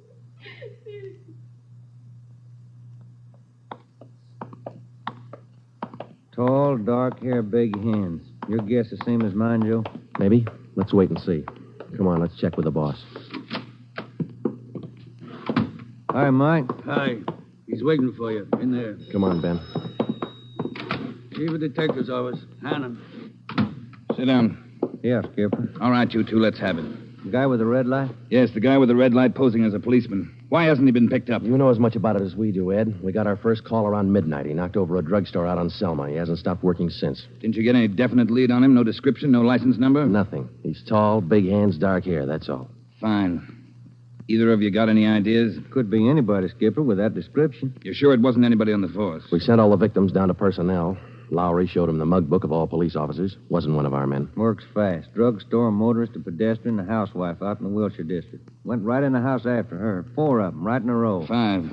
Huh? There's a 20-year-old kid in the next room. Came in just before you got here. A couple of hours ago, he was sitting in a car with his girl up in Mulholland Drive. This red light bandit comes along, slugs him, and kidnaps the girl. Kidnapped? She still missing? Not a trace. When did this happen? A couple of hours ago. They brought the kid over from Georgia Street Hospital. We can talk to him now. He's had a bad time. Right in here. Okay. Pete, we're going to have to ask you a few more questions. Oh, yeah. Okay. It feels a little better now. This is Sergeant Friday and Sergeant Romero. Hi, Pete. Hi. Can you tell us what time the trouble started? Oh, about 10:15, 10:30. Sally and I were sitting in the car talking about where we were going on our honeymoon. We're going to be married next month. And then this car pulls up behind us and starts flashing a red spotlight on us, and a guy runs over and pulls open the door. He said he was a cop. Did you get a good look at his car, Pete? I think it was a black sedan. Did you get a look at the man, Pete? No, I didn't. It was pretty dark, and he kept me staring into that red spotlight. It all happened so fast. Then he started slugging me, and I went down. What happened then? Well, the next thing I knew, Sally was screaming. He had one hand on her throat, and he had her backed up against the side of the car. He was beating her with the other hand. Some kind of a short billy club. Well, I got up and I started for him, and he slugged me again. When I came to, Sally was gone. Anybody check the area up there, Ed? Yeah, Davis and Griffin. Didn't find a thing. Oh, Sergeant, you gotta find her. You got to. I wouldn't know what to tell her folks. I wouldn't know what to say. That's all right, Pete. We'll find her. You take it easy. Got a hot shot, Ed, up on Summit Road near Westmore. A woman, unconscious. Ambulance follow-up. Possible dead body. All right, Hannon. Look after Pete here. Friday, Romero, let's go. Up ahead, Romero, to the right. Okay, Skipper. Yeah, there's the ambulance and the cruiser car. Sure a lonely-looking spot. All right, come on. Hiya, Doc. What'd you find? Hiya, fellas. Right over here. Just gonna take her in. Where'd you find her? Over there, by the side of the road. Somebody driving by saw her. They called us. Any identification? This bracelet on her wrist. To my dearest Sally from Pete. December 25th, 1947. That's a girl, all right. What are the chances, Doc? I wouldn't bet on them. Pretty bad shape. Well, have you seen enough? Yeah. Friday, Romero, call the crime lab and check the area for footprints and tire tracks. I'll ride back in the ambulance with the girl. If she regains consciousness, I want to talk to her. All right? Okay, Ed. I'll meet you in the office by 8:30. We're working straight through till we get this guy. See you at the office, Skipper.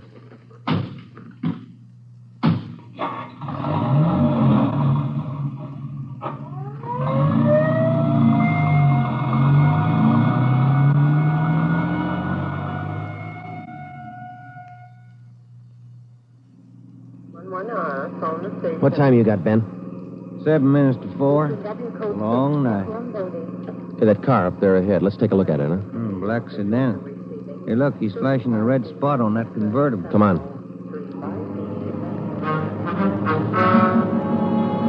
He sees us, Joe. He's pulling away. Get that gas pedal down to the floor. Already there. He's turning off right. Hit the siren. I'll get the light. We're gaining a little, Ben. Next corner to the left. Joe, where'd he go? It's a fancy driver. Try the alley up ahead to the left here. Must have turned up that cross street. Get through the alley and double back on him. Right. There he is, Ben. Look out. Watch it, Joe. Watch it. He's going to ram us.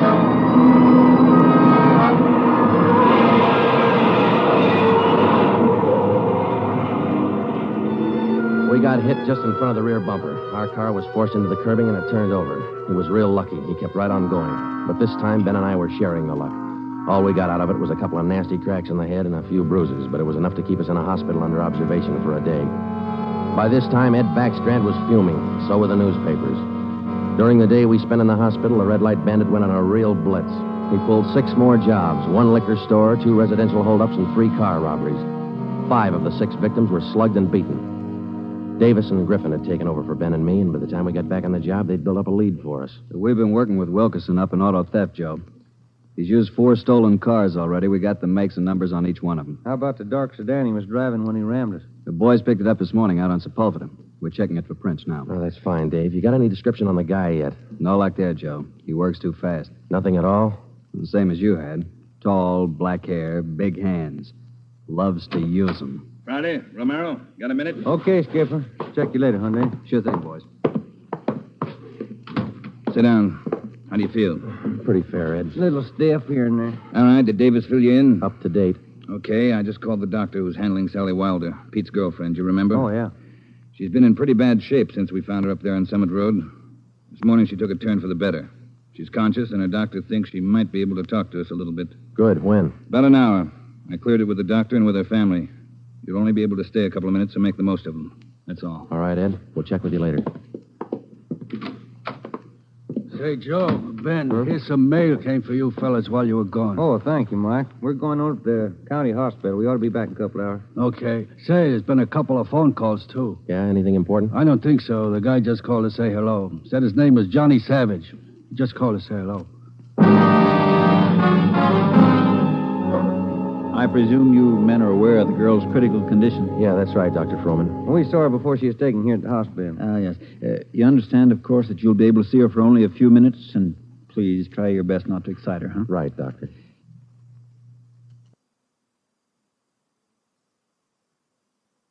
Sally isn't able to talk. Bad mouth and face injuries. So your questions will have to be answered simply yes or no, and nod of the head. Okay, we got you. We only have a few questions, and we want to know if she can identify the man who beat her from these pictures we've got here. All right, Sergeant. This way, please. Thank you.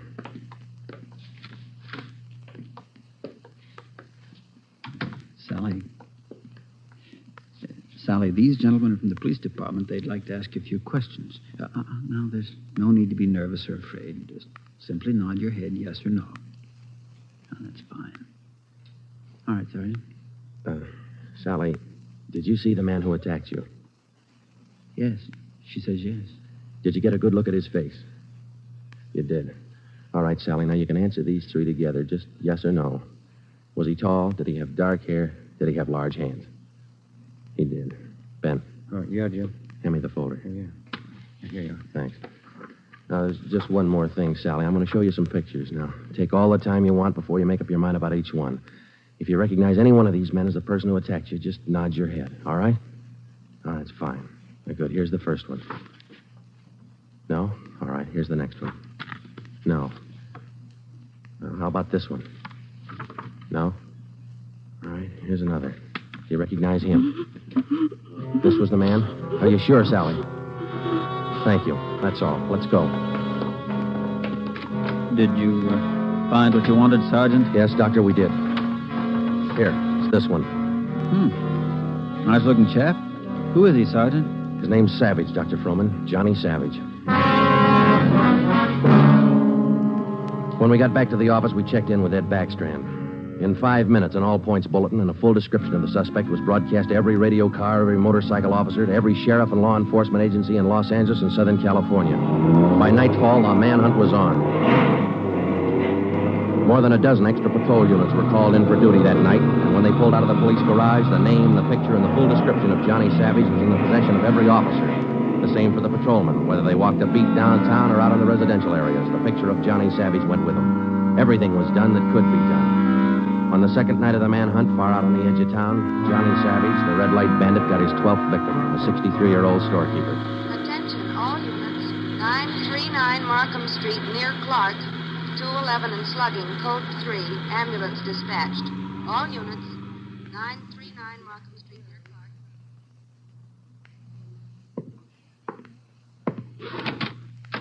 Here it is, Skipper. Tie-in. What'd you get? Wilkerson lifted the prints off that black sedan that rammed Joe and me. Yeah? They belonged to Johnny Savage. Yeah, good. That storekeeper last night. It is Savage, all right. Victim identified him from his mug. All right. We got enough of this Savage guy to put him on ice for life. All we have to do now is to get him. Now, look, the way we figure it, Ed, this red light bandit is using stolen cars with cold plates, so there's no way of tracking down the cars at regular commercial garages. He's got to be renting private garages someplace around town. All right, let's get the neighborhood patrolman on the job. Advertise it. All over town.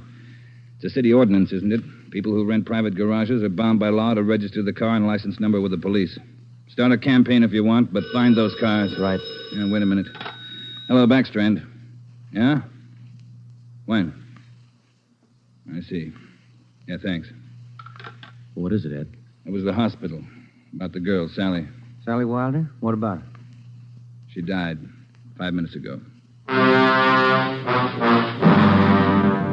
That night, everybody went back on the job as usual. The cruiser cars, the patrolmen, the motorcycle officers, and about a dozen decoy cars. Armed policewomen riding alone in cars or parked in lonely spots with a police officer escort.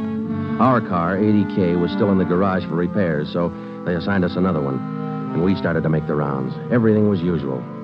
Except one thing. We weren't tracking down just a thief anymore or a sadist who liked to beat people's faces in. We were out to get a murderer.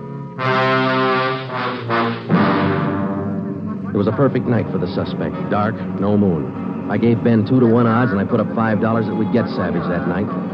I lost the $5. We cruised until 7 the next morning, but there wasn't even a nibble. We had breakfast at the Federal Cafe, a little restaurant down the street from the city hall, and it was about 8:15 when we got back to the office. We were pretty tired. Robbery detail, Romero. I would like to speak to Sergeant Friday. Just a minute. It's for you, Joe. Okay, thanks. Friday talking. Sergeant Friday, I want to talk to you. Well, I'm listening. Go ahead. I want to talk to you in person as soon as possible. Can't you tell me over the phone? What is it? I cannot tell you over the phone. It is very important. Can you come now? Well, now, look, mister, I'm awful sorry, but we're very busy down 554 Ramona Avenue. Can you come now? Well, what's this all about? Who is this speaking? My name is Carl Savage. My son's name is John.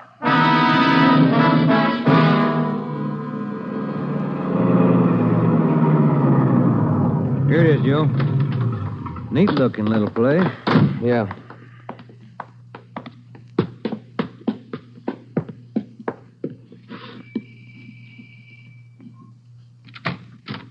Yeah? I'm Sergeant Friday. You Mr. Savage? Yeah, come in. Okay. This is my partner, Sergeant Romero. How do you do? I will be brief, gentlemen. I am the father of John Savage. I wish for you to catch him. I will help you. I noticed the name on the mailbox outside, Mr. Savage. Changed your name lately? I changed my name 10 years ago when John first got into trouble. My own name I had to change. The shame. Always from him, my son. Shame. Mr. Savage, has your son been home since he got out of prison? Yeah, many times to ask for money. I would not give him any, so he struck me. Last night I read in the newspaper the little girl he beat up. She is dead. Then I make up my mind. Do you know where your son is now, Mr. Savage? Not now, no. But our garage has a car in there. It is not his, I know. Also in the garage, I find many license plates. I find spotlights with red glass lens. But you don't have any idea where we could find him. No, but he will come back. He always comes back for money. We're going to station an officer here in the house, Mr. Savage. Anything you want, if it will catch him. He's bad, Sergeant. Like something poison. All through, he's bad. See a sewing basket over there, Mr. Savage. The wife live here with you? 10 days ago, before this starts, I bury Gertrude, my wife, his mother. Sergeant, for 10 years she is sick, but for 10 years she stays alive to see him from prison. 10 days ago, she died. He did not even come to the funeral. Did your son have any idea that you might call us? No, I don't think so. But when you catch him, give me a gun. With my own 2 hands, I will kill him. Johnny Savage. Before we left, we called Ed Backstrand and we brought him up to date. He sent 3 detectives out to relieve us, Davis, Griffin, and Marsh. We told them to keep an eye on the house and the stolen car in the garage. That night after dinner, Ed Backstrand, Ben, and I went out and relieved them. We parked the cruiser car in the garage next door, and then we took up our posts. Carl Savage had a light supper, and then he went to bed about 9. The 3 of us sat at the front windows in the darkened house, and we waited. Ben kept his eye on the garage. Outside, across the city, the manhunt continued as usual. 3 hours went by. The waiting got monotonous. Friday, Romero, look alive, will you? Oh, yeah, Skipper. I'm sorry. That clock's enough to put anybody to sleep. What time you got? 12:23 a.m. Thanks. The clock kept ticking. We were tired. We took turns keeping each other awake. At 10 minutes past 2, I looked at my watch, and then I settled back and tried to find some kind of a comfortable position. They started so faintly, it was just like the ticking of the clock. Same rhythm. And then they came closer, and the sounds got out of rhythm. Backstrand's head came up with a snap. Friday, Romero, you hear that? Yeah, Ed. Get up to the window, watch the curtains. You see anything? Yeah. Yeah, somebody's coming. Savage? Can't tell. Wait a minute, he's slowing down. He's going up the driveway to the garage. He's going inside. That's him. Come on. Watch it, he spotted us. He went over that fence into the yard. There he is, Friday. You hit him, Joe. Maybe. He's going for the street. He's headed for that car, Ed, that sedan up on the corner there. Yeah, Romero, go back and get the car. Right, Skipper.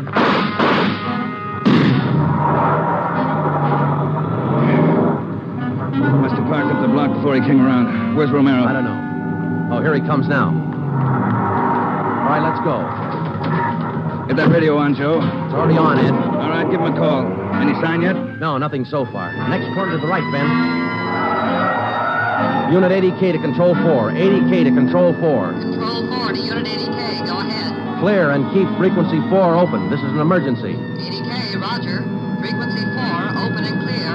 Attention, all units on frequency 4. Stand by. 80K, go ahead. Yeah, there he is, Friday. Alrighty, up ahead. Dark blue sedan. Control 4, we are in pursuit of the possible red light bandit. Suspect is driving a dark blue 1949 sedan. License number in the 7 column. 61 Robert 784. Use caution. Suspect is armed. Code 3. Attention, all units. Attention, all units. Unit 80K now pursuing possible red light bandit. Suspect is driving a dark blue 1949 sedan. License number in the 7 column. 61 Robert 784. Use caution. Suspect is armed. Code 3. Your location, 80K. Control 4, we are headed east on Wilshire Boulevard, crossing La Brea. Attention, all units. Suspect is headed east on Wilshire Boulevard, crossing La Brea. Watch it, Romero. Don't lose him. I see him, Skipper. Control 4, still pursuing red light bandit. Headed east on Wilshire, now crossing Rossmore.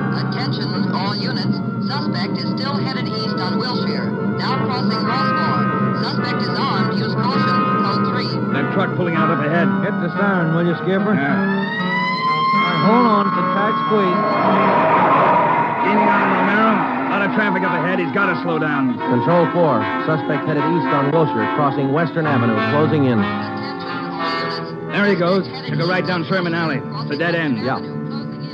Control 4, suspect turns south into Sherman Alley, closing in on suspect. Attention, all units. Suspect has turned south into Sherman Alley. Suspect is trapped. Converge on Sherman Alley. There he is, Skipper. Pulling up ahead. He's jumping out. All right, take the mic, will you, Ed? Here. Come on, Ben. I'll direct the other cars in. If you need help, holler. Right, Skipper. All right, which way to go, Ben? Down between those buildings. Come on. He's starting up the back fire escape. All right, keep him busy. All right, Savage, come on down. He wants to go the rough way. One more chance, Savage. Come on down. No use, Joe. He's heading up for the roof. Come on. He climbs like a monkey. Come on, let's get him. Yeah, all right. Here, I'll give you a hand. Here's the rope. All right, where'd he go? I don't know. Let's spread out. All right, Savage, you're through. Throw your gun out and come out with your hands up. Watch it, Joe. He's running for the edge. He's going to jump. I'll get him. All right, tough guy back here. You lousy copper, you dirty, lousy cop. I'll kill you out. You're through, Savage. You're through.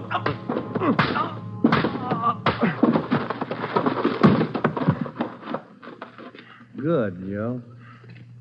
Yeah. Throw the cuffs on, will you? Yeah, you just betcha.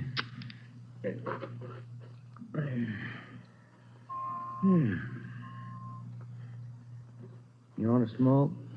Yeah, I could sure use one. Thanks. Quiet up here. Yeah. I was just thinking. Well? Carl Savage, this guy's father. Mm-hmm. What about him? Nothing. What would you do, Ben, if your son was a murderer?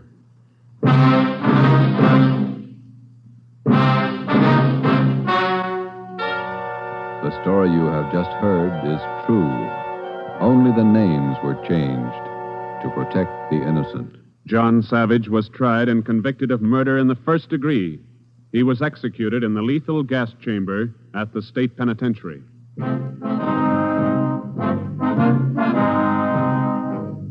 You have just heard the sixth in a new series of authentic cases from official files. Technical advice for Dragnet is furnished by the Los Angeles Police Department. Tonight's program is dedicated to Patrol Officer Robert Steele of the Montana State Highway Patrol, who on the morning of November 2nd, 1947, gave his life so that yours might be more secure.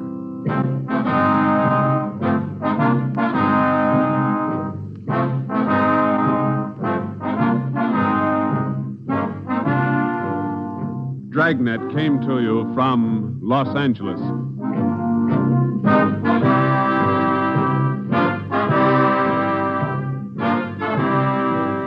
This is NBC, the national broadcasting company.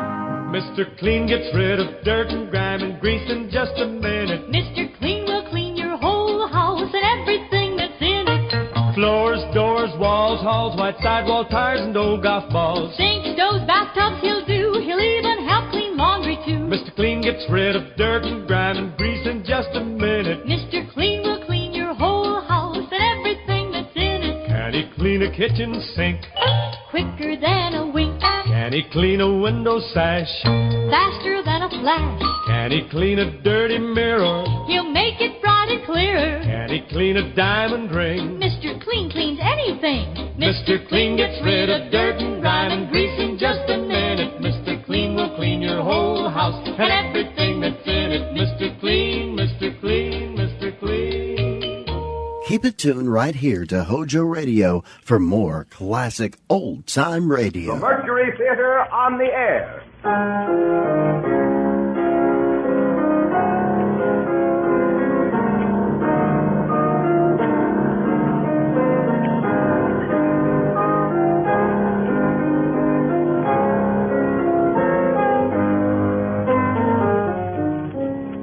The Columbia Broadcasting System takes pleasure tonight in bringing you the first of a new series of weekly broadcasts by Orson Welles and the Mercury Theater on the air.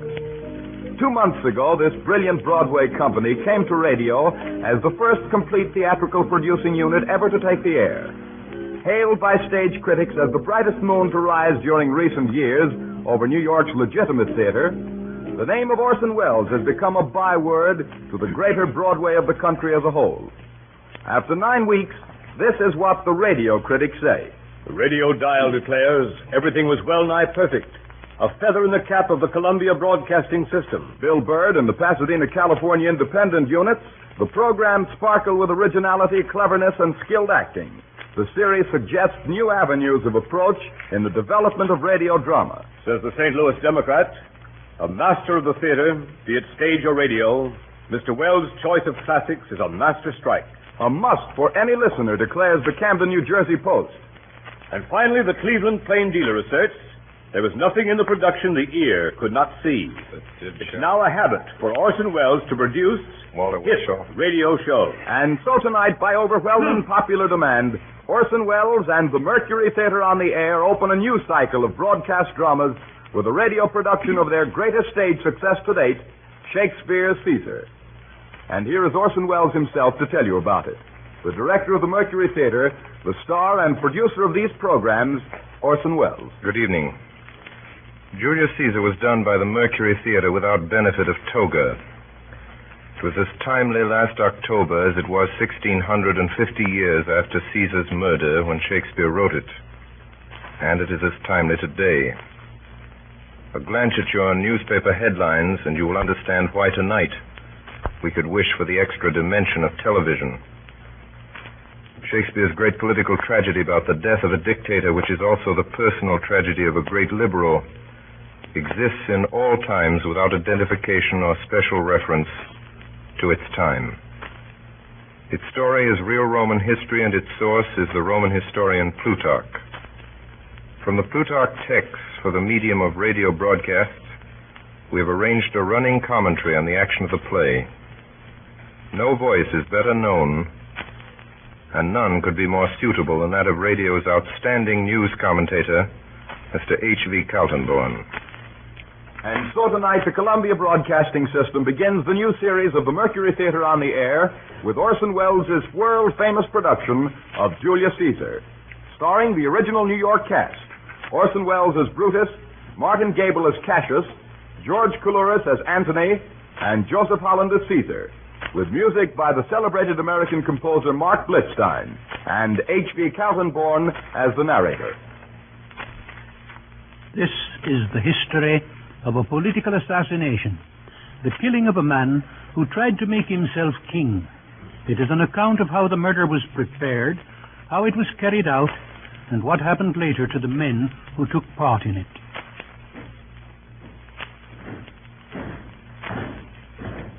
When the Civil War was ended, Caesar was 55.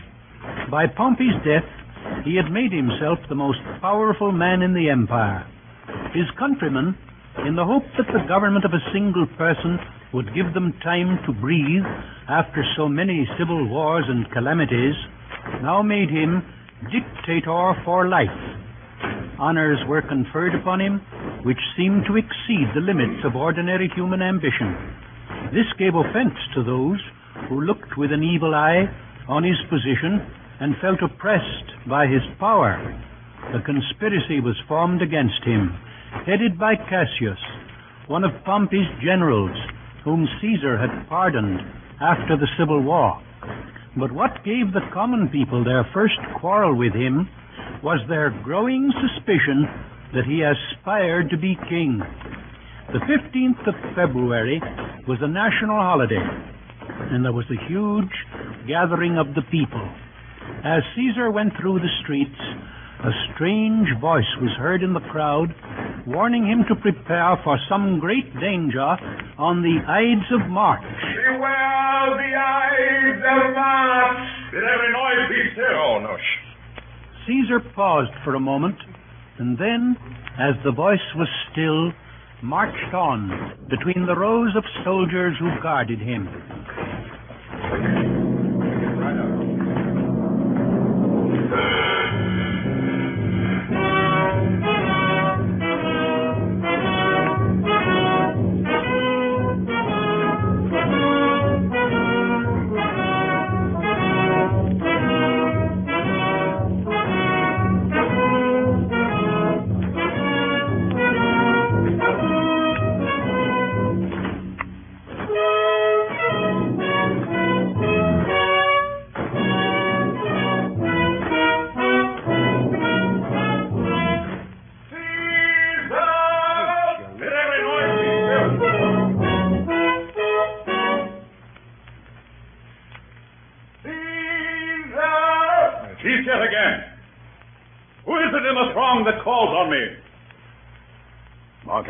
Caesar, my lord. I hear a tongue shriller than all the music cry, Caesar. Caesar! Ah, who calls? Speak! Caesar is turned to hear. Beware the Ides of March! What man is it? What sayest thou to me? Speak once again. A soothsayer bids you beware the Ides of March. Set him before me. Let me see his face. Come from the throng. Look upon Caesar. He is a dreamer. Let us leave him.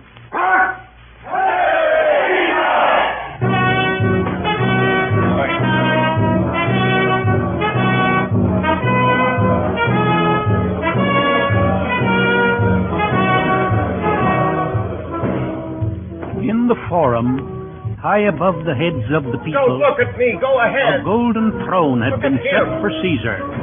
Mark Antony, his friend, was consul at the time. When he came into the forum and the people made way for him, he went up and reached to Caesar a crown wreathed with laurel. Upon this there was a shout, but only a small one, made by the few who were planted there for that purpose. And when Caesar refused the crown, there was universal applause. Later, Caesar's statues were found with royal diadems on their heads. Marullus and Flavius, two tribunes of the people, went presently and pulled them off. For this Caesar had them arrested. This was the day on which Cassius, the leader of the conspiracy, first came to Brutus, the most honored man in Rome, and tried to enlist his aid. Tell me, good Brutus. Louder. Can you see your face? No, Cassius, for the eye sees not itself, but by reflection, by some other thing. It is just. Quieter. And it is very much lamented, Brutus, that you have no such mirrors as will turn your hidden worthiness into your eye, that you might see your shadow. I have heard where many of the best respect in Rome, except immortal Caesar, speaking of Brutus, and groaning underneath this age's yoke, have wished that noble Brutus had his eyes. Into what dangers would you lead me, Cassius?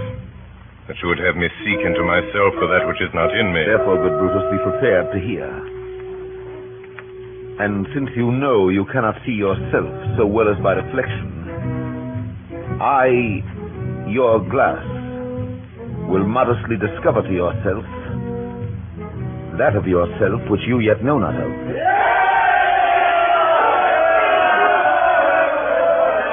What means this shouting? I do fear the people choose Caesar for their king. Don't you people. Then must I think you would not have it so? I would not, Cassius, yet I love him well. But wherefore do you hold me here so long? What is it you would impart to me? I cannot tell what you or other men may think of this life. But for my single self, I had as lief not be, as live to be in awe of such a thing as I myself. I was born free as Caesar, so were you. We both have fed as well. We can both endure the winter's cold as well as he. For once, up in a raw and gusty day, the troubled Tiber chafing with her shores, Caesar said to me, darest thou, Cassius, now leap in with me into this angry flood and swim to yonder point? Upon the word, accoutred as I was, I plunged in and bade him follow. And so indeed he did. The torrent roared, and we did buffet it with lusty sinews, throwing it aside and stemming it with hearts of controversy. But ere we could arrive the point proposed, Caesar cried, help me, Cassius, or I sink. I, as Aeneas, our great ancestor, did from the flames of Troy upon his shoulder the old Anchises bear, so from the waves of Tiber did I, the tired Caesar. And this man has now become a god.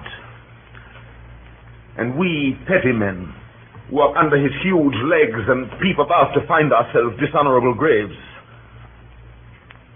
Men at some time are masters of their fates. The fault, dear Brutus, is not in our stars, but in ourselves that we are underlings.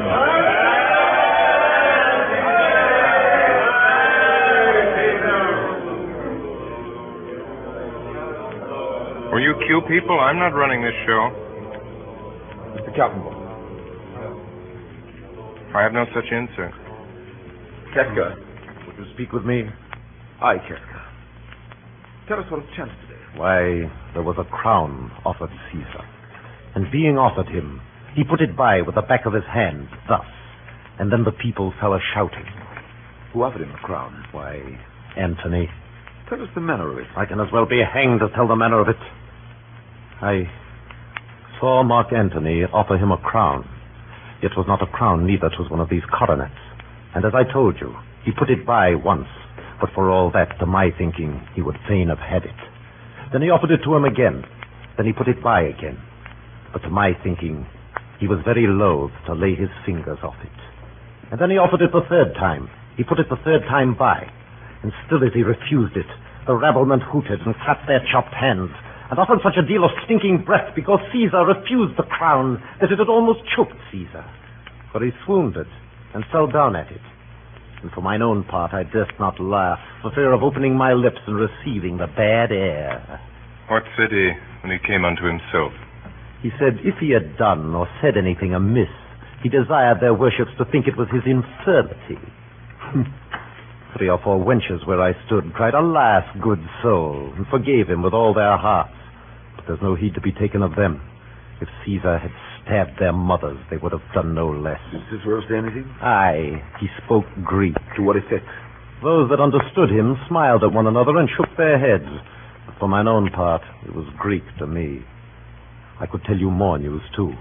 Marullus and Flavius, for pulling scarves off Caesar's images, are put to silence. There was more foolery yet, if I could remember it. And so it is. For this time I will leave you.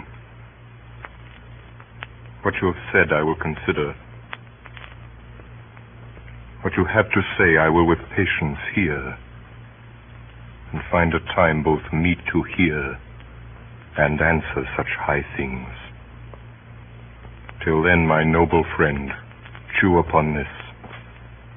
Brutus had rather be a villager than to repute himself a son of Rome under these hard conditions as this time is like to lay upon us. Farewell, both. Well, Brutus, thou art noble. Yet I see thy honorable metal may be wrought from that it is disposed. Therefore it is meet that noble minds keep ever with their likes. For who so firm that cannot be seduced? If I were Brutus now and he were Cassius, he should not humor me. I will this night, in several hands, in at his windows throw, as if they came from several citizens' writings, all tending to the great opinion that Rome holds of his name, wherein obscurely Caesar's ambition shall be glanced at. And after this, let Caesar seat him sure, for we will shake him, or worse days endure. It is probable that Caesar was not unaware of the conspiracy, for when it was reported to him about that time that Dolabella was in a plot against him, he said he did not fear such fat, luxurious men, but rather the pale, lean fellows, meaning Cassius. Mark Antony. Caesar. Let me have men about me that are fat, sleek-headed men, and such as sleep o' night. Yon Cassius has a lean and hungry look. Such men as he are never at heart's ease whilst they behold a greater than themselves.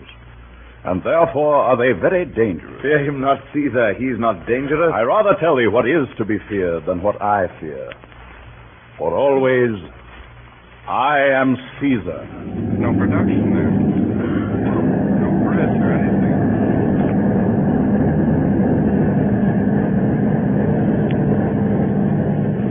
In the weeks before the murder, many strange prodigies and apparitions were observed. As to the lights in the heavens, the noises heard in the night, and the wild birds which perched on the housetops, these are not perhaps worth taking notice of in so great a case as this. But a number of men were seen in the forum looking as though they were heated through with fire, fighting with each other. A quantity of flame issued from the hand of a soldier's servant, so that they who saw it thought he must be burned, but he had not been hurt. There were fearful storms over the city. The conspiracy continued to spread.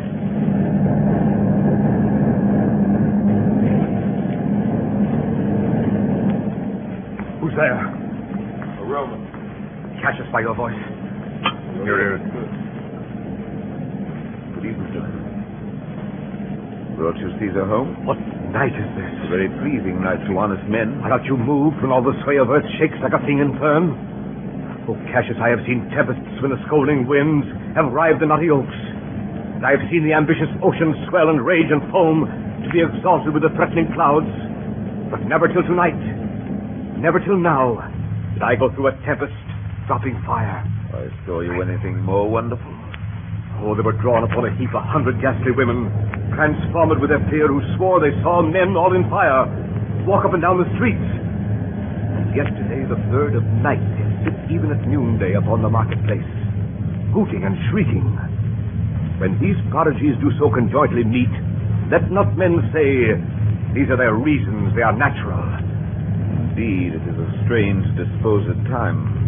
Whoever knew the heavens menace so? Those that have known the earth so full of faults. Now could I send a name to thee, a man most like this dreadful night. A man no mightier than myself. Or me. Caesar that you mean? Is it not Cassius? Indeed, they say the senators tomorrow mean to establish Caesar as a king, and he shall wear his crown by sea and land in every place, save here in Italy. I know what I will wear this dagger then. Hold my hand, and I will set this foot of mine as far as rule goes farthest. There's a bargain made. Come, sinner. You and I will yet ere day see Brutus at his house. 3 parts of him is ours already.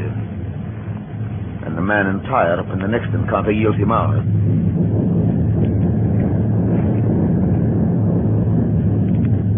Still Brutus hesitated, and still the conspirators tried to win him to their cause.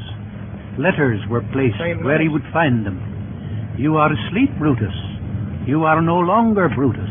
Brutus, thou sleepst. Awake and see thyself. Shall Rome speak, strike, redress?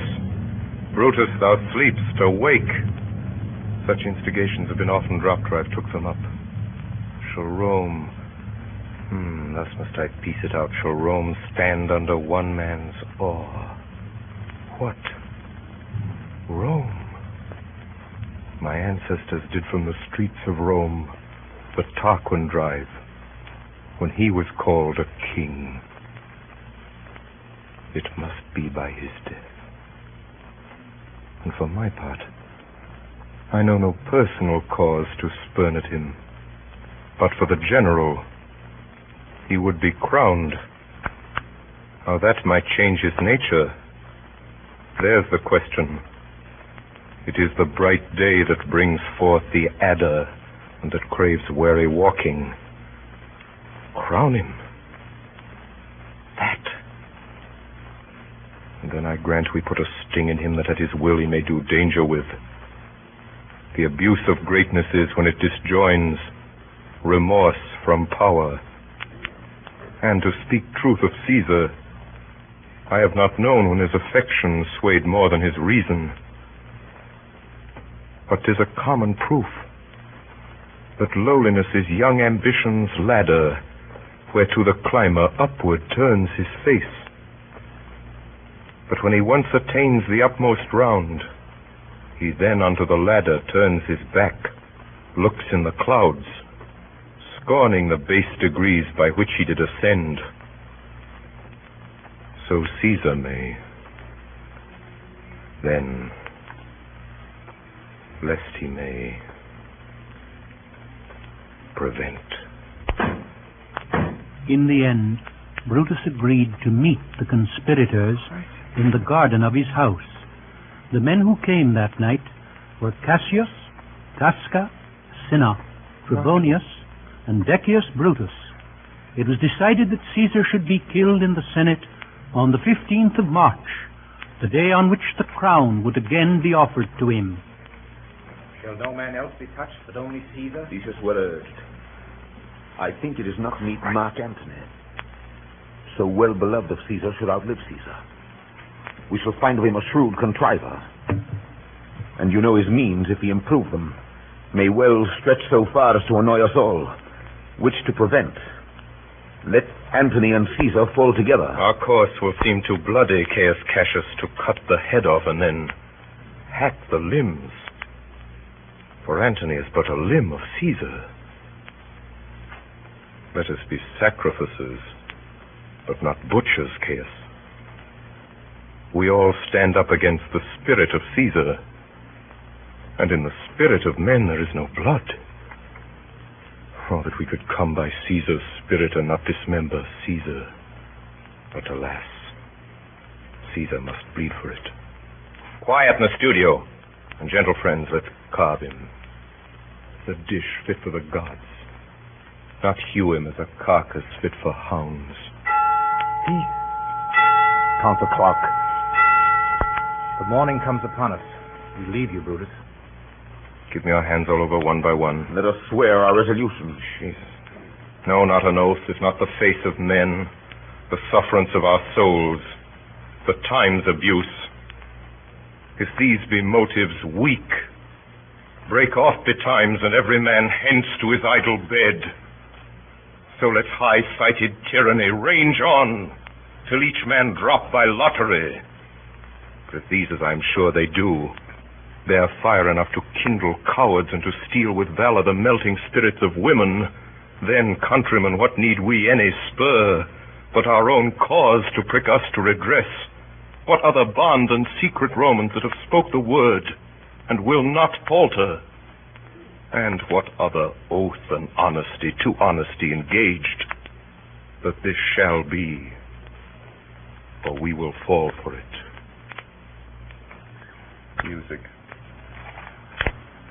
On the 14th of March, the day before the assassination, Caesar supped with Marcus Lepidus, and as he was signing some letters, and according to his custom, as he sat at table, there arose a question of what sort of death was the best, at which he immediately, before anyone could speak, said, "A sudden one." After this, as he was in bed with his wife, all the doors and windows of the house flew open together. He was startled at the noise and the light which broke into the room, and sat up in his bed, where, by moonlight, he perceived his wife fast asleep, but heard her utter in her dream some indistinct words and inarticulate groans. She fancied at that time she was weeping over Caesar, and holding him butchered in her arms. When it was day, she begged Caesar not to leave the house, but to adjourn the Senate to another time. Caesar laughed at her fears, and when the time was come, he started for the capital. On his way, he was handed a paper in which the whole plot was disclosed with the names of the conspirators. After his death, it was found still unopened. When Caesar entered, the Senate stood up to show their respect for him.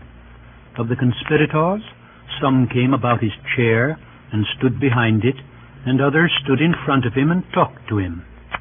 Then Tilius, laying hold of Caesar's cloak with both hands, pulled it down from his neck, which was the signal for the assault.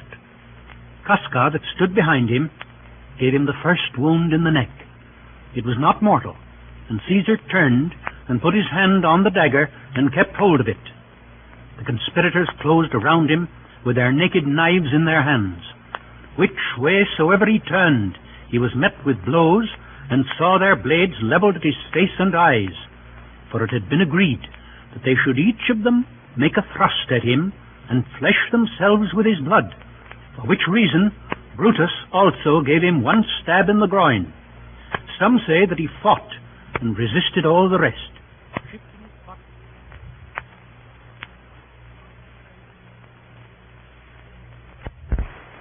Pleasure. Live 1,000 years, I shall not find myself so apt to die as here by Caesar, and by you cut off, the choice and master spirits of this age. Oh, Antony, beg not your death of us. What compact mean you to have with us? Will you be pricked in the number of our friends? Friends, am I? With you all, and love you all, upon this hope that you shall give me reasons why and wherein Caesar was dangerous. Our reasons are so full of good regard that were you Antony, the son of Caesar, you should be satisfied. That's all I seek. And am moreover suitor that I may produce his body in the marketplace, and in the pulpit, as becomes a friend, speak in the order of his funeral. You shall, Mark Antony. A word with you. You know not what you do. Do not consent that Antony speak in his funeral. Know you how much the people may be moved by that which you will utter? By your pardon. I will myself into the pulpit first. Mark Antony, here take you Caesar's body. You shall not in your funeral speech blame us, but speak all good you can devise of Caesar, and say you do it by our permission. Else shall you not have any hand at all about his funeral. You shall speak in the same pulpit whereto I am going, after my speech is ended. Be it so.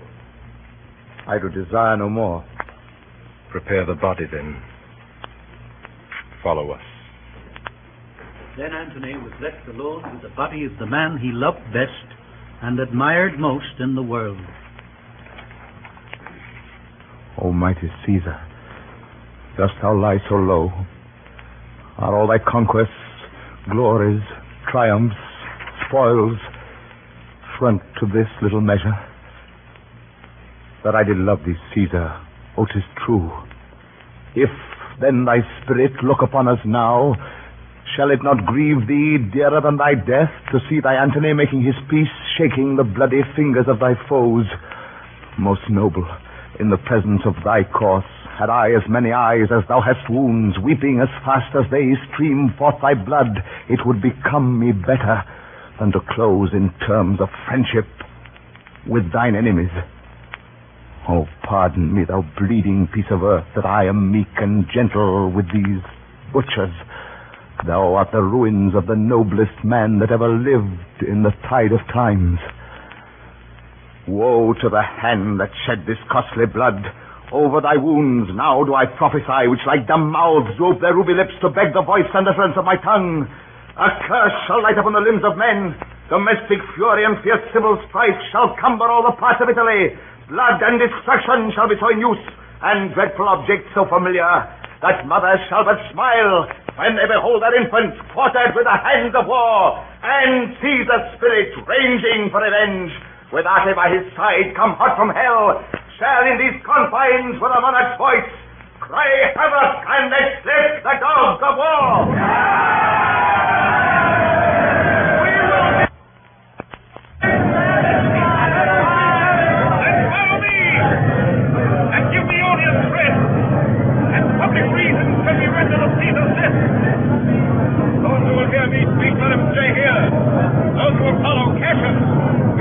I will hear Brutus. I will hear Cassius and compare their reasons.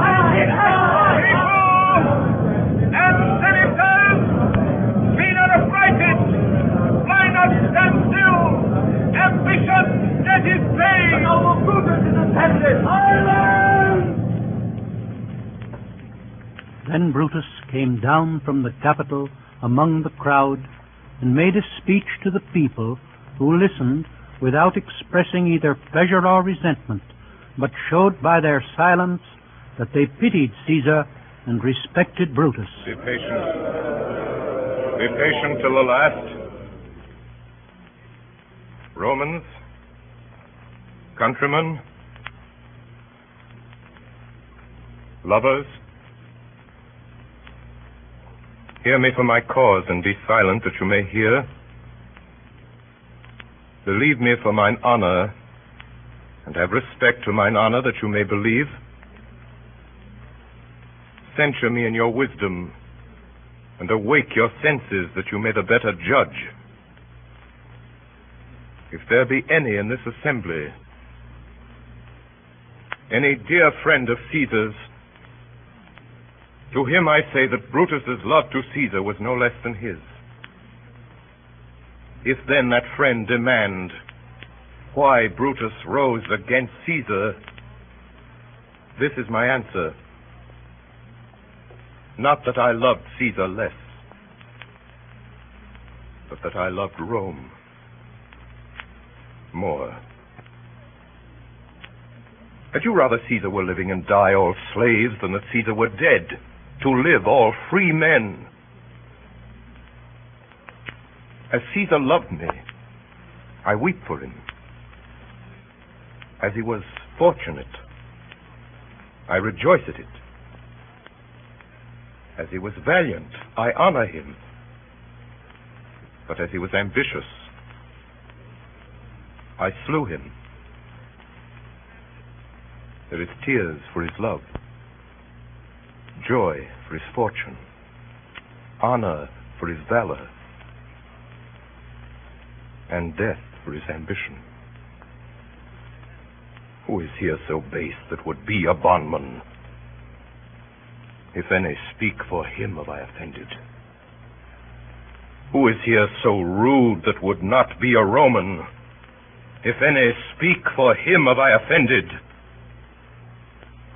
Who is here so vile that would not love his country? If any speak for him have I offended. I pause for a reply. None! Then none have I offended. I've done no more to Caesar than you will do to Brutus. Here comes his body, mourned by Mark Antony, who, though he had no hand in his death, shall receive the benefit of his dying, a place in the Commonwealth, as which of you shall not. Good countrymen, let me depart alone, and for my sake stay here with Antony, do grace to Caesar's corpse, and grace his speech, tending to Caesar's glories, which Mark Antony, by our permission, is allowed to make. I do entreat you, not a man depart, save I alone, till Antony have spoke. With this I depart, that as I slew my best lover for the good of Rome, I have the same dagger for myself when it shall please my country to need my death. You are listening? You are listening to the CBS presentation of Orson Welles and the Mercury Theater on the Air in the first of a new series of Sunday night dramatic productions. The performance of Caesar will continue in just a moment. This is the Columbia Broadcasting System. Stay tuned to Hojo Radio. Orson Welles and the Mercury Theater on the Air in Caesar, presented with the original Mercury Theater cast and with Orson Welles in the role of Brutus. When Brutus was gone, the body of Caesar was brought out into the forum, all mangled with wounds, and Antony made a funeral oration to the people in praise of Caesar, and finding them moved by his speech, he unfolded the bloody garment of Caesar and showed them in how many places it was pierced and the number of his wounds. He also told them at this time of Caesar's will, in which it was found that he had left a considerable legacy of money to each one of the Roman citizens. For Brutus' sake, I am beholding to you. What does he say of Brutus? He says for Brutus' sake he finds himself beholding to us all. Speak no harm of Brutus here. Caesar was a tyrant. Bless the throne is rid of him. You gentle Romans. Friends, Romans, countrymen, lend me your ears. Let us see what Antony can say. I come to bury Caesar, not to praise him. The evil that men do lives after them. The good is oft interred with their bones. So let it be with Caesar. The noble Brutus hath told you Caesar was ambitious. And it was so. It was a grievous fault. And grievously hath Caesar answered it. Here, under leave of Brutus and the rest, for Brutus is an honorable man. So are they all honorable men. Come I to speak in Caesar's funeral. He was my friend, faithful and just to me. But Brutus says he was ambitious, and Brutus is an honorable man. He hath brought many captives home to Rome, whose ransoms did the general coffers fill. Did this in Caesar seem ambitious? When that the poor have cried, Caesar hath wept. Ambition should be made of sterner stuff. Yet Brutus says he was ambitious, and Brutus is an honorable man. You all did see that on the Lupercal I thrice presented him a kingly crown, which he did thrice refuse. Was this ambition? Yet Brutus says he was ambitious, and sure, he is an honorable man. I speak not to disprove what Brutus spoke, but here I am to say what I do know. You all did love him once, not without cause. What cause withholds you then to mourn for him?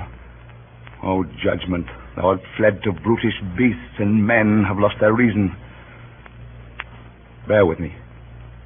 My heart is in the coffin there with Caesar, and I must pause till it come back to me. Methinks there is much reason in his saying. Thou consider rightly the matter. Caesar has had great wrong. I fear there will the words come in his place. Mark ye his word. He would not take the crown. He would not take the crown. Therefore it certainly was not ambitious. If he found so, some will purify. Poor ambitious. I was weak.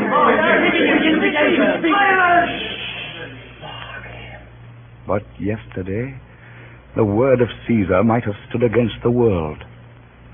Now lies he there, and none so poor to do him reverence. O masters, if I were disposed to stir your hearts and minds to mutiny and rage, I should do Brutus wrong and Cassius wrong, who, you all know, are honorable men. I will not do them wrong. I rather choose to wrong the dead, to wrong myself and you, than I will wrong such honorable men. But here's a parchment with the seal of Caesar. I found it in his closet. 'Tis his will. Let but the commons hear this testament, which, pardon me, I do not mean to read, and they would go and kiss dead Caesar's wounds, and dip their napkins in his sacred blood, yea, beg a hair of him for memory, and dying mention it within their wills, bequeathing it as a rich legacy unto their issue.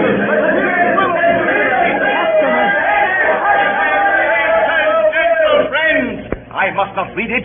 It is not meet you know how Caesar loved you. You are not wood, you are not stones, but men. And being men, hearing the will of Caesar, it would inflame you, it would make you mad. Yes, it is good you know not that you are his heirs. Or if you should, oh, what would come of it? Let's hear the will. The will. You impatient.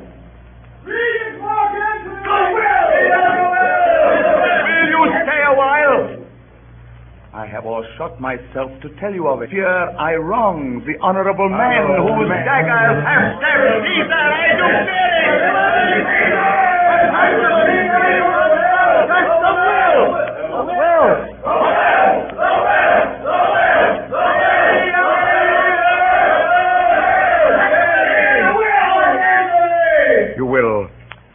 Compel me, then, to read the will. Then make a ring about the corpse of Caesar, and let me show you him that made the will.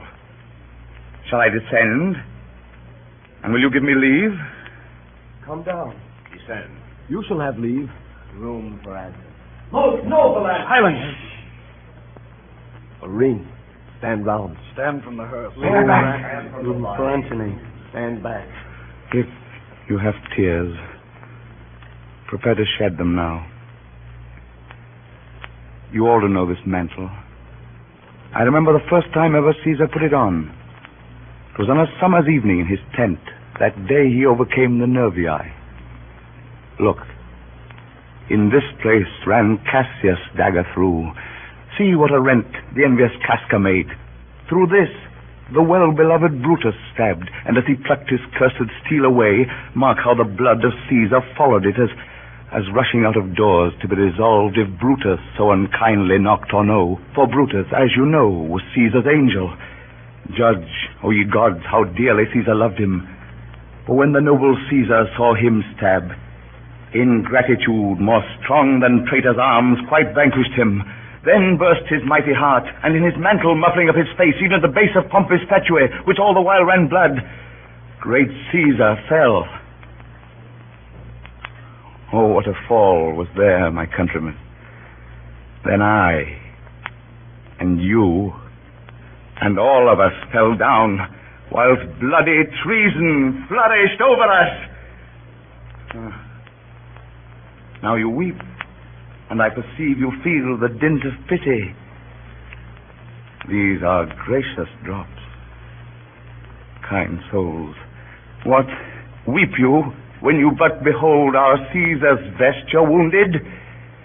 Look you here. Here is himself, marred as you see with traitors.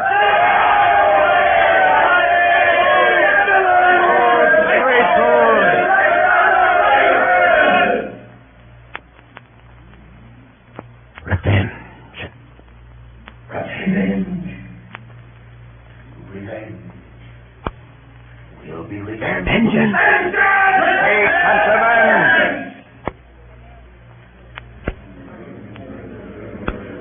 Keep there. Here's the noble Antony. We'll hear him. We'll follow him. We'll die with him. Good friends, sweet friends, let me not stir you up to such a sudden flood of mutiny. They that have done this deed are honorable. What private griefs they have, alas, I know not that made them do it, but they are wise and honorable, and will no doubt, with reason, answer you. I come not, friends, to steal away your hearts. I am no orator, as Brutus is, but, as you know me all, a plain blunt man that love my friend, and that they know full well that gave me public leave to speak of him, for I've neither wit, nor words, nor worth, action, nor utterance, nor the powers of speech to stir men's blood. I only speak right on, tell you that which you yourselves do know, show you sweet Caesar's wounds, poor, poor dumb mouths, and bid them speak for me. But were I Brutus, and Brutus Antony, there where an Antony would ruffle up your spirits and put a tongue in every wound of Caesar that should move the stones of Rome to rise and mutiny. We'll mutiny. We'll burn the house of Brutus. About. Seek. Fire. Kill. Slay.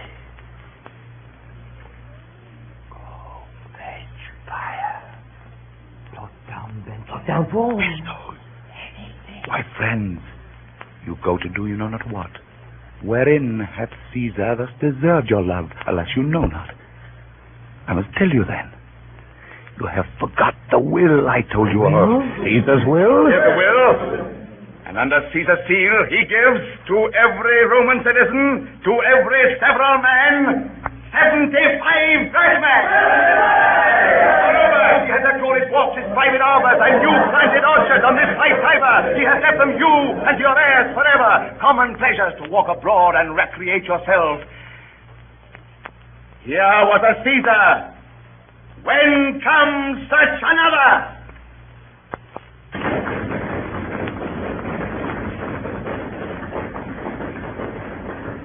Now let it work. Mischief thou art afoot. Take thou what cost thou wilt. In the streets there was nothing to be seen but confusion. Some cried out to kill the murderers. Others tore away the benches and tables out of the shops round about, and heaping them all together built a great funeral pyre. On this they set the corpse of Caesar and set fire to it. Then they took brands from the pile. Some of them ran to the houses of the conspirators. Others ran up and down the streets to find out the men who had killed Caesar and tear them to pieces. That night Brutus, having said farewell to Portia his wife, left the city with Cassius and their friends. Soon after, there arrived in Rome young Octavius, Caesar's adopted son, who was immediately elected consul. As his first act, he ordered a judicial process to be issued against Brutus and Cassius for having murdered a principal man of the state, holding the highest magistracies of Rome without being heard or condemned. No one appearing for the accusation, the judges were forced to pass sentence and condemn them both. It is reported that when the crier of the tribunal, as the custom was, with a loud voice cried Brutus to appear, the people groaned audibly, and many of the nobler citizens hung down their heads for grief. After this, Antony and Octavius made up a list for proscription, in which were set those of their enemies that were designed for the slaughter, amounting to over 200 persons. In the months that followed, the empire was divided into two factions, some going over to Brutus and Cassius, others to Antony and Octavius. 2 years after Caesar's murder, the armies of the two factions came face to face on the plains of Philippi.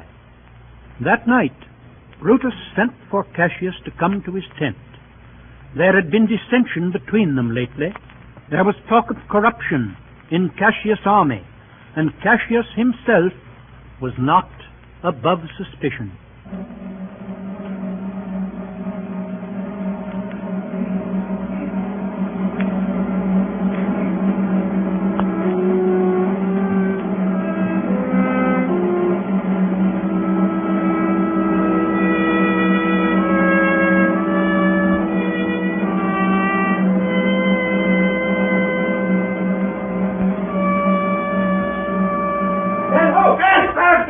Noble brother, you've done me wrong. Wrong I mine enemies, that if not so, how should I wrong a brother? That you've wronged me disappear in this. You have condemned and noted Lucius Pella for taking bribes here of the Sardians, wherein my letters praying on his side because I knew the man was slighted up. You wronged yourself to write in such a case. In such a time as this, it is not meet that every nice offense should bear its comment. Let me tell you, Cassius, you yourself are much condemned to have an itching palm, to sell and march your officers for gold to undeserved. Aye, an itching palm. You know that you're Brutus that speaks this, or by the God this speech, what else you're last. The name of Cassius honors this corruption and chastisement that ever hide its head. Chastisement? Remember March. The Ides of March, remember. Did not great Julius bleed for justice' sake? What villain touched his body that did stab? And not for justice. What? Shall one of us that struck the foremost man of all this world but for supporting robbers, shall we now contaminate our fingers with base bribes and sell the mighty space of our large honors for so much trash as may be grasped thus? I'd rather be a dog and bay the moon than such a Roman. Bait not me, I'll not endure it. You forget yourself to hedge me in. I am a soldier, older in practice, abler than yourself to make conditions. Go to, you are not, Cassius. I am. I say you are not. Urge me no more, I shall forget myself. Tempt me no farther. Away, slight man. Is possible, must I endure all this? All this? I more. Fret till your proud heart break. Must I observe you? Must I stand and crouch under your testy humor? By the gods, you shall digest the venom of your spleen, though it do split you. For from this day forth I'll use you for my mirth, yea, for my laughter when you are waspish. It has come to this. You say you are a better soldier. Let it appear so. Make your vaunting true, and it shall please me well. For mine own part, I should be glad to learn of noble men. You wrong me every way. You wrong me, Brutus. I said an elder soldier, not a better. Did I say better? You did, I cannot. When Caesar lived, he durst not thus have moved me. Peace. You durst not so have tempted him. I durst not. No. What durst not tempt him? For your life, you durst not. Do not presume too much upon my love. I may do that. I shall be sorry for. You have done that you should be sorry for. There is no terror, Cassius, in your threats. For I am armed so strong in honesty that they pass me by as the idle wind, which I respect not. I did send you for certain sums of gold, which you denied me. For I can raise no money by vile means. If I hadn't, I'd rather coin my heart and drop my blood for drachmas than to wring from the hard hands of peasants their vile trash by any indirection. I did send you for gold to pay my allegiance, which you denied me. Was that done like Cassius? I denied you nothing. You did. I did not. He was but a fool that brought my answer back. Brutus hath rived my heart. A friend should bear his friend's infirmities. But Brutus makes mine greater than they are. I do not till you practice them on me. You love me not. I do not like your faults. A friendly eye could never see such faults. The flatterers would not, though he do appear as huge as high Olympus. Come, Antony and young Octavius, come. Revenge yourselves alone on Cassius, for Cassius is a weary of the world. Hated by one he loves, braved by his brother, checked like a bondman, all his faults observed, set in a notebook, learned and conned by rote to cast into my teeth. I could weep my spirit from mine eyes. There's my dagger. I that denied thee gold will give my heart. Strike as thou didst at Caesar! For I know when thou didst hate him worst, thou lovest him better than ever thou lovest Cassius. Sheathe your dagger. Be angry when you will. It shall have scope. Do what you will. Dishonor shall be humor. Hath Cassius lived to be but mirth and laughter to his Brutus? When grief and blood ill-tempered vexeth him? I was ill-tempered, too. Do you confess so much? Give me your hand. And my heart, too.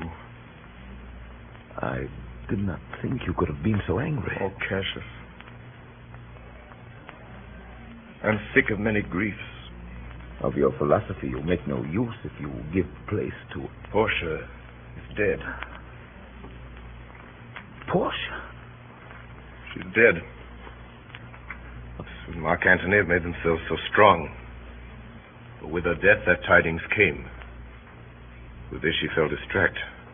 And died so? Even so. Deep of night has crept upon our talk. There's no more to say. No more. Good night. Early tomorrow will we rise and hence. Noble, noble Cassius. Good night. And good repose. Lucius. Here, my good lord. What, thou speakst drowsily. Poor knave, I blame thee not. Thou art all watched. Look, Lucius, here's the book I sought for so. I was sure your lordship did not give it me. Bear with me, good boy. I'm much forgetful. Canst thou hold up thy heavy eyes a while and touch thy instrument a strain or two? Aye, my lord, and please you. It does, my boy. Trouble thee too much, if thou art willing. It is my duty, sir. Should not urge thy duty past thy might. I know young bloods look for a time of rest. I have slept already. It was well done. I shall sleep again. I'll not hold thee long. If I do live, I will be good to thee. Orpheus with his lute made trees and mountain tops that freeze, bow themselves when he did sing, da-dum-dee-dee-dum. To his music plants and flowers ever sprang as sun and showers. There had made a lasting spring. Da-dum-dee-dee-dum. Everything that heard him play, even the billows of the sea, hung their heads and then lay by. In sweet music is such art, killing care and grief of heart. Fall asleep or hearing die.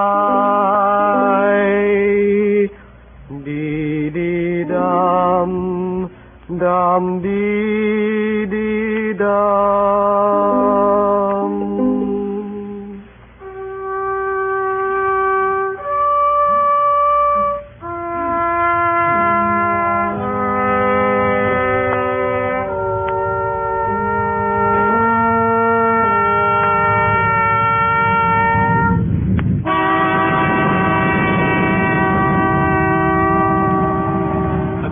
Advice of Cassius, Brutus resolved to meet the enemy on the plain of Philippi.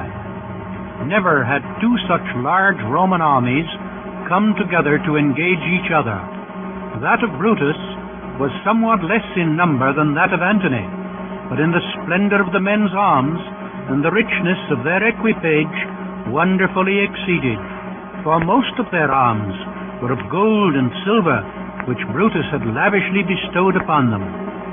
There is a story that immediately before the battle, two eagles falling upon each other fought in the space between the two armies, that the whole field kept incredible silence, and all were intent upon the spectacle, until at last that which was on Brutus' side yielded and fled. As soon as it was morning, the signal of battle, the scarlet coat, was sent out in Brutus and Cassius' camps, and the two friends met for the last time in the middle space between their two armies.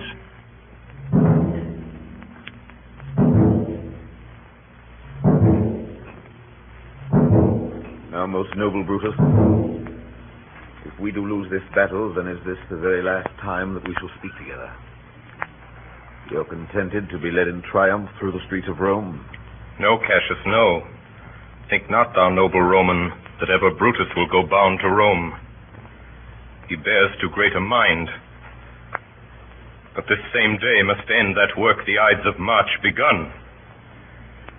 And whether we shall meet again, I know not. Therefore our everlasting farewell take. Come ho! Away!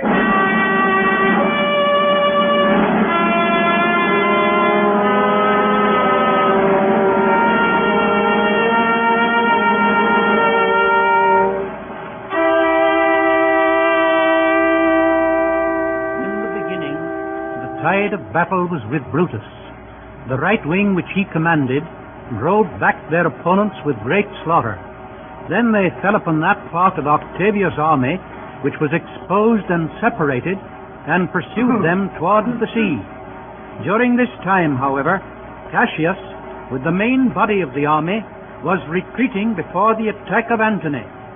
Expecting Brutus to come to his aid, and acting by delay and expectation, rather than boldly and with a clear purpose, soon Cassius saw his whole army begin to give way. He did as much as ever he could to hinder their flight and bring them back, and snatching a flag out of the hand of one that fled, he stuck it at his feet and begged them to stand with him and fight. When he found that he could not even keep his own personal guard together, Cassius retired to an empty tent taking along with him only Pindarus, one of his freemen, and pulling his cloak over his head, he made his neck bare and held it forth to Pindarus, commanding him to strike. Cassius' head was found severed from his body, and beside it was found the same knife with which he had stabbed Caesar in the Senate house.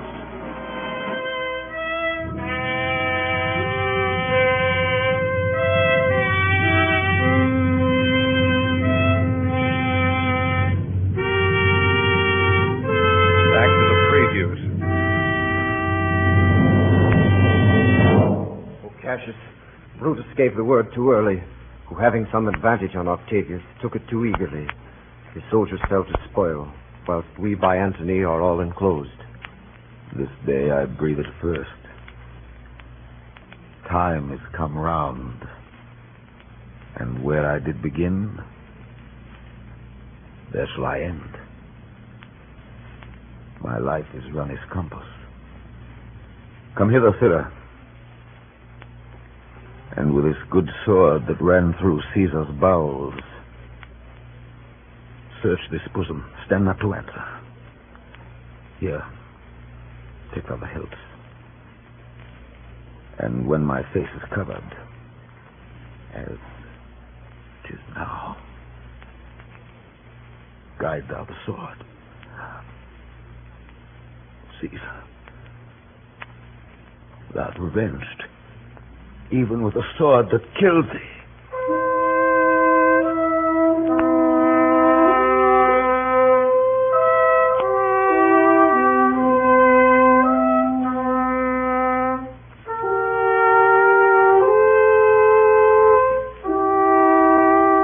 Some time later, Brutus, returning from the pursuit, wondered that he could not see Cassius' tent afar off, standing high as it was wont, and appearing above the rest of the camp. Then, for the first time, he suspected the defeat of Cassius, and made haste to him. He heard nothing of his death until he came to the camp. Where?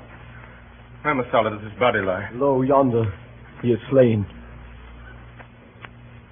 The last of all the Romans. Fare thee well. 'Tis impossible that ever Rome should breed thy fellow. Friends, I owe more tears to this dead man than you shall see me pay. I shall find time, Cassius. I shall find time. Oh, Julius Caesar, thou art mighty yet. Thy spirit walks abroad and turns our swords in our own proper entrails. Statilius showed the torchlight, but the Lord, he came not back. He's ta'en or slain. Slaying is the word. It is a deed in fashion. Come hither, good Volumnius. List a word. What says my lord? Why this, Volumnius? The ghost of Caesar hath appeared to me 2 several times by night. At Sardis once, and this last night here in Philippi fields. I know my hour has come. Oh, not so, my lord. Nay, I'm sure it is, Volumnius. Thou knowest that we two went to school together. Even for that our love of old, I pray thee, hold thou my sword hilts, whilst I run on it. That's not an office for a friend, my lord. Fly, my lord, there's no tarrying here. Farewell to you, and you, and you, Volumnius. Strato, thou hast been all this while asleep. Farewell to thee too, Strato. Countrymen, my heart doth joy that yet in all my life I found no man but he was true to me. I shall have glory by this losing day, more than Octavius and Mark Antony by this vile conquest shall attain unto. So fare you well at once, for Brutus' tongue hath almost ended his life's history. Night hangs upon mine eyes, my bones would rest that have but labored to attain this hour. Fly, my lord, fly. Hence I will follow, for Christ's sake. I prithee, Strato, hold thy lord. Thou art a fellow for good respect. Thy life hath had some smatch of honor in it. Hold then my sword. Turn away thy face. I do run on it. Wilt thou, Strato? Give me your hand first. Fare you well, my lord. Farewell, good Strato. Caesar, now be still. I killed not thee with half so good a will.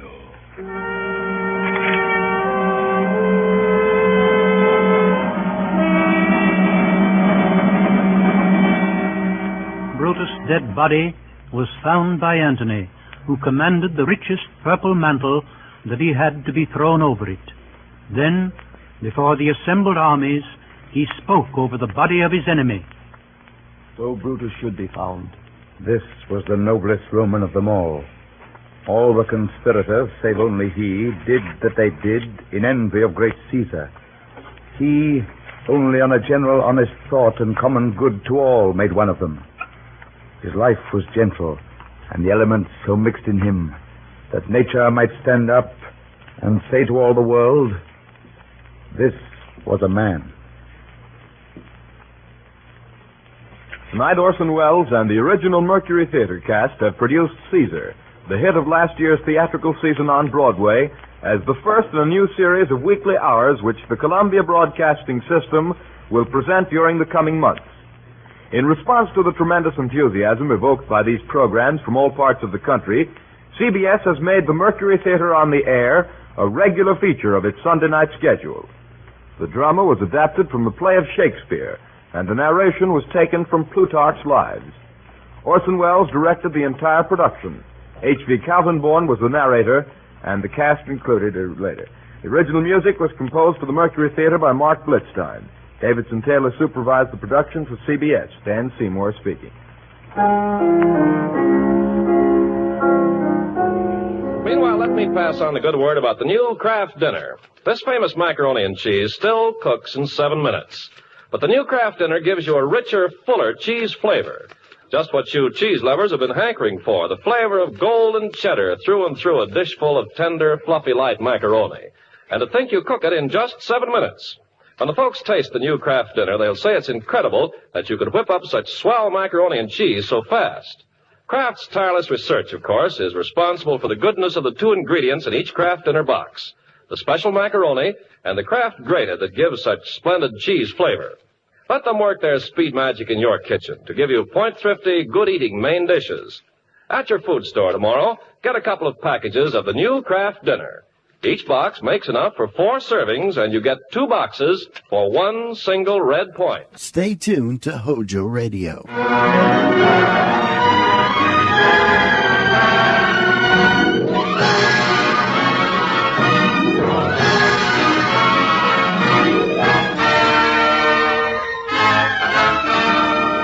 This is the NBC University Theater, bringing you a full-hour dramatization of Herman Melville's classic story of the sea, Moby Dick, starring Mr. Henry Hull as Ahab.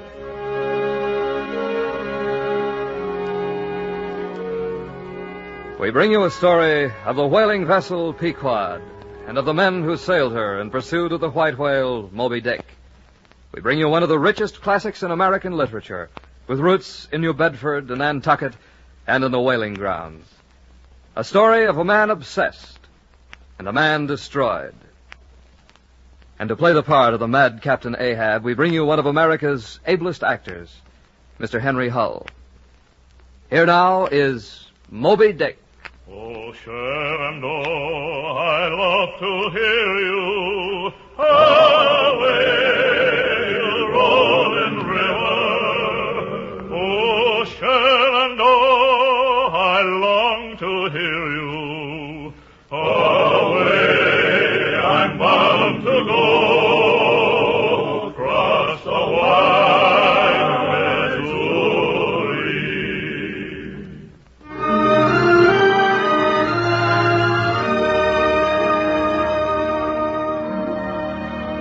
Call me Ishmael.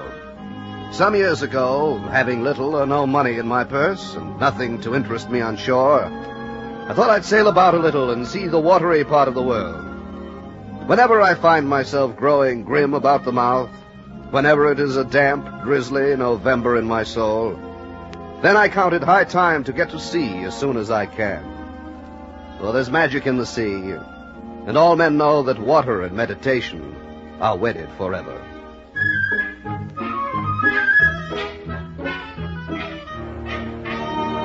Nantucket Island.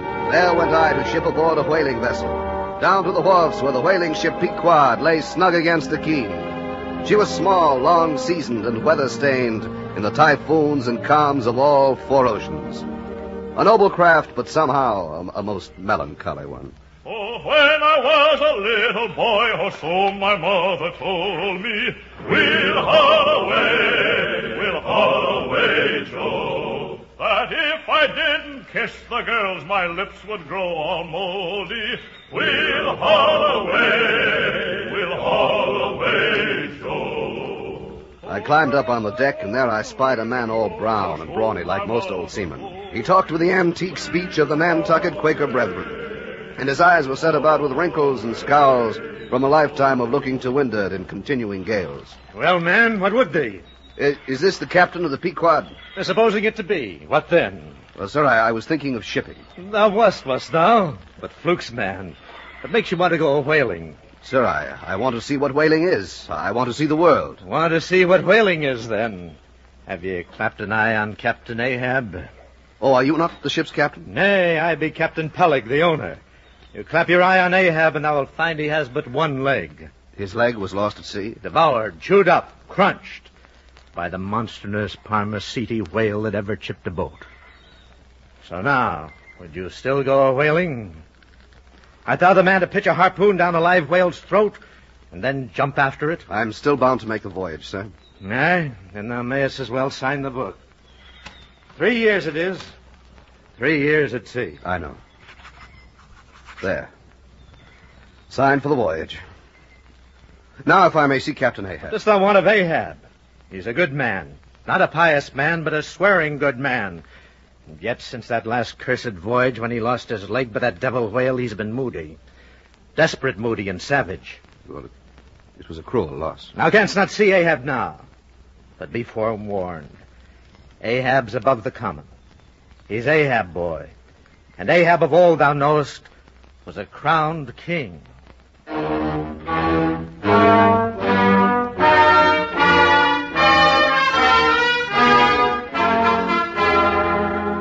Now there was a great activity aboard the Pequod. Sails coming on board, coils of rigging, boats, spars, lines, harpoons. For a whaling ship demands a 3-year stock of spares aboard, for she frequents lonely seas without hospitable harbors. Then, when the last supplies were laid away in the deep hold... Mr. Starbuck. Aye, sir? I'll go ashore now. Luck to you, Starbuck. This day, 3 years from now, I'll have a hot supper smoking for you in old Nantucket. Goodbye, Captain Peleg. Now, strike the gangway. Man the capstan there. Jump now. Spring, blast you, spring. Up anchor, man, and away. Here's Shantyman. Aye, sir. A good rhyme to heave to. Spring, blast you. We'll man the good captain and run it around. Way, Rio. We'll heave up the anchor to this jolly song. For we're bound for Rio Grande. Then fare ye well, my bonny young girls. For we're bound for Rio Grande.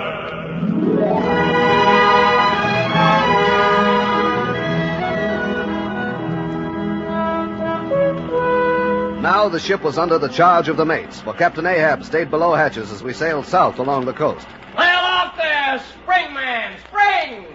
Chief among these was Starbuck, a native of Nantucket and a Quaker. A steadfast man, an honest man, with a deep natural reverence.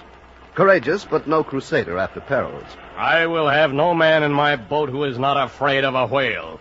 A fearless man is more dangerous than a coward. The second mate was Stubb, a Cape Cod man and cheerful. He presided over his whaleboat as if the most deadly encounter were but a dinner, and his crew invited guests.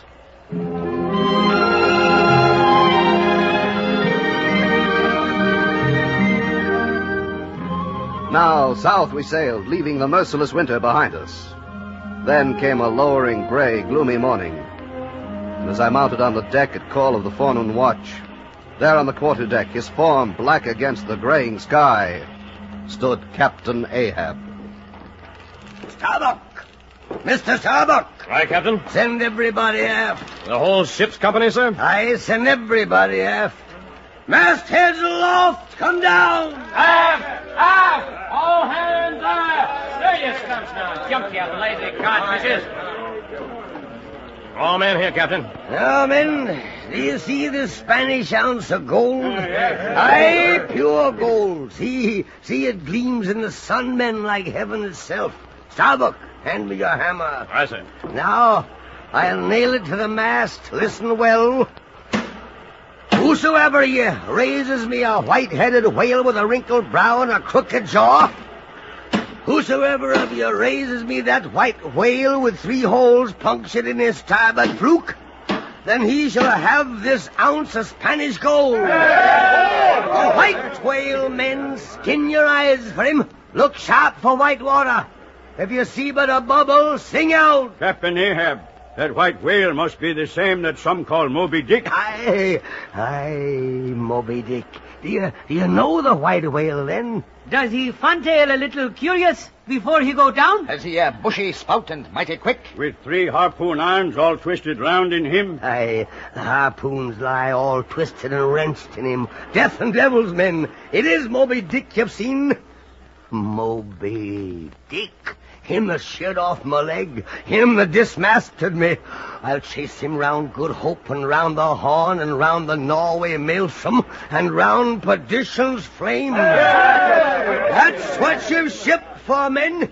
To chase that white whale across the sea till he spouts black blood and rolls fin out. What say you, men? Will you splice hands on it? Aye, a sharp eye for the white whale. A sharp lance for Moby Dick. Go draw the great measure of grog. Grog for all hands this day. What's his long face about, Mr. Starbuck? Wilt thou not chase the white whale? Nay, Captain Ahab. How many barrels of sperm oil will thy vengeance yield thee in Nantucket market? Money's not the measure, Starbuck. Vengeance on a dumb brute that smote thee from blindest instinct. Madness, Captain Ahab. Blasphemy. Starbuck. Each thing on earth is but a mask. And how is man to be free unless he pierce that mask? Break through the wall. To me, that white whale's the wall across my soul. What if there's naught beyond it? I see in him outrageous strength, inscrutable malice. That thing unknown, that's what I hate. Talk not of blasphemy to me. I'd strike the son of it insulted me. Not so, Captain. Take off thine ire, Miss Starbuck. So thou palest. My heat has melted thee to anger glow. Starbuck, now is mine. Thou canst not oppose me now without rebellion. Drink, men, drink deep death to Moby Dick. Swear me his death, ye harpooners. God keep me. God keep us all.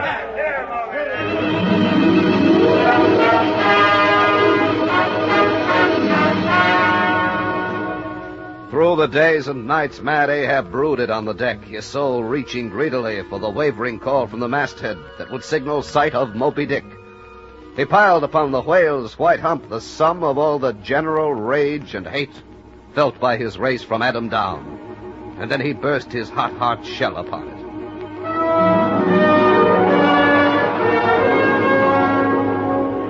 Now it was a cloudy, sultry afternoon. High aloft in the cross trees was Tashtego, the gay-head Indian harpooner, scanning the desert of water for the mist spout of the sperm whale.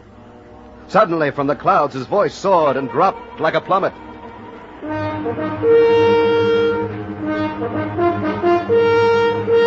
There she blows! She blows! Where away? On the lee beam, 2 miles off, a school of them. They'll go flukes! Stand by to lower boats! Spring! Jump, blast you! Let go the davits! Straight, you molly livet! Boy, fetch the captain. I'm on deck, Mr. Starbuck. I'll take the first boat. But the captain keeps the ship. Not this one. I'll be first to sink a harpoon in any whale. But it's not Moby Dick, sir. Nay, but each heart that spills black blood takes me nearer to him. Lower me a boat, Mr. Stubb. Get that boat to water, Starbuck. Aye, sir. Lower away! Away! Spread out! Give way to leeward! Keep the boat separate! I say! Now, out oars! Now, pull! Lay back! Pull! She blows again, dead ahead. Pull! Pull! Fight! Fight into the water! Start out your eyes! Spring! Spring! It's not the white whale, but the sperm whale and profit. That's the chase. Wait. Give over rowing. He's sounded. Now, Queequeg, stand up. Spy me out that whale. Sing out if you see but the shadow of a bubble. Aye, sir. He down to bottom.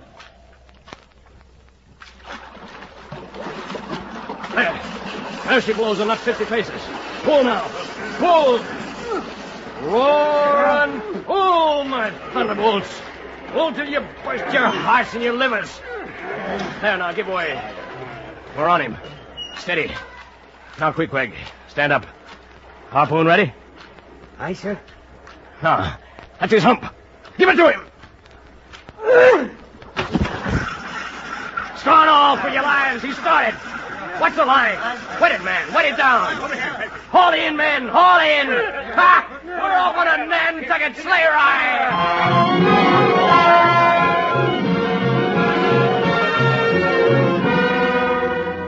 Through the whirling foam of the sea, the monster towed the frail boat, and then, hauling in close, Starbuck churned his long razor lance into the fish, and at last, gush after gush of clotted red gore, warm blood like our own for all his 70 feet of length, shot into the frightened air, and falling back, ran down his flanks into the sea. His heart had burst.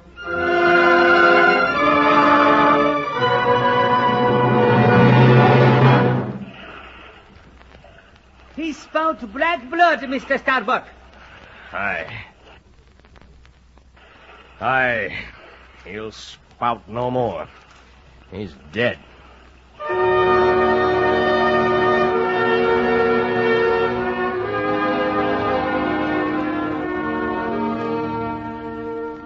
But now our monster corpse must needs be dragged back through the pounding waves to the Pequod. Hour after weary hour, the men strained the long oak oars, towing the slaughtered Leviathan through the sea till long after the sun dropped from the sky. 3 lanterns tied to the Pequod's mastheads were our star, and through the night we toiled until the whale lay chained by the head to the ship's stern and by the flukes to the bow. Louis was the king of France before the Revolution. We'll haul away, Joe, until he had his head cut off, which spoiled his constitution. We'll haul away, Joe. The next day was the Sabbath, but whalers are notorious Sabbath breakers, and soon the enormous cutting tackles and blocks were hoisted to the maintop. The chains are run to the capstan amidships, and the blubber hook rammed into the bleeding, oily hide of the sea monster. All right, aboard there. Take her away. Heave! Until they have no comb. Heave away, heave away. They comb their hair with codfish bones.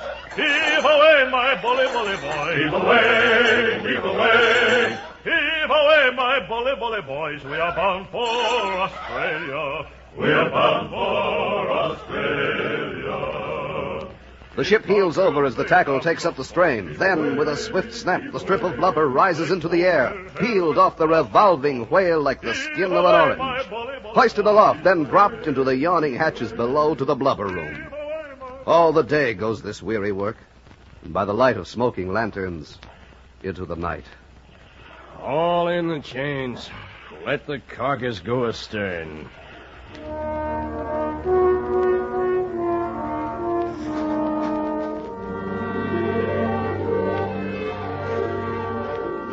The peeled white body of the beheaded whale floats slowly astern, the water round it torn and splashed by insatiate sharks, and the air above vexed by the flights of screaming seafowl. Beneath the unclouded azure sky on the fair face of the pleasant sea, The great mass of death floats on and on, till lost in infinite perspective.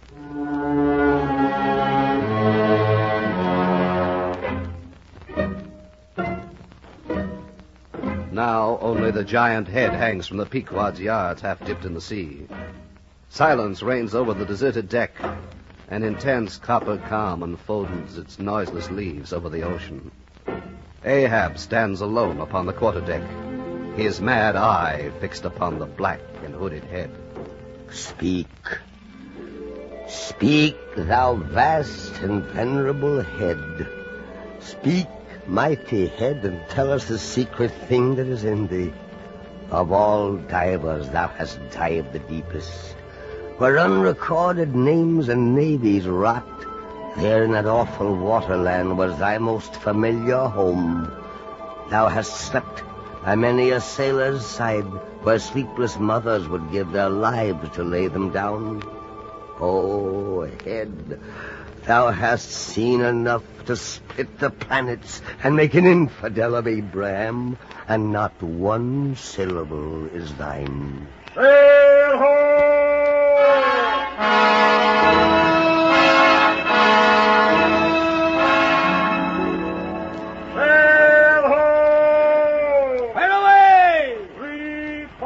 On the starboard bow. Aye, Captain. A whaler by the look of her, and bringing down her breeze to us. Look at her broad beams, Starbuck, where the whale boats are swung. Aye, Captain. Shattered boats. Splintered planks like the skeleton of a horse. An omen, Starbuck.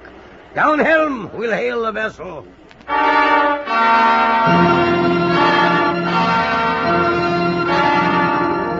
Ahoy, the Delight! Ahoy! The Pequod has seen the white whale. Moby Dick, do you see the shattered whale boat on the beams? Aye, we've seen Moby Dick. Has killed him. The harpoon is not forged that will ever do that. You lie. Look, you Nantucketer. Here in this arm I hold his death. I swear to plunge harpoon in that place behind the fin where the white whale most feels his accursed life. Then God keep the old man. Where away the white whale? 10 leagues hence, north northeast. Brace forward, Starbuck. Up helm. Captain, the oil in the hold is leaking. So? We must up hatches and break out the cask. Up hatches and break out? Aye. Moby Dick is sighted. Would you have us heave to here for a week to tinker a parcel of old hoops? Either do that, sir, or waste in one day more oil than we can hope to make good in a year. Let it leak. Soul's hull leaks. Yet I don't stop to plug it, but who can find it in a deep-loaded hull or hope to mend it in life's howling gale? Starbuck I'll not heave to. What will the owners say, sir? Let the owners stand on Nantucket Beach and out yell the typhoon. Owners! Owners! But, sir, the Look owner... Here. The only real owner of anything is its commander. And hark here, my conscience is in this ship's keel. Down, dog, to kennel. Captain Ahab, a better man than I might well pass over in thee what he would quickly enough resent in a younger man. Aye, and in a happier. Devils! Dost thou then so much as dare to question me? Be gone! Nay, sir, not yet. I do entreat.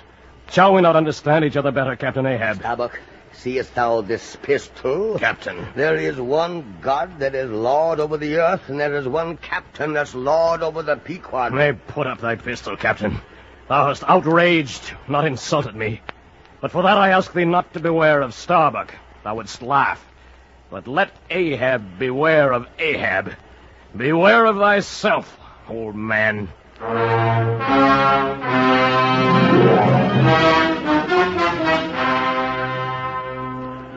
Brave Starbuck, brave.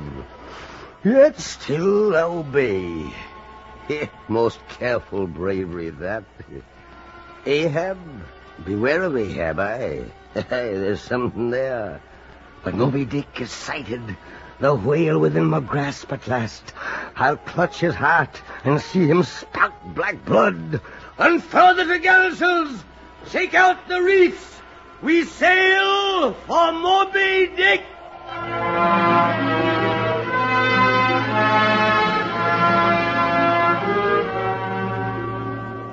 Now into the green Pacific, the mastheads crying out at every spout. Lower away, black blood and flukes.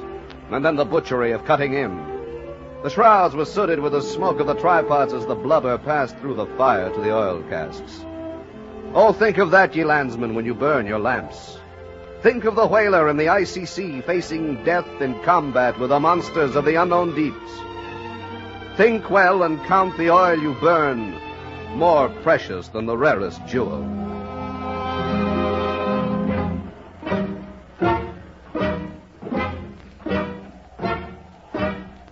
Now, on the quarterdeck, old Ahab paces, his ivory leg echoing sharply in the cabin beneath. And in the sunset it seemed as if his brain beat hard against a steel skull. Try heat upon my brow. Oh, time was when, as the sunrise nobly spurred me, so the sunset soothed. But no more. His lovely light, it lights me not. All loveliness is anguish to me, since I ne'er can enjoy. Gifted with a high perception, I lack the low enjoying power. Damned most subtly and most malignantly, damned in the midst of paradise. I thought to find one stubborn at the least, but they take fire from me in search of Moby Dick.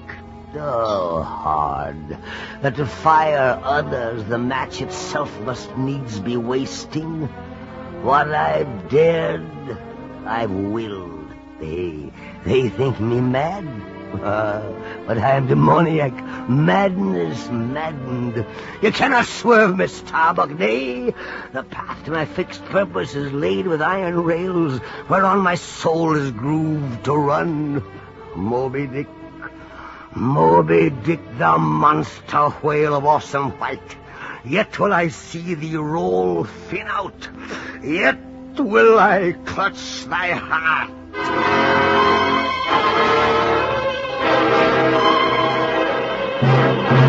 Mr. Starbuck, down helm.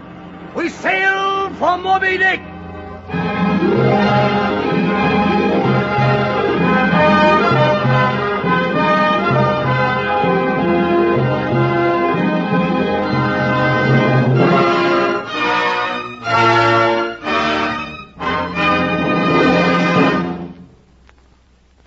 From Hollywood, the NBC University Theater is bringing you Henry Hull in a radio version of the Herman Melville novel Moby Dick. This play is part of a series devoted to the classic novels of Anglo-American literature. If you are interested in supplementing your enjoyment of these productions with home study under college supervision, be sure to listen to the announcement at the close of this program. Today, in place of the intermission commentary normally heard on NBC University Theater, we bring you a special message from Dr. John W. Taylor, President of the University of Louisville. Here now is Dr. Taylor speaking from Louisville, Kentucky.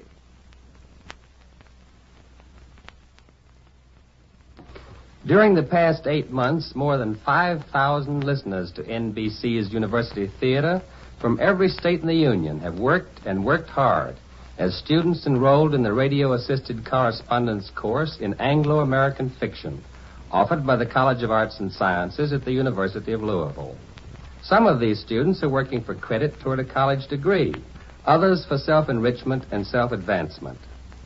I am here today to congratulate the first 50 students from throughout the nation who have completed their work in this course and passed their final examinations. Students registered for credit have received certificates of performance, equivalent to those granted students who are regularly registered and in residence at the University of Louisville. May I specially congratulate the 3 students who, because of their exceptional diligence in carrying out the correspondence work, have achieved the highest grades in this group. These students are, first, Mrs. Olive Olcher, Pittsburgh, Pennsylvania. Second, Mrs. Beulah Cadwell, Dinuba, California. And third, Miss Gilda Green, Providence, Rhode Island. And in recognition of outstanding scholastic achievement, each of these students is being awarded a set of the Encyclopedia Britannica. It is my firm belief that only by bringing college education into the homes of the people through radio, supplemented by correspondence between the student at home and the instructor at the university, can millions of Americans for whom the facilities of a university are not easily available secure an education at the college level.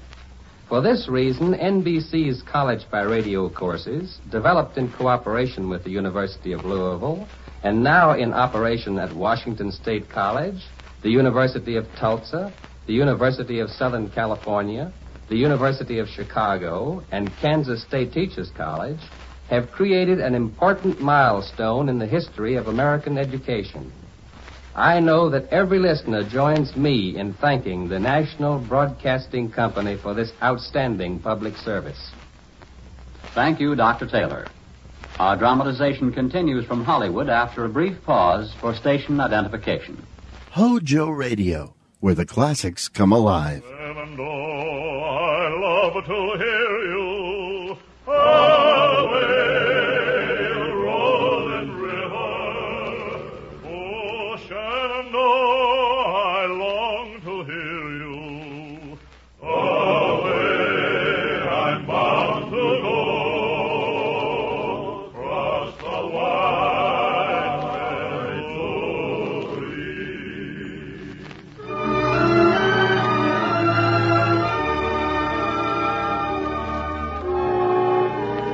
Now, in the summer cool weather of the Pacific, Perth, the blacksmith, begrimed and blistered, set up his forge on deck, lashed to ringbolts by the foremast.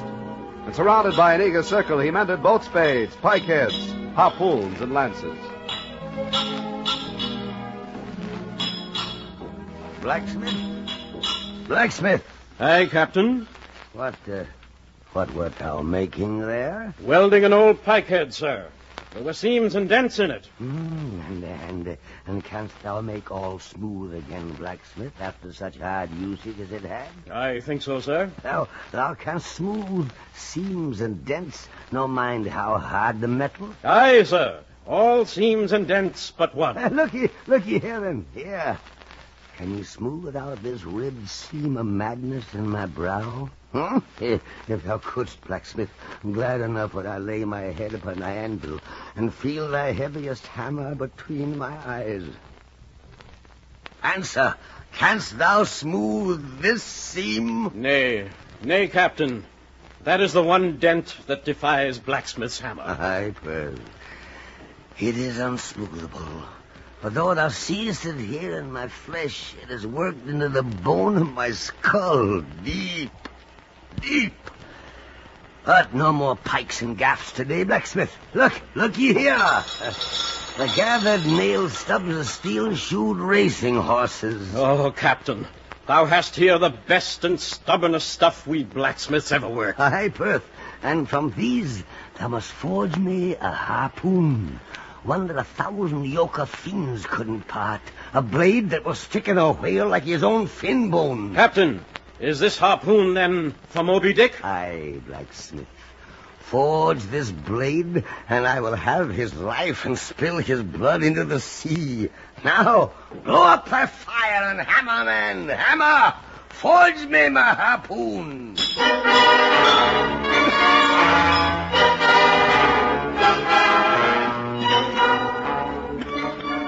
'Tis done, Captain. It needs but tempering. Would you pass yon water cask? Nay. No water for that. I want it at the true death temper. Ahoy there, Testigo! Queequeg! Ahoy, you pagan harpooners! Aye, Captain. Aye, Captain. What say ye? Will you give me enough blood to cover this barb? Blood? Blood, aye, blood. For a blade as sharp as the needle sleet of an icy sea. Blood, man, are you willing? Aye, Captain, I'm willing. And I. Your arm, then. Now, Queequeg, your knife. There now, harpoon. Baptized in the name of devil, in thy keen edge I hold death for Moby Dick.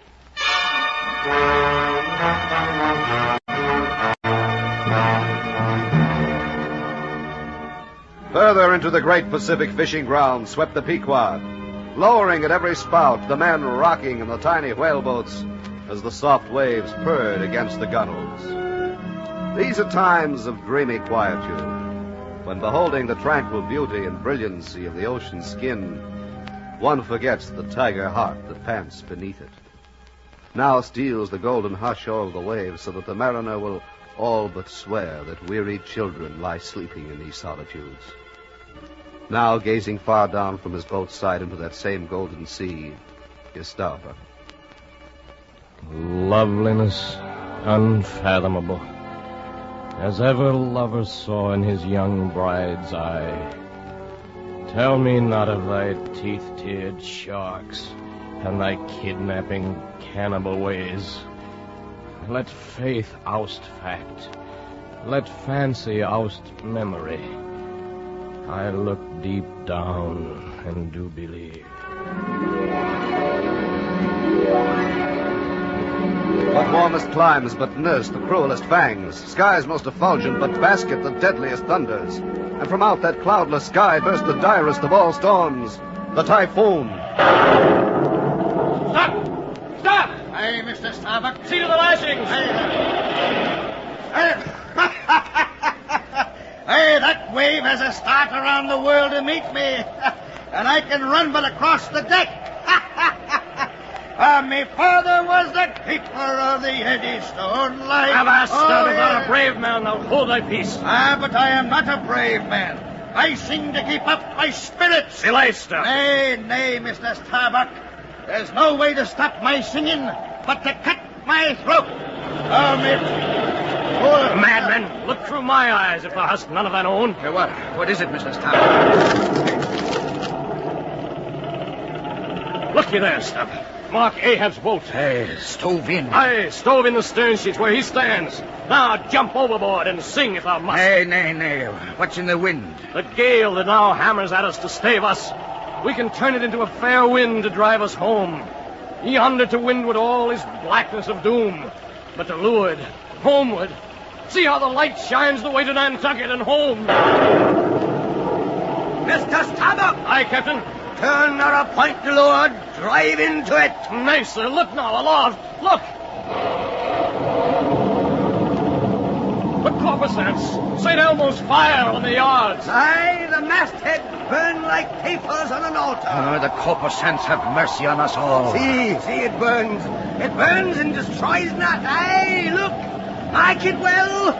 The white flame leads the way to the white whale. The lightning flashes through my skull. My whole beaten brain seems as beheaded and rolling on some stunning ground. Thou foundling fire, thou hermit immemorial, leap! Leap up and lick the sky! I leap with thee, I burn with thee, defying thee, I worship thee! God is against thee, old man, forbear. Let me square the yard while we may, and make a fair wind of it homeward. Starbuck, your oaths to hunt the white whale are as binding as mine own. But we must send down the main topsail yard. Shall I strike it, sir? Strike it. Strike nothing. Lash it. If I had skysail poles, I'd sway 'em up now. Sir, in God's name, My mast and keel, he takes me for the hunchback skipper of some coasting snack. Send down my main topsail yard? No. Loftiest trucks were made for wildest winds. And this brain truck of mine now sails amid the cloud scud. Shall I strike that? No. None but cowards send down their brain trucks in tempest time. Nay, Starbuck, strike nothing, but lash everything aloft.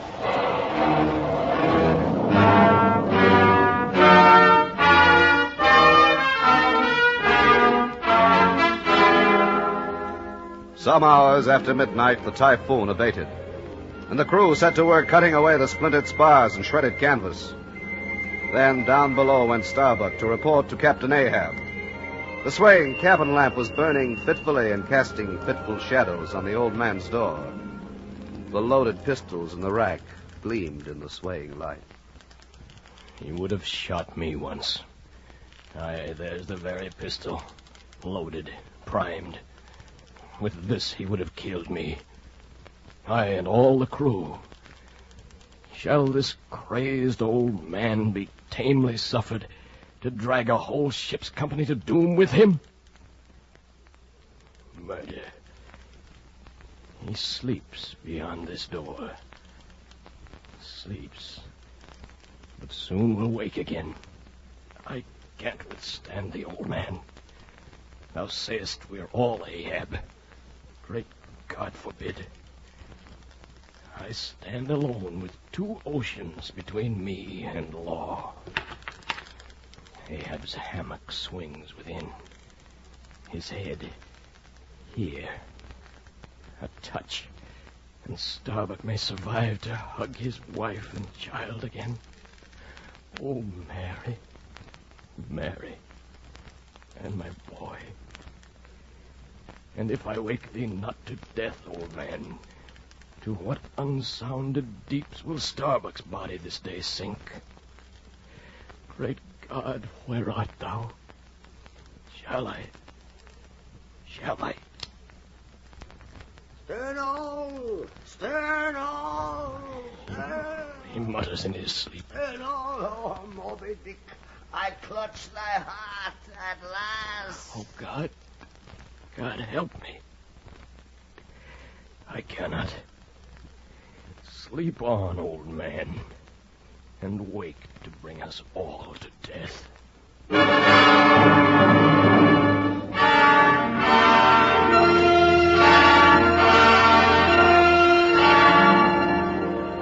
Now, from the east, her skysail showing white against the blue, the whaler Rachel bore down upon the Pequod. The Rachel's captain put off, and soon his boat hook clinched the Pequod's main chains. Ahoy there! Have you seen the white whale? Aye, yesterday. Give me a hand up there. Here's up. Have you seen a whaleboat adrift? My own boy was in it. Boat towed out of sight by that white demon. He lives. Moby Dick still lives. Aye, but yesterday he towed away the lead boat. Captain, let me charter your boat to search. For 8 and 40 hours only. You shall. His son is lost. What say you, Captain? We'll save his son? You, too, have a boy, Captain Ahab. Will you do it? You'll save my boy. There! Run, men! Stand by to square in the yard! Alas! Touch not a rope yarn. Captain, I will not do it. Moby Dick is in my reach. I'll not lose time. Mr. Starbuck, in 3 minutes from this present, brace forward and let the ship sail on. No, Ahab, no, I beg. Goodbye.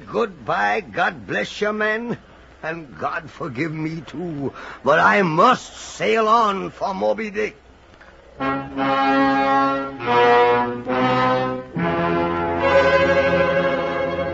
Soon the 2 ships diverged their wakes, and by her halting course and winding, woeful way, you plainly saw that this ship that so wept with spray was truly Rachel, weeping for her children because they were not.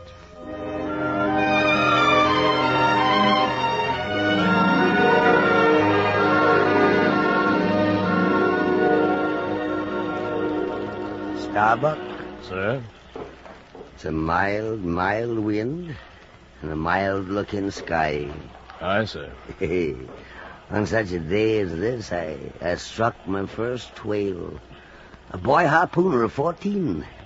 40 years ago.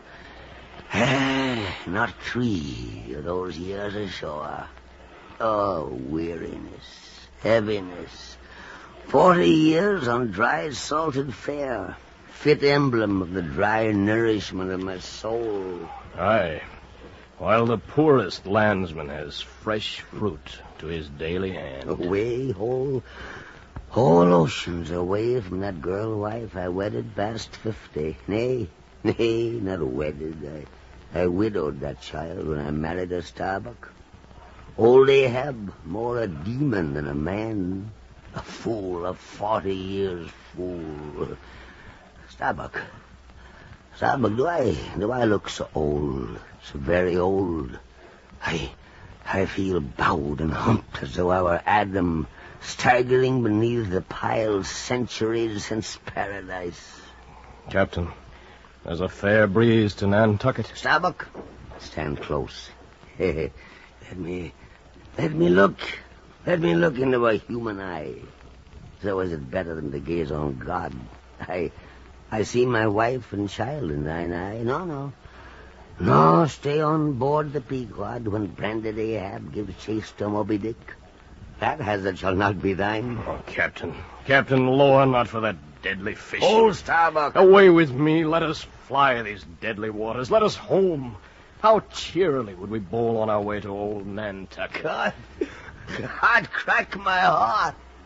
Mockery, bitter mockery. Come, Captain, let us away to wife and child. See my Mary on the hill waiting for her husband's sail. Come, Captain, come. What is it? What is it, Starbuck? The nameless, hidden Lord and Master that commands against all natural longing. Is Ahab? Is it I, God, or who that lifts this arm? By heaven, man, we are turned round and round in this world like yonder windlass, and fate's the handspike. But, we'll sleep at last, Starbuck. Aye, toil how we may, we'll sleep at last. So, Captain, shall I square away the yards? Home to Nantucket? The word, Captain. What say the word? There she blows!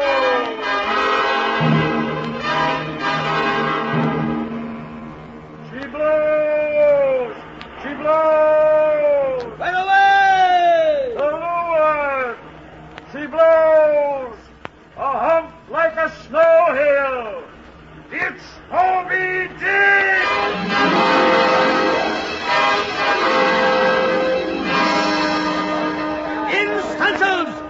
Down the garrisons!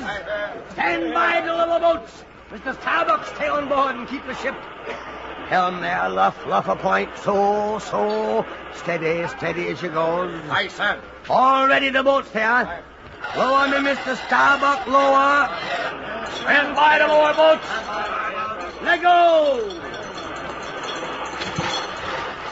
He blows to leeward, Captain. Aye, Starbuck. Stay down on board and keep ship. Now, men, ship oars and pull. Pull, men. Pull. Reach me on his snow hill hump. Row and pull. I see thee now. Pull. I have thee now. Pull. In this hand I hold thy death. Look! He sounds, Captain! Aye, and now he'll stay below. Easy off, men. But then must he come up to light where Ahab's lance can reach. Nay, Captain! The birds! The seabirds! They come this way! They've keen eyes. Look down, Captain. Aye, Look down. Aye, the birds see. Stern all, 'tis Moby Dick. Pull! He comes up towards the gate. Pull! Jump! The boat! It crushes! He shakes the boat as a cat the mouse. Monster! Demon!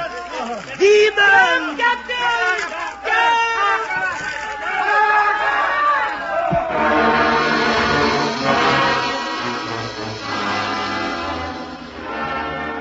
Into the boiling sea spilled Ahab as the whale's great jaws closed upon the gunwales of the whaleboat and sheared it in twain. Now at the edge of the maelstrom of swirling planks and cedar chips and struggling men lay Moby Dick, slowly feeling with his giant flukes from side to side. And whenever a stray oar, a bit of plank, the slightest crumb of one of the boats touched his skin, his tail drew swiftly back and came sideways, smiting the sea. But soon, as if satisfied that his work was done, he continued his lured way at a traveler's methodic pace. And as the whale drew off, down came the Pequod to fish her children from the foaming sea. Here, Captain.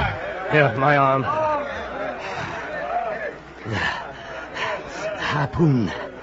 My harpoon. Is it safe? Aye, sir. Any missing men? 5 oars, 5 men. Help me, man. I wish to stand. So there I see his spout to leeward still, a leaping spout. Starbuck, set sail and after him. Hark ye, Captain, your wrecked boat. The thistle the ass refused. It pricked his mouth too keen, eh? What soulless thing is this lass before a wreck? Neither groan nor laugh should be heard before a stove boat. Aye, sir, it is a solemn sight. An omen, and an ill one. Omen? Aye. If the gods think to speak to men, they'll speak outright, not giving old wives hint. Be gone. Ye two are opposite poles. Starbuck is stub reversed, and stub is Starbuck. And ye two are all mankind. And Ahab stands alone among the millions of the peopled earth. Nor gods nor men his neighbors. Cold, I shiver, Oh, now! Mast head aloft there! Aye, sir. Do you see him? Do you see Moby Dick? Sing out for every spout, though he spout 10 times a second.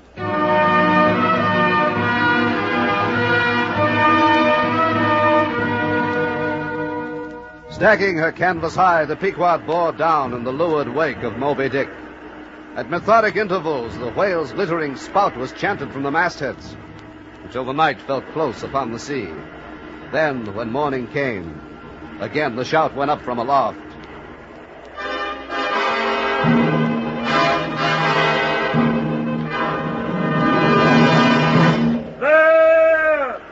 There she blows! Aye, blow, whale, and split your spout. She breaches! There she breaches! Aye, breach your last to the sun, Moby Dick. Thy hour and thy harpoon are at hand. Down, all of you! The boats, stand by!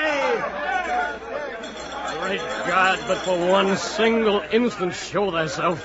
Never wilt thou capture him, old man. Away, Starbuck! Oh, sir, it is impiety and blasphemy to hunt him more. Starbuck! Ahab is forever Ahab. This whole act's immutably decreed. 'Twas rehearsed by thee and me 1 billion years before this ocean rolled. I feel strained, half stranded as a passing hawser. But ere I break, Starbuck, you'll hear me crack. 2 days has Moby Dick defied me. He'll rise once more to spout his last. Lower away, boats! Captain, noble heart, go not. Stand by the crew. Starbuck, keep the ship. Pull. Pull, my men. Pull. Heart of wrought steel. Oh, my God, what is this? Mary, girl, thou art grown dim. Starbuck, stave it off. Oh, Ahab, beware. Beware of thyself, old man.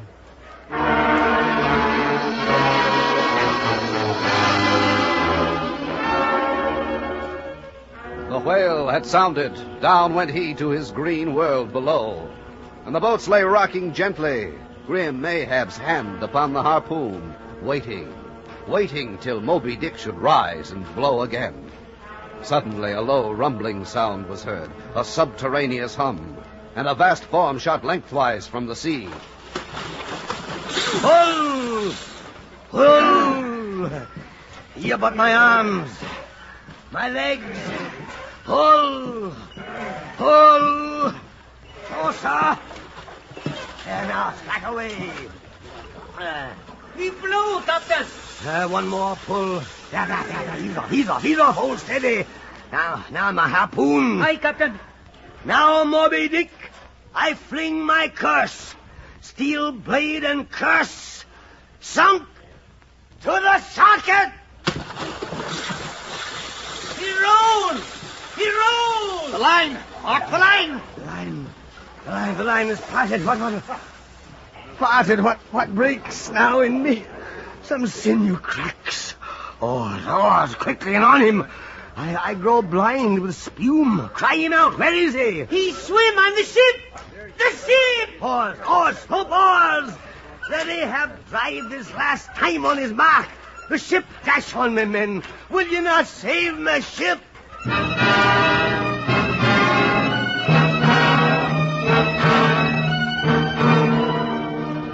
Straight upon the advancing prow of the Pequod bore Moby Dick, smiting his jaws amid fiery showers of foam.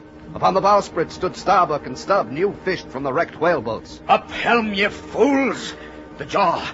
The jaw! Oh, Ahab, lo, thy work. Steady, helmsman, steady! Lay up helm again, he turns to meet us. His prow drives on. Oh, my God, stand with me now.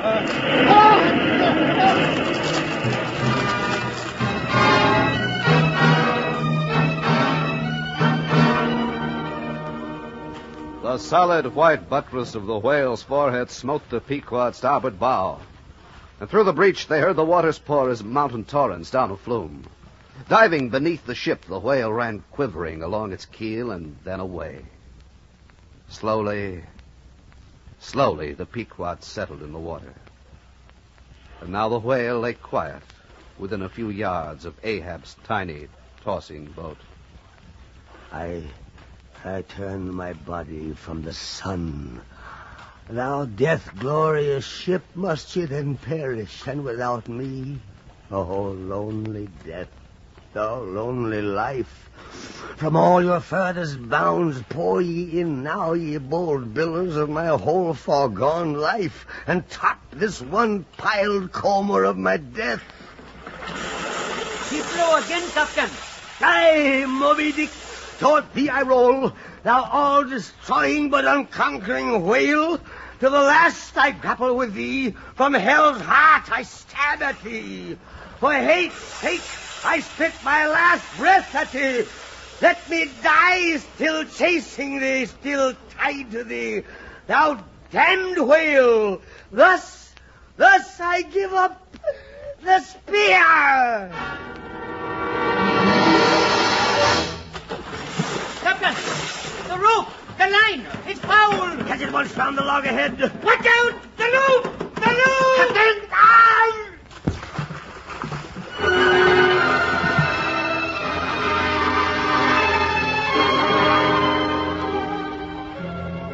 Ahab, caught by the flying turn of line around the neck, shot from the boat into the sea, down through the green silence, past the shadows of the sun and waves, down into the black unknown dove mad Ahab, tied for eternity to the white whale, still in death, pursuing Moby Dick, down to the quiet darkness and eternal rest of the ocean deeps.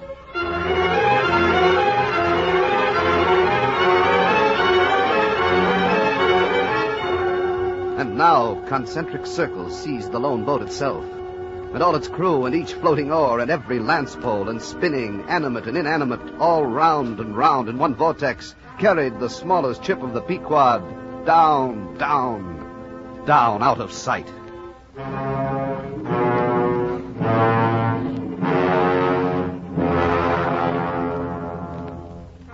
The drama's done. Why then here does anyone step forth? Because one did survive the wreck. I, Ishmael, lay floating in the wreckage. Clinging to a shattered spar, I floated on a soft and dirge-like main. On the second day, a sail drew nearer, and picked me up at last. It was the Rachel, that in her retracing search after her missing children, only found another orphan.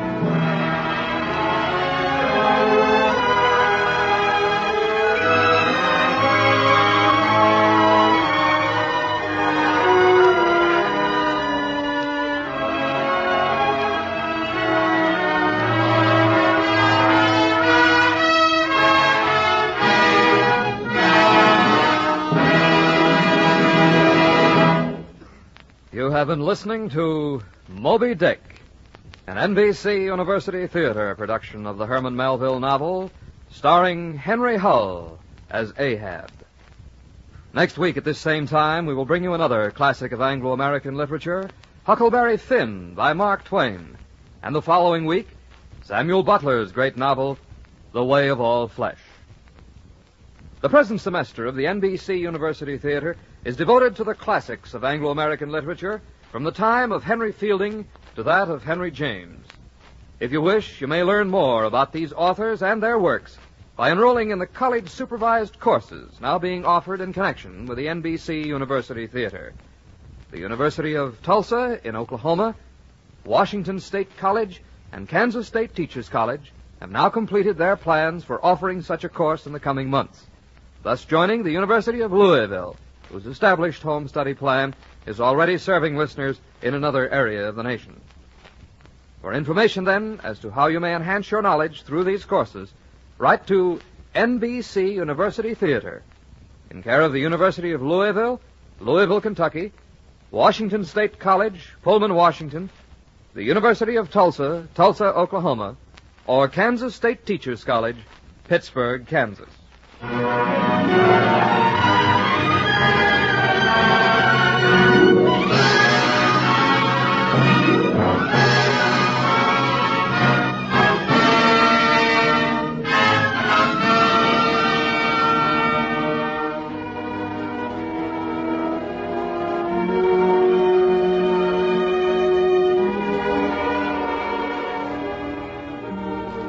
Moby Dick was adapted for radio by Ernest Kenoy.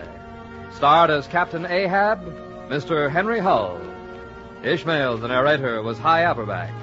John Beale was Starbuck. Our cast included Stephen Chase, Donald Morrison, John Daner, Ralph Moody, Lester Sharp. Your announcer, Don Stanley. The original musical score was composed and conducted by Dr. Albert Harris. The director of the NBC University Theater is Andrew C. Love.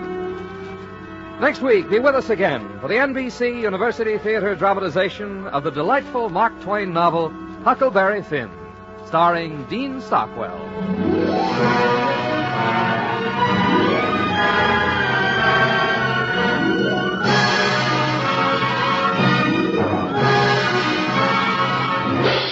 Have a real cigarette, have a Camel. The best tobacco makes the very best smoke. Have a real cigarette, have a Camel. Are you looking for flavor and mildness? Have a real cigarette, have a Camel. The best tobacco makes the very best smoke. Have a real cigarette, a real cigarette, a real cigarette, have a Camel. Again, for the 11th straight year, Camel outsold every other cigarette, filter, king size, and regular. The best tobacco makes the best smoke. So if you're smoking more now but enjoying it less, change to Camels. Get more real satisfaction every time. Start to really enjoy smoking again. Have a real cigarette, a real cigarette, a real cigarette, have a Camel. Stay tuned to Hojo Radio.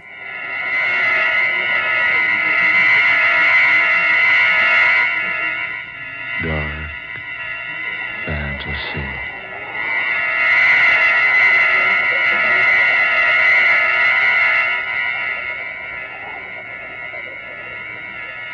A delicate case of murder.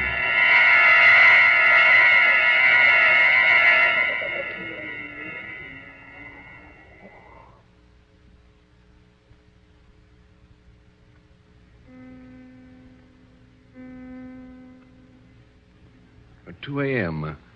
I say, Winstead, will your wife be down shortly? Yes. Laura promised a special seance for Miss Keaton here at 2. Yes, and I can hardly wait. I've always been so curious about things like this, but I've never attended a seance before. Well, I assure you, Miss Keaton, you'll find it most fascinating.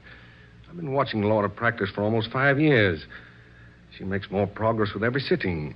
It's absolutely astounding what she can do. Isn't it, Winstead? Yes, quite. Oh, yes. She really didn't know she had the power, you know, until about 1937. Remember, Winstead, the penthouse party? Who gave the beastly thing? Do you remember? Yes, I remember very well. It was Quentin Ramsey. Oh, yes, that's who it was. Ramsey had a mystic oracle board, you know, Ouija. No one could get the thing to work until they coaxed Laura to sit down and have a try. And she made the board work? Oh, indeed she did. All over the place. It was absolutely weird. She got messages from several of the guests' friends who had passed on some time ago. People she'd never heard of until that night. Wow, wonderful. She used the board for about a year and then found out she could get pencil messages. Pencil messages? Yes, she simply substituted the pencil for the little heart-shaped board with the isinglass window. Her messages came in more rapidly that way, were more complete, and this method was less tiring for her. You mean she actually contacts departed spirits that way? I mean, she did. But she gave up the writing method 2 years ago. Didn't she, Winstead? Yes, thank heavens. Every place I'd go, I'd find a paper simply covered with strange scratchings and harebrained so-called messages. But look here, old fellow. Do I detect a shade of sarcasm in your voice? I dare say you do. I'm rather bored with the whole thing. But why, Winstead? Simply because it's all a lot of... Well, go on. Oh, never mind. No, I wish you'd come on downstairs and get this thing over with. Frederica, I urge you not to waste your time with this foolishness. Foolishness? Now, look here, Winstead. You can't talk about your wife's work like that. No, darling, really. I'm absolutely fascinated by it all. I can't wait for Mrs. Winstead to come down. No, she'll be down in a moment. I say, Winstead, really, I can't understand your attitude about Laura's work. Why, you used to enjoy watching her work immensely. Yes. I used to love her immensely. What?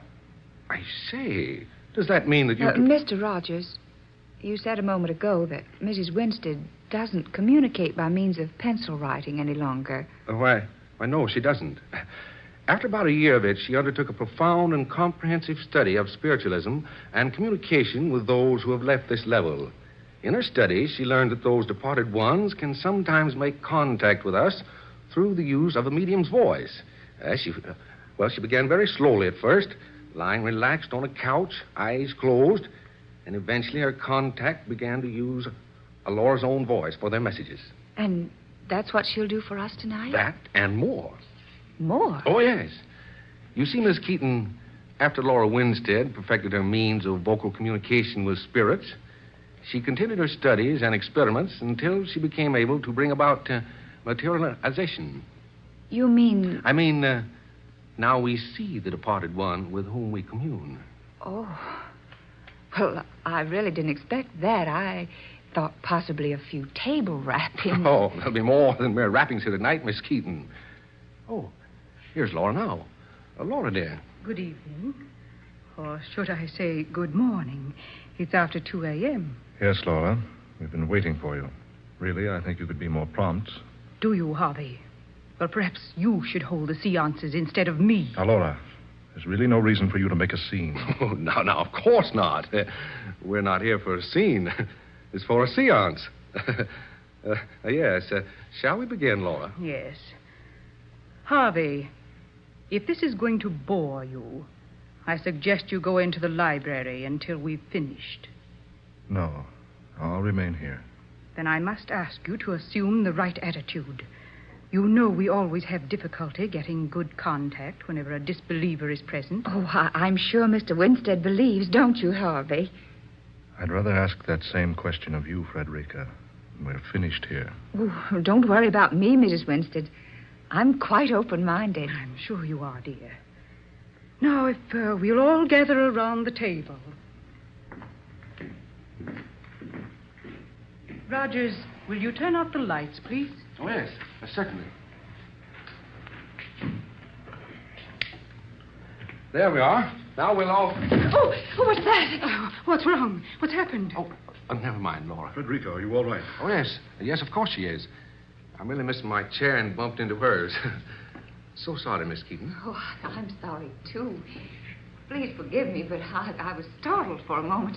There now. We're all settled. It was entirely my fault, Miss Keaton. I'm terribly sorry. It's quite all right, Mr. Rogers. Is everyone quite ready? Yes, Laura. All ready. Shall we begin any time now? Harvey, we will begin when the opportune time arrives. Let me tell you once again that if you are impatient, it will be best that you will leave us. Oh, no. No, Harvey, please don't go. Don't worry. I have no intention of leaving. You please all join hands. Roger, give me your hand. Miss Keaton, yours, please. Now, you two clasp hands with Mr. Winstead. Yes, I understand. Harvey, where's your hand? Oh, there it is. All set, Laura. Now, whatever happens, no one is to break the contact. Is that perfectly clear? No one. We will soon make communication with one from another level. Where will we see the cigarette? I must ask you to be very quiet, Miss Keaton. No one is to speak. And when the materialization takes place, please do not utter a sound unless it addresses you personally. We're gathered here to commune with whomsoever wishes to contact us. We've gathered with open minds and with a unity of purpose. If there is someone who wishes to speak to us, or any one of us, will he or she please make herself known? Is someone seeking contact? Please knock twice for no, thrice for yes. Do you have a message for someone present? For me? No. For someone else who is present here? Do you wish to speak through me? Do you wish to show yourself to us? Ah, very well. We will await your appearance now. When you are ready to speak through me, please begin.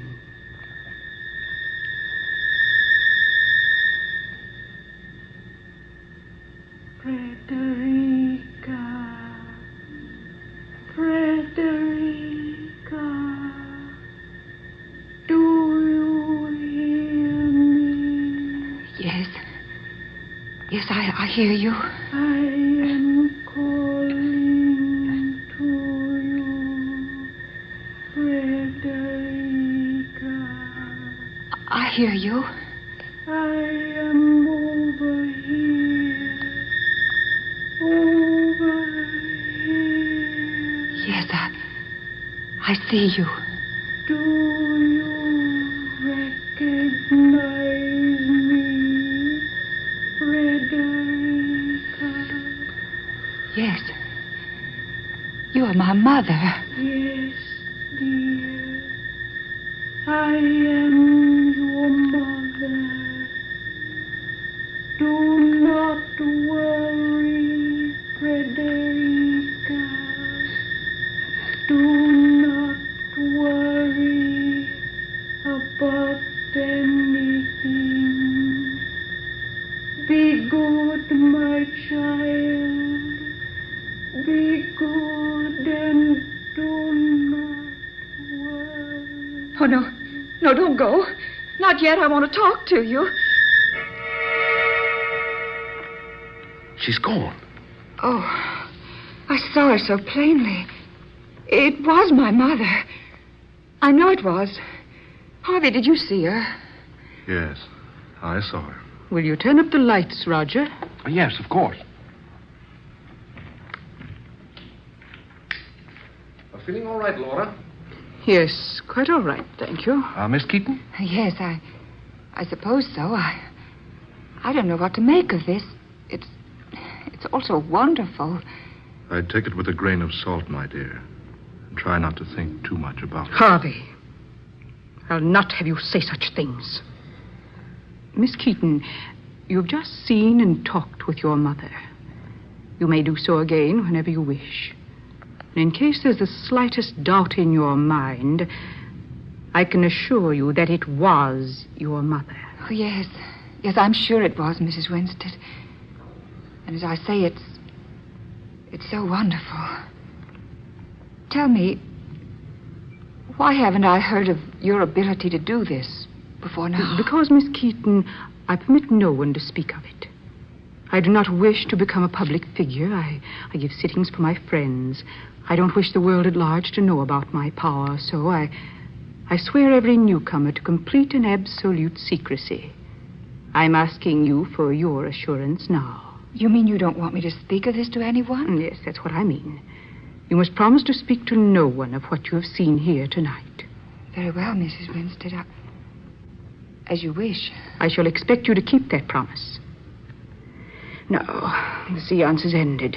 I shall bid you all good night. Now, Laura, dear, won't you stay and talk for a while? Thank you, no. I'm very tired, and it's almost 3:00. I'll see you to the stairs then, and then I must be going. Winston, old chap, I'll see you at the office tomorrow. Very well. Thank you, Rogers. Good night, Miss Keaton. Good night, Mr. Rogers. Mrs. Winstead. Good night, my dear. Please come back again when you can. Oh, thank you, I will. Good night, Laura. I'll run Frederica home. I'll be along shortly. Yes, Harvey. Take your time, my dear. Now, whatever made me say that? I'm sure you will, anyway. Good night. Harvey, she's suspicious. That I'm in love with you? How could she have found out? I told her. You did? Yes. Made a clean breast of it to her. Told her it was no good, she and I trying to continue to make a go of it. It didn't do a bit of good. She refuses to give me a divorce. Oh. I'm really desperate, Frederica. I can't stand living with her another day. She's changed so. There's no love in her heart anymore. No warmth. She suddenly becomes such a different person. Nagging, sharp-tongued, overbearing. Oh, poor dear. You do need someone to look after you. She must neglect you terribly. She does. I minded a lot at first. Believe me, Frederica, I was always in love with Laura. Now she's so indifferent. Everything I try to do for her. But why has she become so indifferent to you? I stopped trying to explain that months ago. I don't care anymore.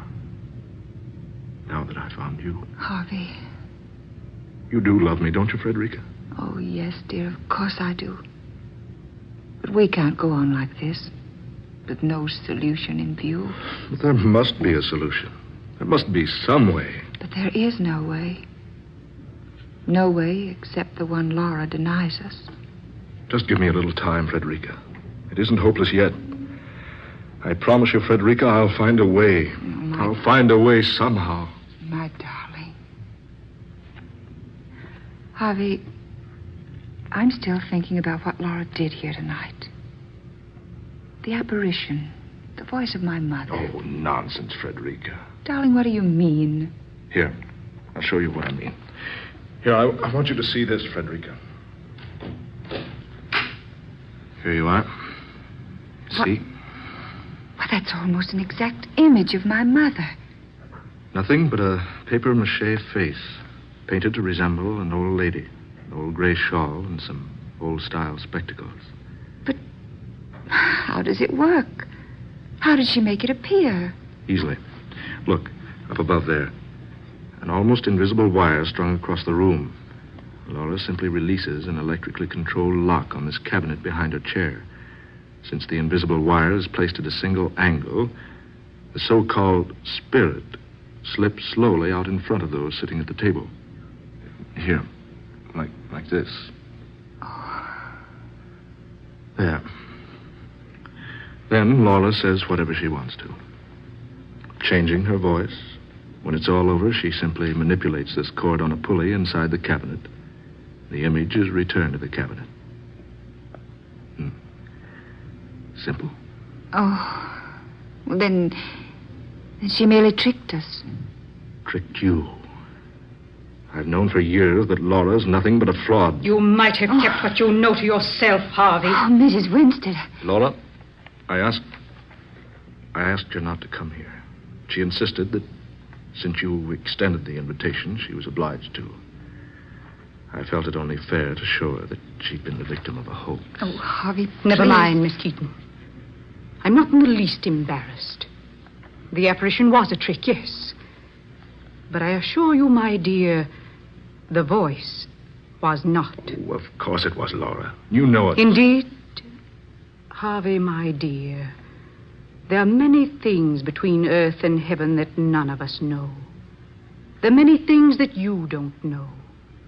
Yes, I have used tricks at our meetings. I admit that. But not everything that has happened here has been trickery. You'll have to convince me, Laura.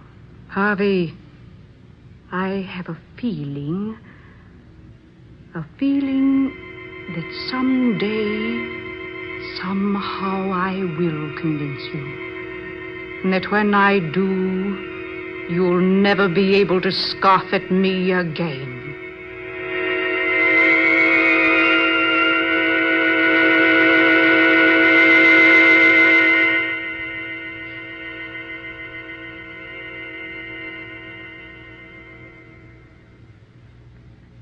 Laura, I'm sorry about last night.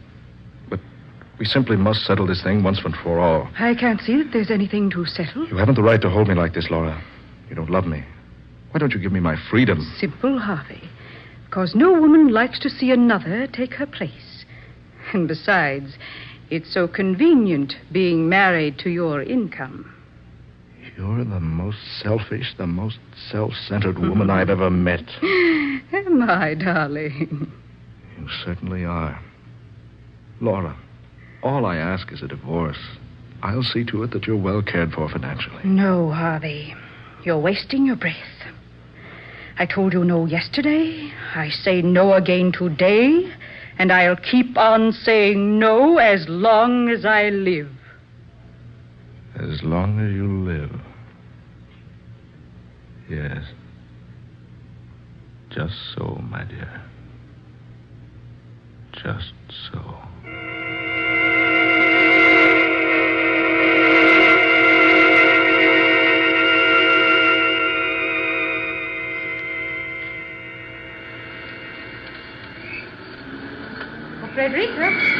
Frederica, darling. Yes? Oh, Laura. How are you? Excellent, Frederica. I'm driving out to Cliff Point. Won't you ride along with me? We'll be back by noon. Oh, why, thank you so much. I would like the fresh air. Then come along, Frederica. I need some company, and besides, I want to have a little talk with you. Frederica! Laura! Laura, stop! Stop the car, for heaven's sakes! Laura! Good heavens, Frederica! She'll be killed!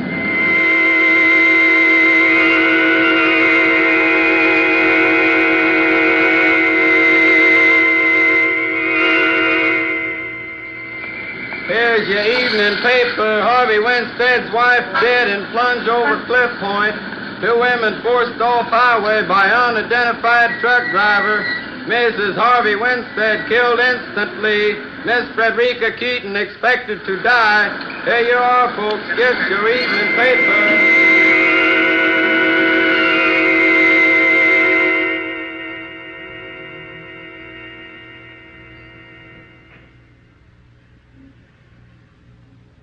How is she, Doctor? How is Miss Keaton? She's slightly improved, Mr. Winston. Thank heaven. But she's still in a very serious condition. She regained consciousness early this morning after a 10 days coma. She seems to recognize people, but something is wrong with Miss Keaton's nerve centers. For one thing, she can't use her voice. An operation, perhaps? Yes, a very serious one. To require, well, quite an expense. Oh, hang the expense. Get the best surgeon you know of. I'll pay all the bills, everything. Only Frederica Keaton must recover.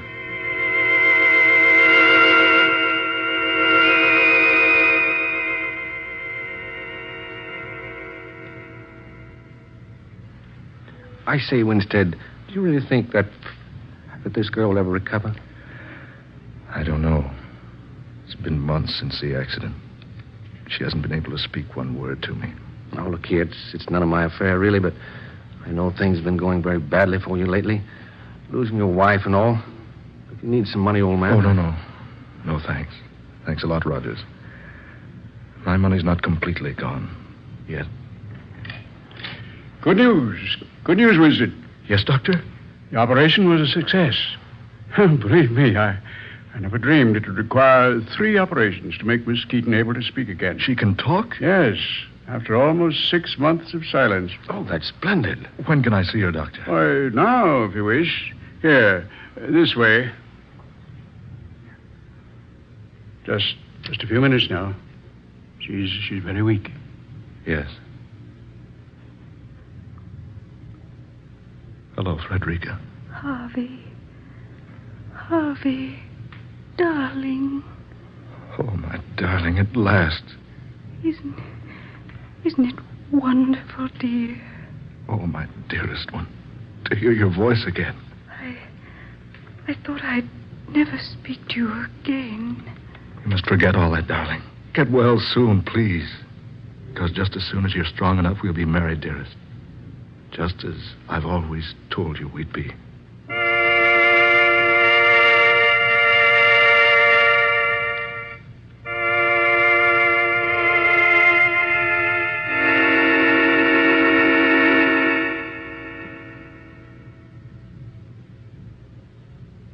Oh, no. Wait a minute, Frederica. I want to carry my bride over the threshold. Oh, sweetheart. Up you come now. Yeah, there we are. Now. There you are, Mrs. Winstead, in your new home at last. Now, how about a kiss from Mr. Winstead's new bride? Harvey, you're always the fool, aren't you? Frederica, darling. Oh, stop it. Stop it. You're so annoying, Harvey. Frederica, whatever's come over you? You thought your problem was solved, didn't you? You thought sending me over the embankment to my death was the solution. I don't understand. Look at me. Whom do you see? Frederica Keaton, yes, of course you do. But whose voice do you hear? Laura. You've been so stupid, Harvey, you hadn't even noticed. It can't be. Are you a believer now? Laura, my wife.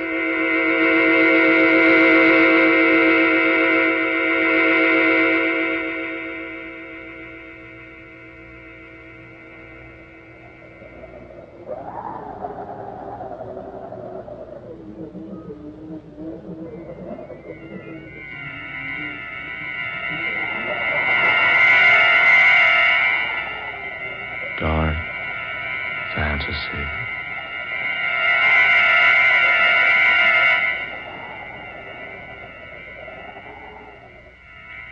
You have heard A Delicate Case of Murder, the 14th original tale of dark fantasy by Scott Bishop. Georgiana Cook was heard tonight as Laura Winstead. Ben Morris was Harvey Winstead. Eleanor Naylor Corrin played Frederica Keaton. Muir Height was Rogers. And Fred Wayne was the doctor. Next Friday night at this same time, listen to the 15th unusual tale in this series of dark fantasy, Spawn of the Subhuman, in which the nation's favorite soprano star makes an aeroplane flight to an incredible destiny that awaits her at the hands of a strange and mysterious madman. Tom Paxton speaking. Dark Fantasy comes to you from WKY, Oklahoma City. This is the National Broadcasting Company. Truth is stranger than fiction. And this is the proof.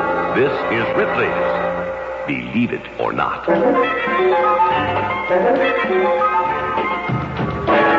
Thomas Thompson of Wolfley, Scotland, a professional chaser of ghosts, stepped out of a house from which he claimed to have driven a ghost and was struck dead by a bolt of lightning.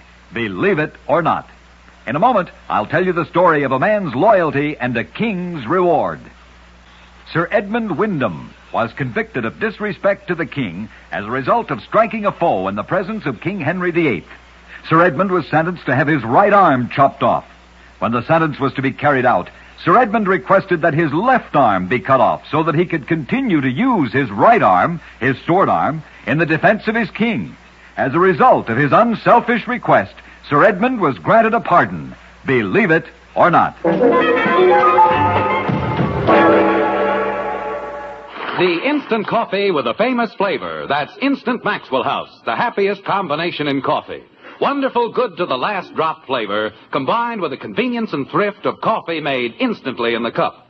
So easy, no pot, no grounds. So thrifty, saves you real money compared to ordinary coffee. So truly good, pure roaster fresh flavor. Try Instant Maxwell House, the instant coffee with a famous flavor. Instantly good to the last drop.